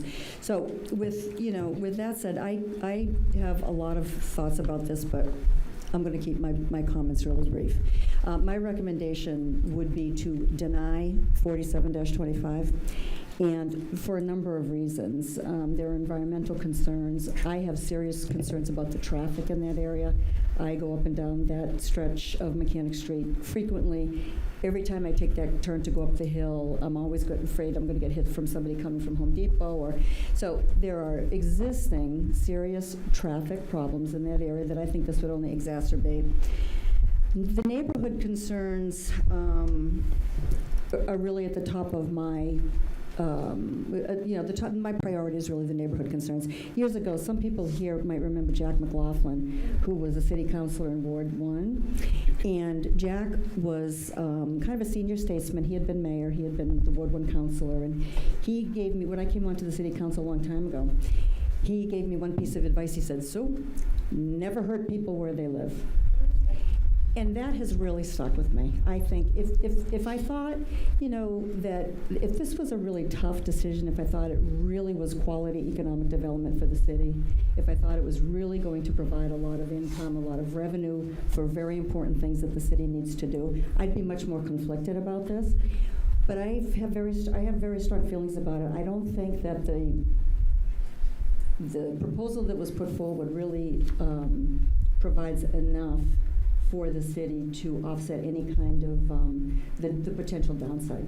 So my recommendation again is to deny 47-25, and I would ask that you pull my committee. Very well, Councilor Tossi I agree. and Councilor Pauline Cormier. I'm going to take a moment now, if I can. This is my ward. These are the people that I represent, and specifically, they're my number one priority. I grew up on French Hill. I've lived there my whole life. I went to the dump when I was a kid with my dad. My dad worked at Foster Grants. I know what was in the ground. I'm also the person that skated on the Nashua River, dyed whatever color. I've skated on blue ice, green ice, red ice. I've stained my school sneakers I don't know how many times. Anyway, I know it's there, and I'm going to say, and I know we've said it all along, I am so proud of the people of Leominster who have come out strong for this. I am so proud of the people of Ward 2 that have come out. Now, I've heard from both sides, and honestly, I'm going to say it now. I looked at this because I also hear from a lot of my constituents, a lot of people in the ward that are older. My parents have been in the same house for 50 years. It's expensive. Taxes are going up, everything's going up. People want to stay in their homes. People want to pass their homes on to their kids. So when I first saw this proposal, I looked at it from every single angle. Is this going to help us? Is this going to help the people? Is this going to help people to stay in their homes? And the reality of it is those answers never came. No answers that I could put any faith in. All kinds of issues have come up, and I know that there's a proposal to continue this, so a further evaluation could be done of the landfill. And I agree with that. I think it should be done. I think we should know what's down there and what it can possibly do. But I think that even if that came back 100% clear, 100% clear, they said there is no problem with building on that landfill. It's all the other issues that go along with it. What it brings to the community, what kind of atmosphere that we have. We take a lot of pride in saying we're a city, but we have that small town feel, right? You could film Hallmark specials for a year in the city of Leominster with the festivals that we have and the people that we have. The people of Ward 2, the people that would be affected by it the most are the people that have come together and have said, no, we don't want this. We don't want this brought here. It's going to change the atmosphere around here. We don't know what it's going to bring. It's not going to contribute to our community. And I'm sorry, you can make all the promises that you want about traffic. The traffic is already bad in that area. I can just envision the parking on the side streets, St. Cecilia's Cemetery being full with cars for any of these events going on. I just think that there's too many questions in this area, in my ward. This is my pledge, and I've said it all along, is I'm going to be your voice in Ward 2, and I believe I've done that, and I am opposed to this, so I might cast my vote in opposition. All right, so the unanimous recommendation of the legal, we're not at debate yet, Mr. Cormier. Hold still just for a second. The unanimous recommendation of the Legal Affairs Committee is to deny, and I will turn the chair over. I'm glad you did that already, because I'm going to turn the chair over to you so that I might debate, and you can recognize Mr. Cormier. Okay, thank you very much. Thank you. So just very quickly, I think this is a very easy decision for me anyway. I think it was confirmed tonight, by our state representative that what we're being asked to do is already contrary to state law. So you can't put this on public land anyway. That's number one. And number two, since day one, I've had a lot of concerns about the landfill. And, I don't think anybody's comments down here should bring alarm to a neighborhood that bought a house next to a landfill. It's like buying a house next to a pig farm. You're gonna have odors, okay? You buy a house near a landfill, there's gases in there.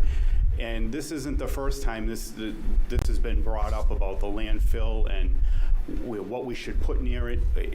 And I was going to bring this up, and I think the president already brought it up. In the early 90s, the city had spent a lot of money. They were ready to put a school down at Crossroads. And this whole debate came up with the school committee at the time, and they abandoned the idea because it was next to the dump. I mean, this is nothing new. This council didn't raise concern with the landfill. We all know the landfill's there, and we all know that there is stuff in there that is not good. And so, my concern is I'm not going out on a limb and giving anybody permission to disturb the landfill any further. I've already brought up an issue with, and I loved the goats when you drove into town, but there's a reason why the goats haven't been back there. Because the sheep or whatever they are. Because they did damage and there was some erosion that had to be mitigated. Okay, that came before this council in open session. Nobody tried to hide that. That was, I think, back in 2016, 2017. They chewed the grass down to the dirt, and we had some heavy rainstorms and we had some erosion. So I understand the sensitivity of the landfill, and do we owe it to the neighborhood maybe to see, more extensively where we stand? Yeah, I mean, and whoever wants to pay for it, if they want to be good citizens and come forward and pay for it, or whether the taxpayers own the problem, which, we all know it's a sin of the past. It's our landfill, and we're going to have to do what we have to do with it. But I'm not going to vote to do something on public land that already says you can't do it. I'm not going to zone a piece of property to do something that already says you can't do it. And I'm not going to go out on a limb and say to somebody, let's start messing around with our landfill and start drilling into it. And, on the hopes that we have some bond that people don't stop pointing fingers at as to whose problem is what, if there's any problems found. So there's just a whole myriad of reasons why. And then, of course, as a ward counselor, the counselor next to me, you worry about the traffic and the noise and all the things that a ward counselor has to deal with, which would be her problem, not mine, but I understand and I respect that. So for a whole host of reasons, I want to thank the committee, Councilor Shalfo-Zephyr, for your hard work as the chair that had to step in after the death of our friend Pete and deal with this. You did a great job, and I will go along with your recommendation to deny 47-25. Thank you. Councilor Bedanza. Thank you. My sort of thought process about this, there's obviously many of the members of the public, as well as councilors, have raised concerns of a variety of nature. But my research, and most of my research, was about the development of an unlined landfill. And I couldn't get past that issue. So it didn't take me long to go and find some documents. And one of the documents I came across was a EPA report that was issued on January 10th of 1984. And it was titled The Potential Hazardous Waste Site Preliminary Assessment. And in that report, the federal authorities wrote, the landfill may have been subject to, quote, midnight dumping and the disposal of liquid waste from local chemical industries. Although highly suspected, no evidence currently exists. That's what they wrote in 1984. In another paragraph, they wrote, although this landfill has been solely notified by Borden Chemical, town officials highly suspect that many industries contributed hazardous as well as non-hazardous materials to the landfill over the years. Anybody who's lived here for a long time probably knows somebody who worked in those industries who may have actually dumped those 55-gallon steel drums onto the landfill. In fact, one of the anecdotes I heard was there was a certain thing you had to take off the top of the barrel before you dumped it there so it wouldn't explode when the tractor ran over it. Now, the sole notifier, being Borden, wrote their report, self-report, in May of 1974, so nearly 10 years before the EPA did its analysis about the potential hazardous waste site. This is what Borden wrote in their report. Sanitary wastes and storm drainage are discharged into the municipal systems. Cooling water is recycled through the cooling towers. Waste discharges to the aerated lagoon include waste process water, washdown, spillage, and boiler blowdown. The effluent from this lagoon is metered through a 6-inch partial flume into the City of Leominster's wastewater treatment facility. The majority of this wastewater to the lagoon comes from the PVC manufacturing plant. The major sources of wastewater from the PVC manufacturing process include 1, centrate from the PVC centrifuges, and cleanup and washdown from process areas. Since VCM is only used in the PVC manufacturing process, the other sources of waste to the lagoon are not enumerated here. Screenings are trucked away as required and disposed of in the city's sanitary landfill. The lagoon is dredged approximately every 3 years, with the sludge also being trucked away to the city's sanitary landfill. So, problem with unlined landfills is that if leachate escapes through the bottom of this landfill, as I asked Mr. Suberg, who was a lobbyist for the fairgrounds, formerly DEP commissioner, what the receptor was, which is the first thing in the three-step process that DEP does to determine whether they would issue a permit for the redevelopment of this landfill. One of the important parts of that three-step process to identify the receptors, the environmental receptors. And of course, eventually they indicated that one of the receptors was the Nashua River. So just imagine if there was leachate that escaped the bottom of this unlined landfill and it found its way into the Nashua River, what that would cost somebody, whether it's the city of Leominster or somebody else. A couple of people mentioned Johnny Appleseed. Quite interesting. I happen to know a little bit about him. And I will tell you that he was probably the first environmentalist, and he was the ultimate minimalist. He wore coffee sacks because there was no point in wasting it when you were done with whoever was finished with the coffee beans. as a shirt. He wouldn't graft an apple tree, even though the Chinese had been doing it since 3000 BC, because he didn't want to hurt the plant, cut into the limb of the plant. So if we're going to pride ourselves as the home of Johnny Appleseed, we want to at least be responsible environmentalists.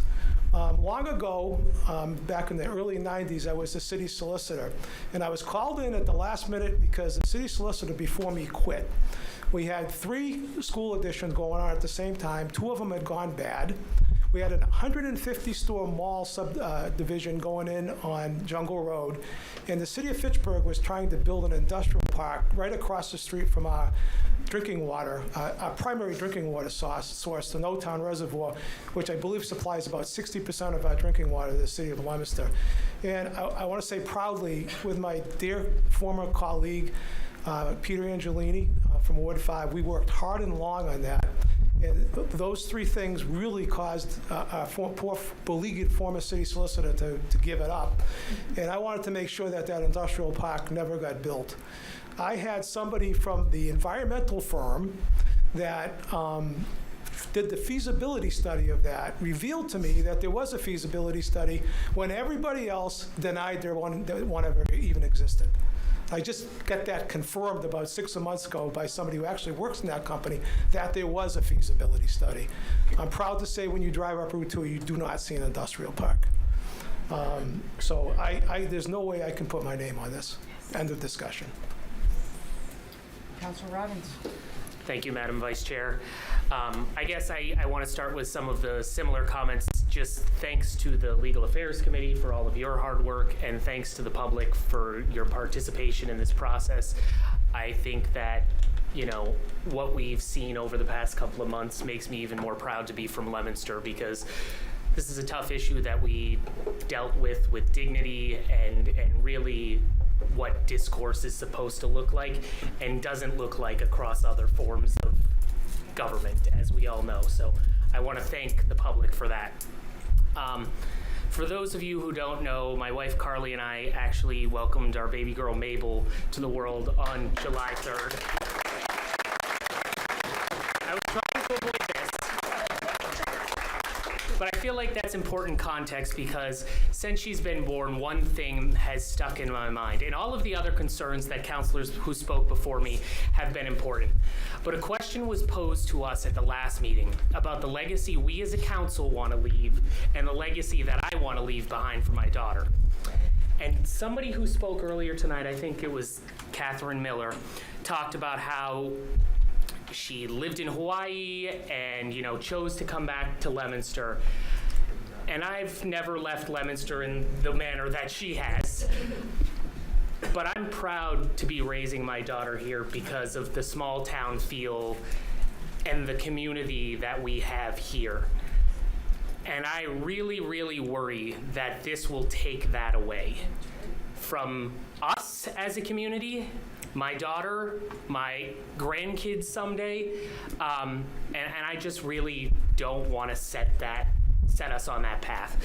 So with that in mind, the environmental concerns, the traffic concerns, the noise concerns, I agree with the council president that I wouldn't want to put my name on this either, and will definitely be in support of denying it.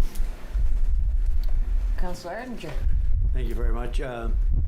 As I said earlier, I've been conflicted over this whole process, and the host agreement, as I read it, I'm not an attorney, but I think there's too many loopholes in that host agreement, too many things that they can do, and I'm seriously concerned, in addition to the environmental concern, their ultimate goal is to have a casino there.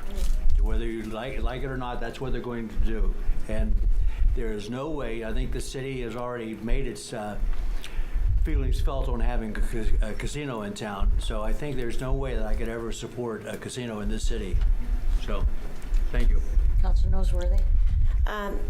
Thank you, and thank you also to the Legal Affairs Committee. So obviously I'm the new kid on the block here, and so I wanted to work really hard to step up and make sure that everyone was heard. So I hope I did that. I hope I stepped up, regardless of the side that you're on in Ward 5, and make sure everyone felt heard. I also wanted to thank everybody in Ward 5 for participating in your municipal government. That's how democracy works, and we need to see more of that. So every email, every phone call, every conversation, I was very, very appreciative of your time, and make sure to respond regardless of what ward you're in. So that's one piece. I agree and concur with every single thing that every other counselor has said. So I made lots of notes, but I'll try to just pull things that haven't been said because we've all been here long enough. The biggest piece for me was the environmental piece. I think you all recall that in one of the last meetings I spoke up and I asked the panel, if everything goes right, everything goes well, 10, 20, 30 years down the line, people start developing cancer, who's paying for that? What does that look like? And no one said anything. That is by far my largest concern. Public safety is very important to me. I'm a veteran. I also just wanted to share that even, they talked about, we'll pay for police, we'll pay for EMTs. Well, we don't have enough of them. So that was actually another public safety concern for myself. We're paying overtime for EMTs because we don't have enough EMTs. We don't have enough police officers. So if we don't have enough of those and they're sent elsewhere, then our community loses out on that public safety aspect. I briefly wanted to touch upon the mental health aspect because many constituents brought that up to me. I'm not a social worker, but my background is in mental health and disability. And I do just want to share that people who struggle with gambling addiction typically also struggle with alcoholism and sex addiction. Why is that important? That's important because that's fact, that's not opinion, that's what the data shows. And so that concerns me about additional drunk drivers on the road.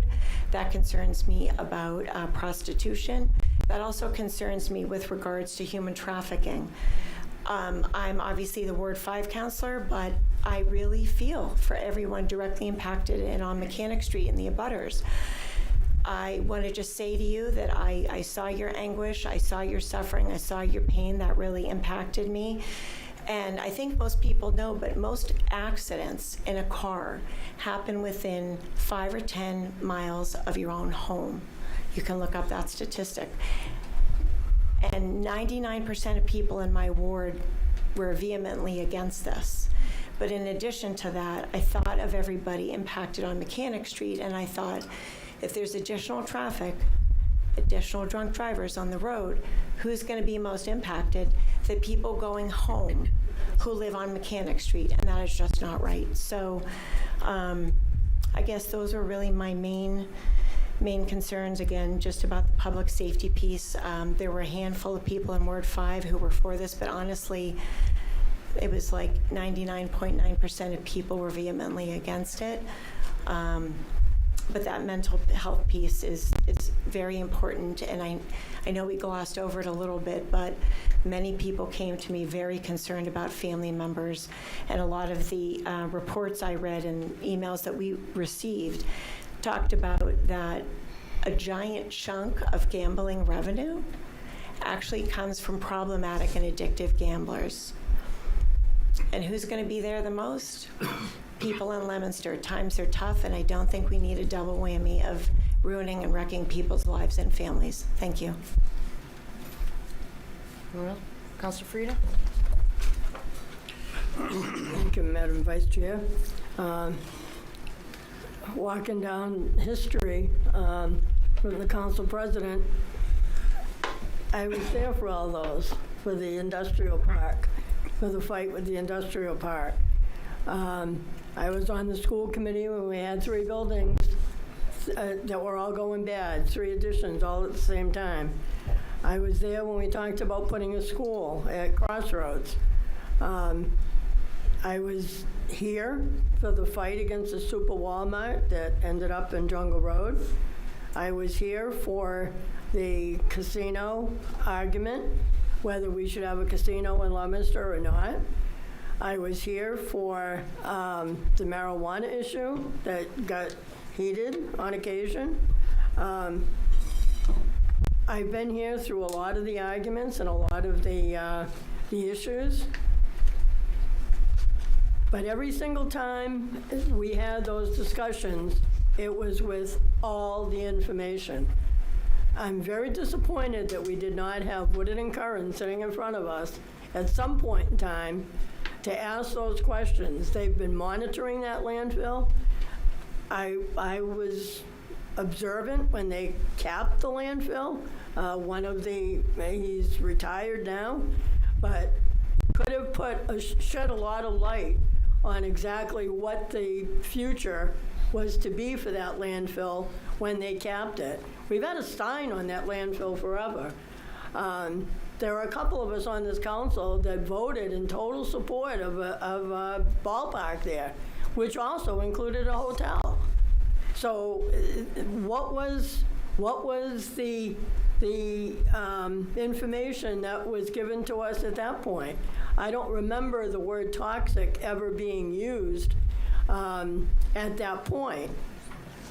Would I ever put anything on top of that landfill that even resembles a racetrack? Absolutely not. All the other issues we've had the information. We haven't had enough information on this tonight. I do feel badly for the gentleman that owns the land. I think if we aren't going to get the information from Bay State Racing, then I think we should be committed as a council to get the information regarding that landfill. I think we owe it. We have children that went to school at Crossroads. If we don't think we hear the last of this, in a preschool, if those questions, you don't think those questions are going to come up, we owe those people an answer. If that does happen, we do owe getting information about that landfill. If we have to take that sign down, if we don't want to do anything on that landfill ever, we want to do something that's safe. But I think we need to this is going to keep coming back unless we find out what we can do and not do. I don't think this can be the end of it. I think whether it ends up being a solar field or it ends up being something, it's a prime piece of acreage that somebody's going to be looking at. But I do think we need to get that information. Would I ever agree to put a racetrack there or dig into that ground? Absolutely not. I would not support this either. I have an issue, as I said earlier, with just the point of blanketing something across the city was completely different than actually building something on this landfill. But I'm disappointed that we didn't have all the information to make an easier decision. I don't want to say easier, that's not the term, to make a more informed decision on turning this down tonight. Councilor Shalfo. Thank you. It's been a long process. It's been an arduous process.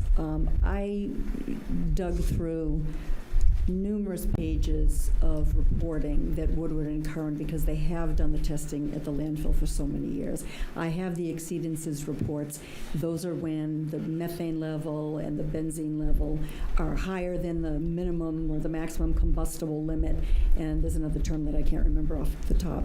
So the information I wanted to know, and I dug around to find out what I could find out about the landfill. I feel like I've heard from people who have come here and have educated us, people who have written long, lengthy, thoughtful, well-researched, well-sourced, well-documented emails. And on my own, because it's my job as a city councilor at large here in Leominster, I dug around and found a lot of information. So I feel like I am perfectly comfortable. I have a lot of information, and I don't feel like I need an engineering company to tell me what I've already read with my own two eyes. So, I'm fine with it. And I've heard from people across the city, and I understand that, the majority of people in Ward 2 certainly, I've heard from them, but I heard from people from every single ward. 1, 2, 3, 4, and 5. Everybody I've heard from. And in terms of people contacting me by email, by telephone, I even had a mailed letter from somebody who didn't email, apparently. in opposition. And if I had 1 out of 10, or 1 out of 100, or 2 or 3 out of, the vast majority of people that contacted me were opposed vehemently. People weren't on the fence. They were like, this is wrong for Leominster for a bunch of different reasons. So, thank you. Thank you. Councilor Frida? Yeah. Just to clarify, I also know what was in those reports with the Board of Health and with what it incurring over the years. The point was to make it public. The point was to have people sitting here so we could ask the questions of what it incurring. It was not to get information for us. I have information too, and we all get the emails. I think we got probably 700 or 800 emails all total, if you total them, close to that, if not, and phone calls and letters. But I'm still disappointed that we didn't have that opportunity to add, and they can be looked at as an independent, or as some people would like to say, they can't be independent because we were paying them. But they're licensed site professionals. We had a mandate to report every year on it. So, that was the purpose of that. Thank you. Anyone else? I'm going to turn this back over to the President. Debate's closed, and I'm going to take this vote by roll call. Councilor Frida, I'm going to grant your wish. We're going to start with you again. And I would like to mention that Well, we'll save Councilor Cormier. He knows now, so you don't have to save him. I will say, though, I haven't been council president for 8 years. I appreciate that notion, but No, this it's was only brought been 4. before you as well. Oh, okay. For just clarity purposes. Oh, yes, I'm going to do that. Great. Yes All right, means great. no. Yes means no. Yeah. Just for us, obviously, and also for the public. The recommendation is to deny. Therefore, the affirmative vote or the yay vote is in favor and supportive of the denial. So sometimes it gets a little confusing. So a nay vote would be to defeat the recommendation and seek the approval of 47-25. So I'll start with Councilor Frida. Yay. Councilor Robbins. Yay. Councilor Shalfo Zephyr. Yay. Councilor Tossi. Yay. Councilor Noseworthy. Yay. Councilor Ardinger. Yay. Councilor Pauline Cormier. Yay. Councilor David Cormier. Yay. And I shall be recorded as yay by a vote of 9-0.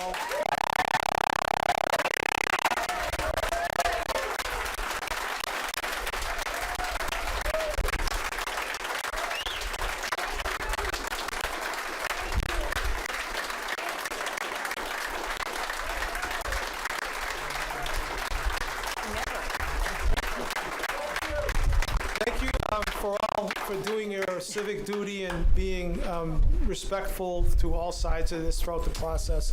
It really makes us all, I think all us councilors, proud of Leominster. And it's really a good thing to see that we can actually disagree and maintain decorum. We have 2 brief procedural matters before we adjourn. And that's on the new business, 2 readings of an ordinance. Councilor Shalfo Zephyr. So this is formerly C-103 in the year of 4825 is the first one. Oh, I'm sorry. Yeah, it's okay. Yep. Okay, this is the first reading of an ordinance, petition 48-25. Thomas M. Bovenzi requested an amendment to change zoning district of parcel 94-6, amend the zoning ordinance of the city of Leominster, Mass. To change the boundaries of the zoning district shown on the zoning map so that the parcel identified as Lot 6 on Assessors Map 94, containing approximately 9,984 square feet and having an address of 44 Union Street, shall be entirely located in Residence B. So, I can read the ordinance? Sure. Okay. Okay. So in the year 2025, and be it ordained by the City Council of the City of Leominster as follows. Amend Chapter 22 of the revised ordinances entitled Zoning. Chapter 22 of the revised ordinances entitled Zoning is hereby amended by amending the zoning map 94 established pursuant to Section 22-6, such that the following parcel shall be entirely situated entirely in the Residence B zoning district. 26 Union Street, Assessors Parcel 94-4, 40 Union Street, Assessors Parcel 94-5, 44 Union Street, Assessors Parcel 94-6. It would be my recommendation to adopt the first reading. Very well. Councilor Tosi I agree. and Councilor Pauline Cormier. I agree. You've heard the unanimous recommendation of the Legal Affairs Committee to adopt the first reading of what was formerly 48-25. Is there any discussion? Seeing none, this will be by roll call. Councilor Frida? Yay. Councilor Robbins? Yay. Councilor Shalfo Zephyr? Yay. Councilor Tosi? Yay. Councilor Noseworthy? Yay. Councilor Arndinger? Yay. Councilor Pauline Cormier? Yay. Councilor David Cormier? Yay. And I shall be recorded as yay. The first reading of the ordinance is adopted. Moving on to C-103. Yep. C-103, Dean J. Mazzarella, Mayor, request the adoption of the dispatch 2025 to 2027 salary scale. The FY 2025 retroactive portion will be paid from collective bargaining regarding updated salary scales from contract settlement from FY 2025 to FY 2027. And this is followed by the wage matrix. It's a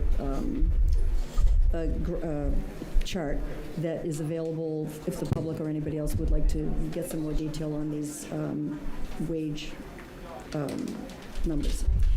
So, and the ordinance is, be it ordained by the City Council of the City of Leominster as follows, amending Chapter 16 of the revised ordinances entitled Personnel. Chapter 16 of the revised ordinances entitled Personnel is hereby amended by inserting into Section 16-30, Compensation Grades, the dispatch 2025 salary scale as follows. And then it indicates for FY25 through FY27 the wage matrix. So my recommendation would be to adopt this first reading. Very well. Councilor Tosi? I agree. Councilor Pauline Cormier? I agree. You've heard the unanimous recommendation to adopt the first reading of what was formerly C-103. Any discussion? Seeing none, this will be by roll call. Councilor Frida? Yay. Councilor Robbins? Yay. Councilor Shalfo Zephyr? Yay. Councilor Tosi? Yay. Councilor Noseworthy? Yay. Councilor Arndinger? Yay. Councilor Pauline Cormier? Yay. Councilor David Cormier? Yay. I shall be recorded as yay. First reading is adopted by 9-0 vote. I see no old business scheduled unless someone has something. Councilor Frida? I do. Just tonight before the meeting, I received a voicemail and an email from Attorney Weishut from KP Law regarding the marijuana Middlesex integrated medicine. And he has brought it to court, as you reported earlier, by the council vote. And the hearing, a preliminary injunction hearing was set, and that will be on 7/24/25 at 2 o'clock in the afternoon. So the city has, it's a notice to appear for hearing on preliminary injunction. So our attorney has moved quickly with this.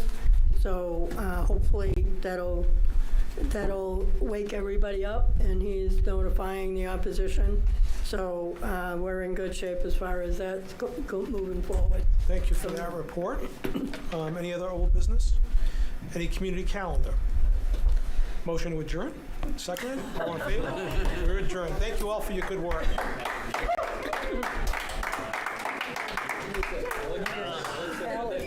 Leominster City Council meeting is funded in part by the Carolus Insurance Agency at www.thecarolusinsuranceagency.com and by Avidia Bank at www.avidiabank.com.